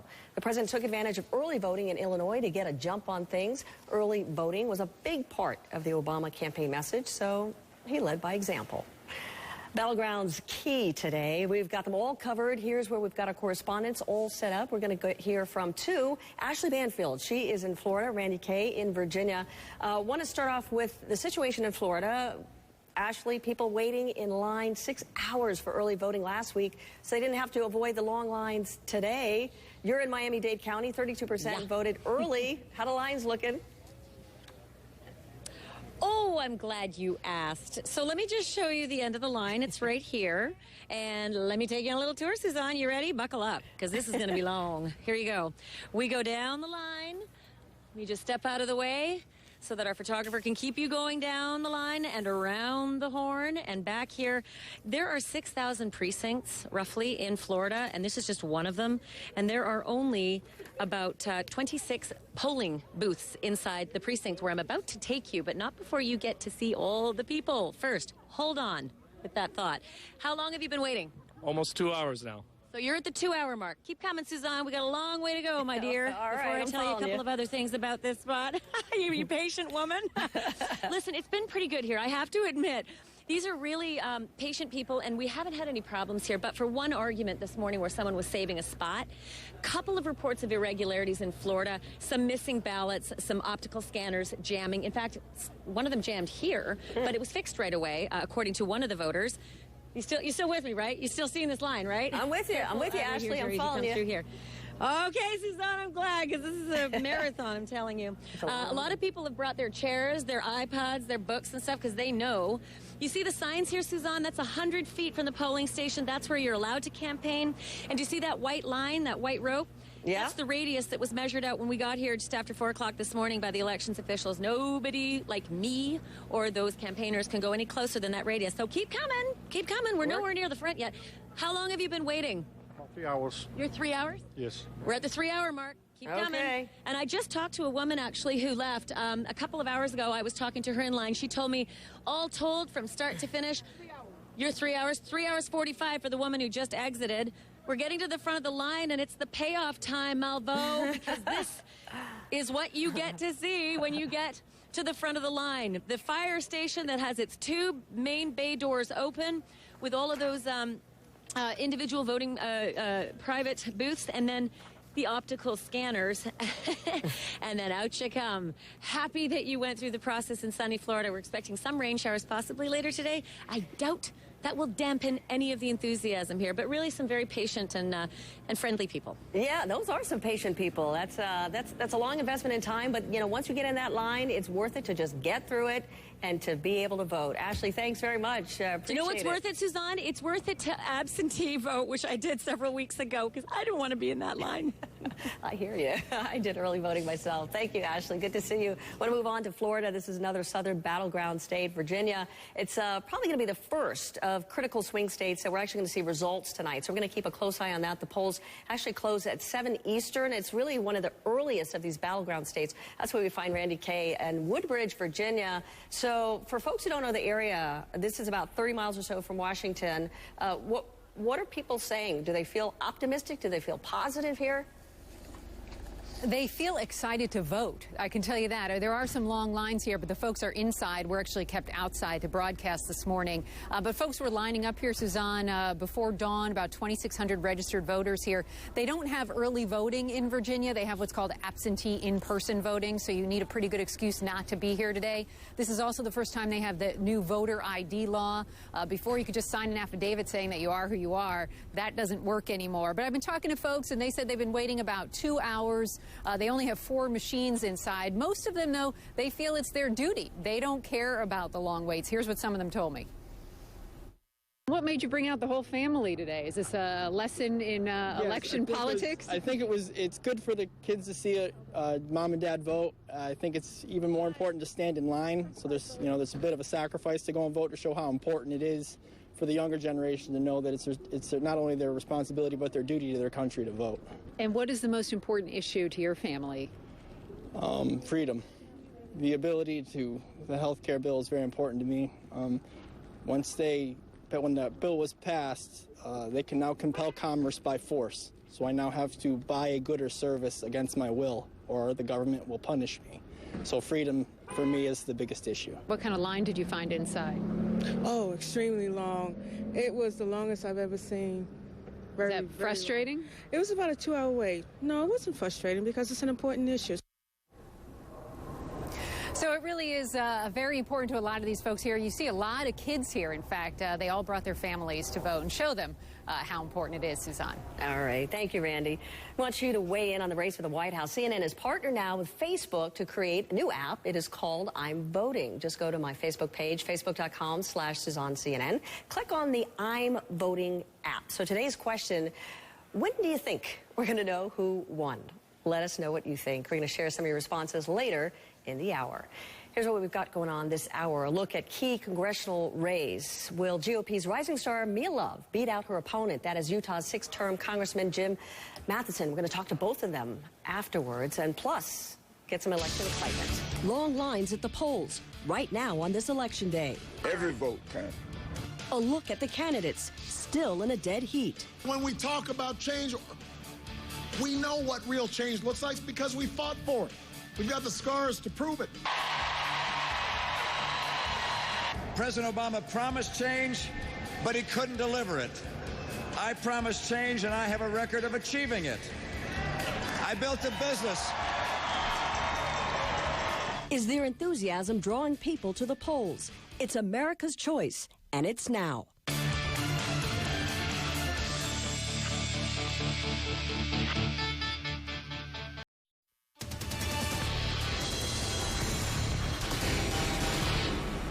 It was a presidential campaign that seemed to go on forever. Billions of dollars were spent. At times, rhetoric was bitter and personal. But now the voters, they're deciding on who's going to sit in the White House for the next 4 years. The president made his final pitch to voters yesterday in Iowa, where it all began for him nearly 5 years ago.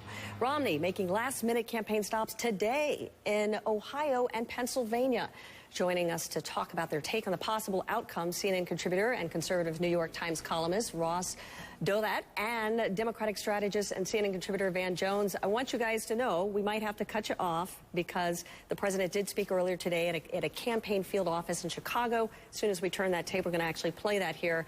But I want to start off with you, Ross. Why do you believe that it is so close at this point? Well, I mean, it's an election in a year when the economy is in a very slow, grinding recovery. So it's sort of betwixt and between, right? It's neither the kind of booming recovery that would have given President Obama an easy win, nor the kind of really ugly jobs picture that we had a year ago. So it isn't that surprising that in a country that's very polarized and very divided, that we're sort of reverting back towards at least national polling numbers that'll look a lot like 2000 and 2004. We are, to some extent, a 50-50 nation, absent extraordinary circumstances, and that's pretty much back where we are today. Van, how does the president keep together a coalition that is so diverse? Because he has many different groups to answer to. Unlike the Republican Party, he is trying to unify this group. You've got Latinos, you have women, you have young voters, you have gay voters, you have women. How does he manage to keep that coalition together? Well, you know, it's extraordinary, the leadership he's shown in being able to do just that. There's been a lot of talk about where he's not doing as well as he did before. Look at where he is doing well, as well, and even better. He's doing a much better job even with the Latino community. I think that what you're going to see now is this comes down now to the young people. What you've not seen yet, whether the generation that really carried him over the top is going to show up today. They came out for him 67% last time. Polls now say that he may be down to 58% with the young people. If the young people stay with this president, he will be reelected, and the Obama coalition will be the governing coalition in America for a very long time. But it comes down to, will the young people vote today? That's the big question. Ross, your op-ed piece on Saturday, you wrote that an Obama victory would risk, and you say, 4 more years of drift, stagnation, and decline. Is there a way that this president, if he does win, can work with Republicans who are willing to compromise? I think that there are some things that can be done on the deficit picture. I think the president will actually have a fairly strong hand to play in negotiations because of the expiration of the Bush tax cut. So I would expect something modest to get done with the deficit problem. But then all right, after that, I'm going to have to cut you short here just for a moment. The president speaking. Let's just listen in.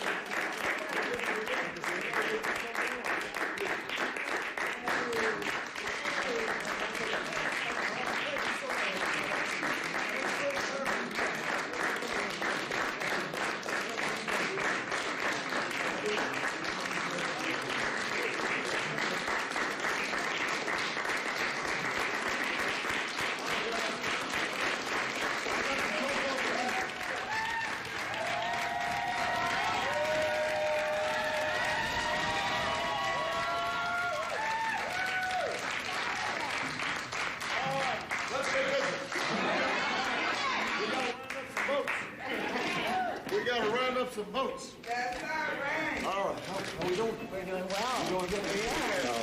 Well, thank you so much, everybody. You know, you can feel free to take a picture, but I'm just going to start making some calls. I don't want to distract you.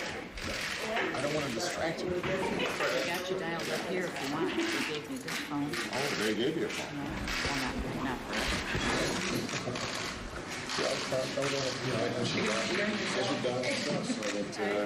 look like that. Yeah, exactly.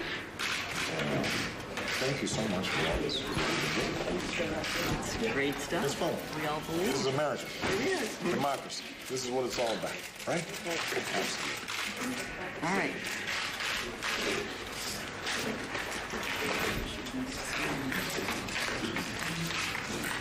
Hi, is this Hattie? Hi, this is Barack Obama. How are you? I'm doing, you know.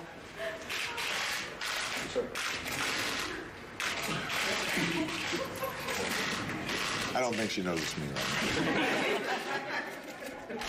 now. My name was Barack Obama, you know, the president of the United States. Hi, it's Justin Frost. Yeah, how are you? Yeah, but you know, can I just say you were really polite to me when you didn't know who I was, which is, you know, that's so nice. Well, listen, I just wanted to call and say thank you. I know you guys are working so hard at the Brown Deer Road office, and you know, we just got to make sure everybody gets out to vote in Wisconsin. So,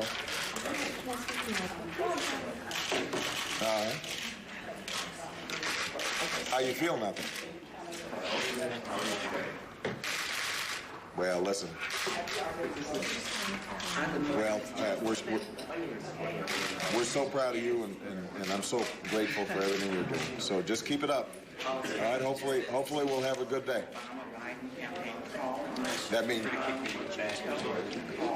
means a lot to me. Okay, Hattie. Go out there and keep working hard all the way through. Have you voted, sir? All right. Bye-bye. Bye-bye. Okay. She was very nice to me, but she didn't initially know who I was. Surprised her. She's all, I'm sorry, I don't know who this, I couldn't hear your name, but you can hold on one second. Would you like another call? Oh, yeah, I'm all set. Don't worry about me. I'm no pro. Oh, I see. I used to do this when I was, let's see whose age here. I don't see anybody young enough to. No. Maybe when I was her age. Because we were looking for. I see. Okay, my apologies about that. So make a note and we'll update it in the database. Okay. All right. Thank you so much for waiting.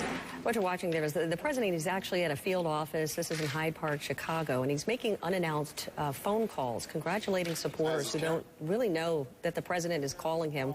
We just listened in to one of the calls he made to a woman named Hattie. These are supporters who are actually in Wisconsin.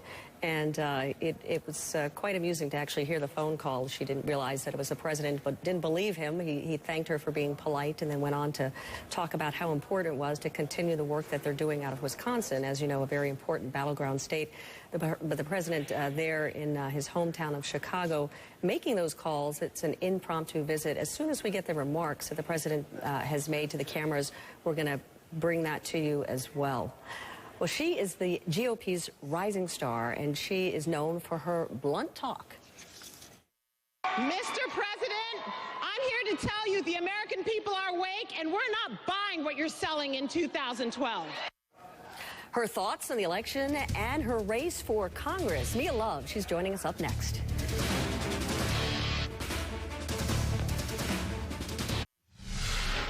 We're taking a look at some live pictures just coming in here. This is Cleveland, Ohio. This is actually Mitt Romney's plane, and he is going to be holding an Election Day rally out of Cleveland at the top of the hour. We are waiting for him to come off the plane, but it shows just how important Ohio is, the fact that his plane has touched down and that he is going to be working the crowds here. It is really the most crucial battleground state in this election. What happens in Ohio very much determines what could determine who becomes the next president. Stay with us for this live event. We'll bring it to you as soon as it begins.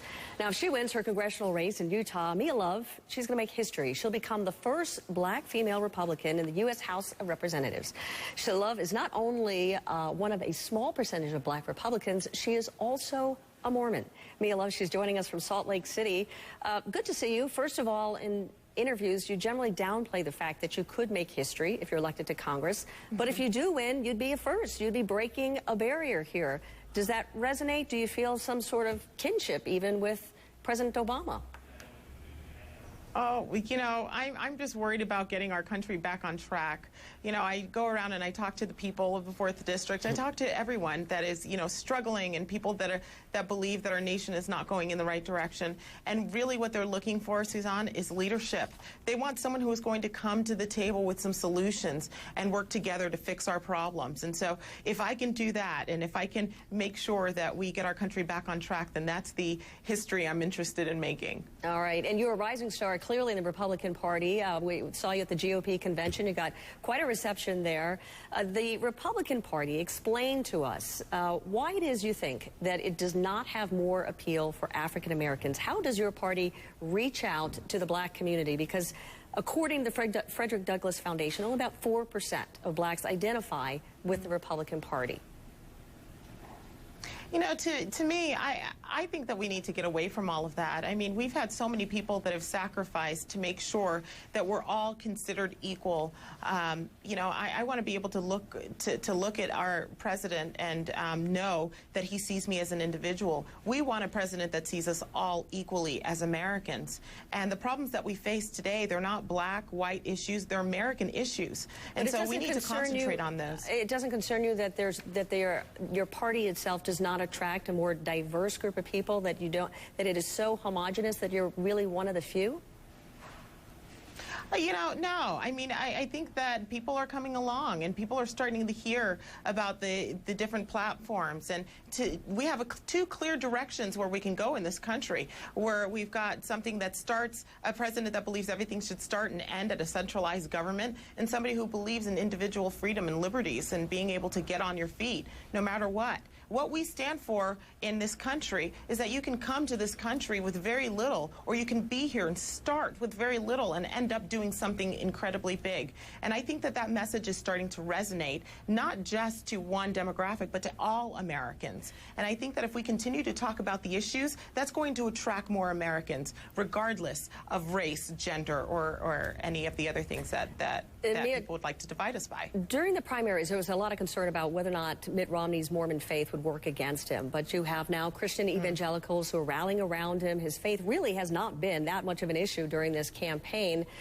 Do you think in some ways that you benefit from that you are going to have people out there who are voting for Mitt Romney in Utah and will help you as well as a Mormon?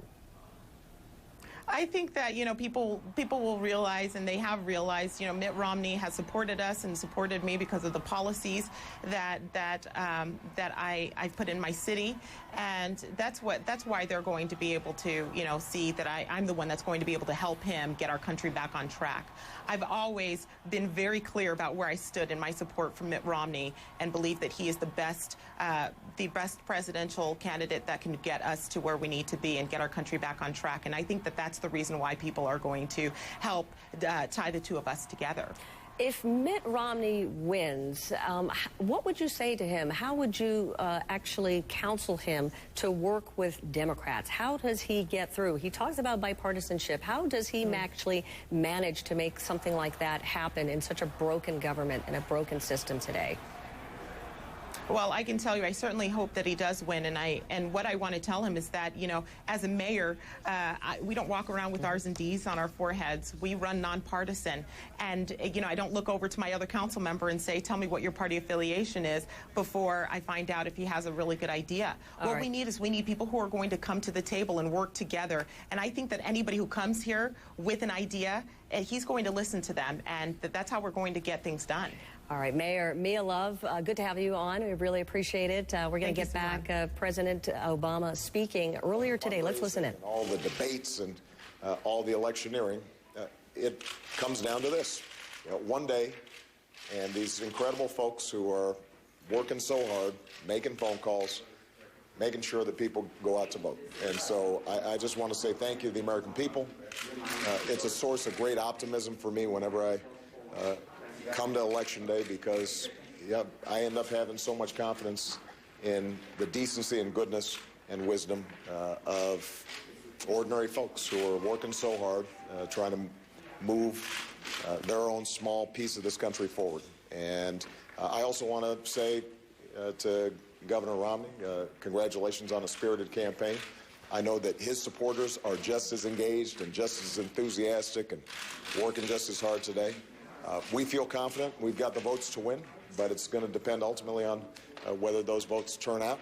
And so I would encourage everybody on all sides just to make sure that you exercise this precious right that we have and that people fought so hard for us to have. And I'm looking forward to the results, and I expect that we'll have a good night, but no matter what happens, I just want to say how much I appreciate everybody who supported me, everybody who's worked so hard on my behalf. Again, I want to congratulate Governor Romney and his team for a hard-fought race as well. Okay?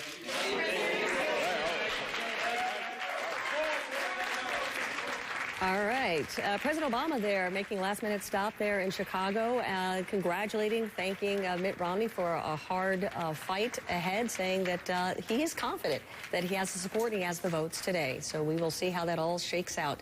We are also waiting as well. Mitt Romney is just arriving Cleveland, Ohio. That is where he's going to be campaigning. He is still campaigning, still on the road, trying to win over some votes. We're going to have more after the break.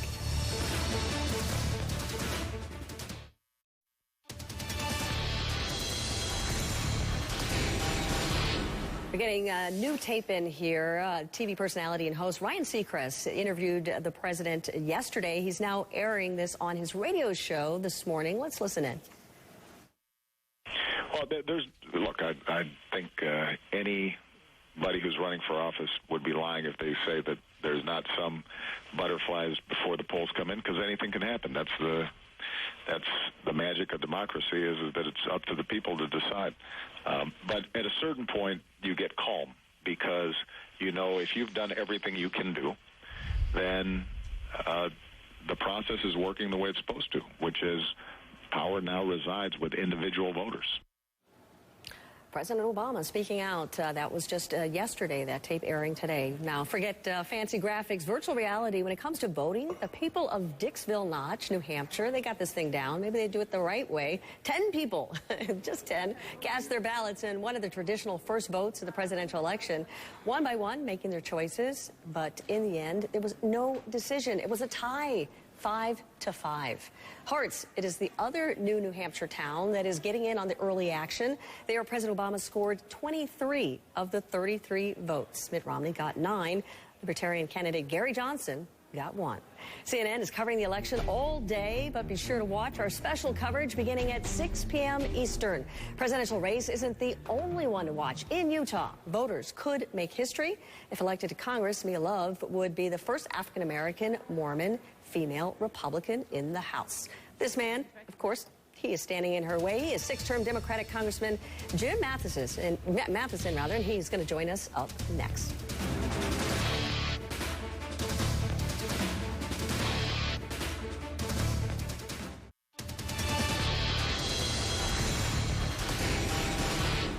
Earlier, we talked with a Utah congressional candidate who could make history if she wins, but one man stands in the way of Mia Love becoming the first black Republican woman in Congress. That is Democratic Congressman Jim Matheson, who is Love's opponent in the 4th Congressional District race in Utah. He joins us from Salt Lake City. Congressman, very good to see you here. Obviously, your opponent has gotten a lot of attention because she could make history here. Do you think your campaign has been overshadowed by that possibility? Listen, I think that ultimately all the national attention doesn't really matter about here in Utah. This is where the election gets decided, and in Utah, people know me real well. I have a pretty long family history in this state, and people know me well, and ultimately I think they care about the issues that we talk about. That's what's going on the ground here. And Congressman, you are the lone Democrat in the Utah delegation. How do you think you've been able to actually survive in such a conservative environment? Well, at the end of the day, what people appreciate about me is that I'm really not about party. I'm about just trying to do the right thing. I think most people in Utah are tired of all the partisanship and the bickering that dominates our politics today. And what they know about me is that that's not who I am. They know I'm a guy who works with anybody, regardless of where they come from. I put good ideas above party, politics, personal ambition. That's what they're looking for. So the approach that I've followed for all my time in office, I think in the year 2012, it matters that much more. It is a very pragmatic approach as a member of a Blue Dog Coalition, fiscally conservative Democrat. But you are really a rare breed, actually. I mean, there are not a lot of moderates and Democrats and Republicans that are coming together in Congress in this sense. How do you change that? How do you actually work across the aisle? Because you've got this so-called fiscal cliff that is going to happen, potentially happen, with all these spending cuts and tax increases within weeks. Look, first of all, the extreme elements of both parties are a problem. There's no question about it in Congress. There are too many people on the extremes of both sides. And if we're ever going to get something done, you have to draw some common ground and be constructive. That's what America wants. That's why most people in America are registering as independents. They're leaving both political parties. So that gives me confidence, and quite frankly, there's a core group in Congress of Democrats and Republicans that have the same attitude about trying to get something done. Oh, I know it's better to be an extremist. It's better to be on the cable channels if you scream from an extreme standpoint. That maybe helps. But for the more pragmatic approach, that may not be as exciting on TV, but that's how you make good policy. Well, we prefer to talk to moderates as well. We don't need a lot of that screaming here. But are there enough of you, honestly, are there enough of you to come together and make a difference here? Because we have not seen that. We have not seen that the independent, moderate elements of either party survive, particularly the Republicans who have left, essentially, when you talk about Maine and Olympia Snow and all these others who, you know, they put their hands in the air and say, forget it. Yeah, you are absolutely right. The number of moderate Republicans and Democrats has decreased over the last 3 elections. We got to turn that around. That's what America wants. Ultimately, I think the political system's going to respond to that. We need more people who want to be constructive to get something done. And quite frankly, that's why I'm confident about this election. We do not need another person in the Utah delegation who's going to go back and just walk the party line. That's not how you get things done. Finally, do you think that with Mitt Romney being a Mormon on the ticket in Utah, do you think that's going to be an advantage to your opponent, or does it really matter? Oh, I think it's going to create a certain level of excitement. But let me tell you something. When you run as a Democrat in Utah, the Republican presidential candidate always runs up a big percentage. I'm used to that. I've dealt with this before. And what I appreciate about Utah voters is they really do have an independent streak where they take a look at each race on its own merits, the candidates in that part of the ballot, and they'll cross over and vote for me. I wouldn't be a member of Congress but for that fact. That's what gives me confidence today. All right, Congressman Matheson, thank you so much. Appreciate your time, and we'll be checking back in, see how you do. Thanks again. If Mitt Romney wins the battle for the White House, he will become the first Mormon president of the United States. It's just one of the many possible firsts in this election. Hawaii voters could send the first Asian American woman to the U.S. Senate. That could be Democratic Congresswoman Mazie Hirono. For the first time, voters in 3 states could give gay Americans the right to marry. It's on the ballot in Washington, Maryland, and Maine. Same-sex marriage has been legalized in 6 states and the District of Columbia, but always by legislative or court action. Looking at your local ballot, you're seeing some state initiatives from health care to medical marijuana. Do these issues have you going to the polls?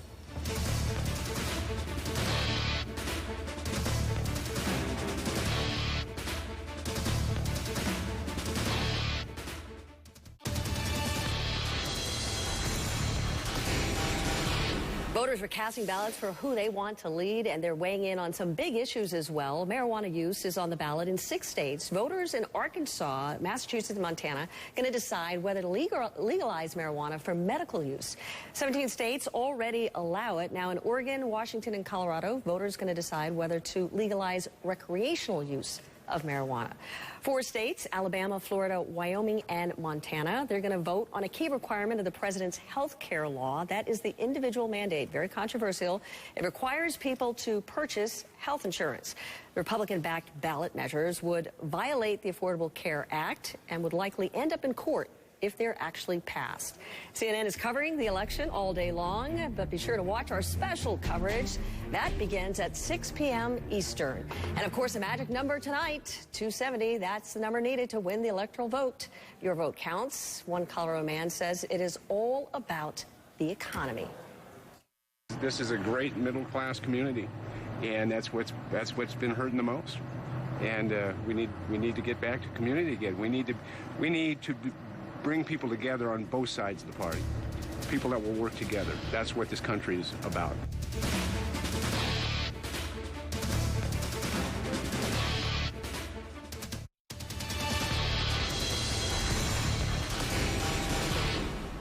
Live picture of the White House. A road to the White House, a long one. In the last week, we've seen the candidates crisscrossing the nation, paying close attention to the battleground states, such as Ohio and Florida.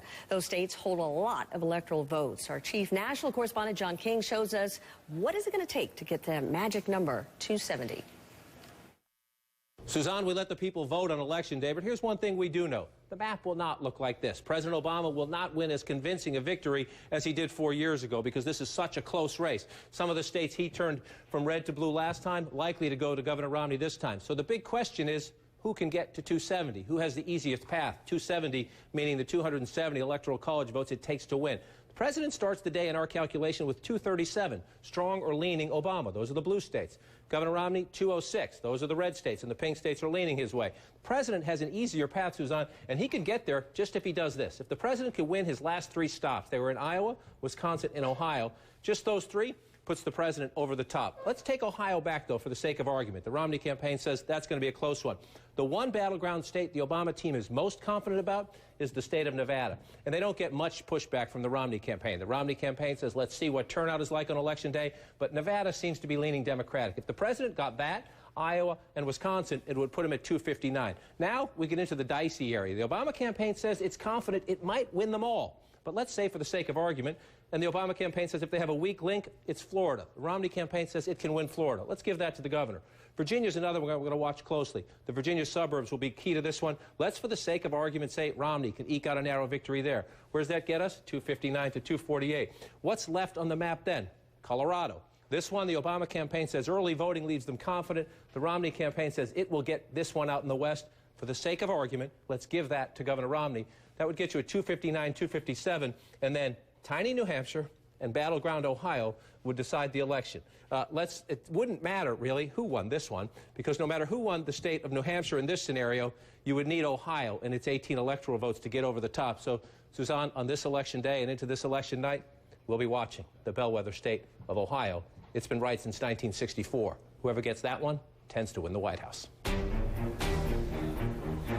CNN is covering the election all day long, but be sure to watch our special coverage beginning at 6 p.m. Eastern. The clock is ticking. Time to vote. We have teamed up with Facebook to ask when you think we will know who won. Tonight, tomorrow, check out my page to vote, facebook.com/Suzanne Malveaux. We're going to share some of what you're saying up next.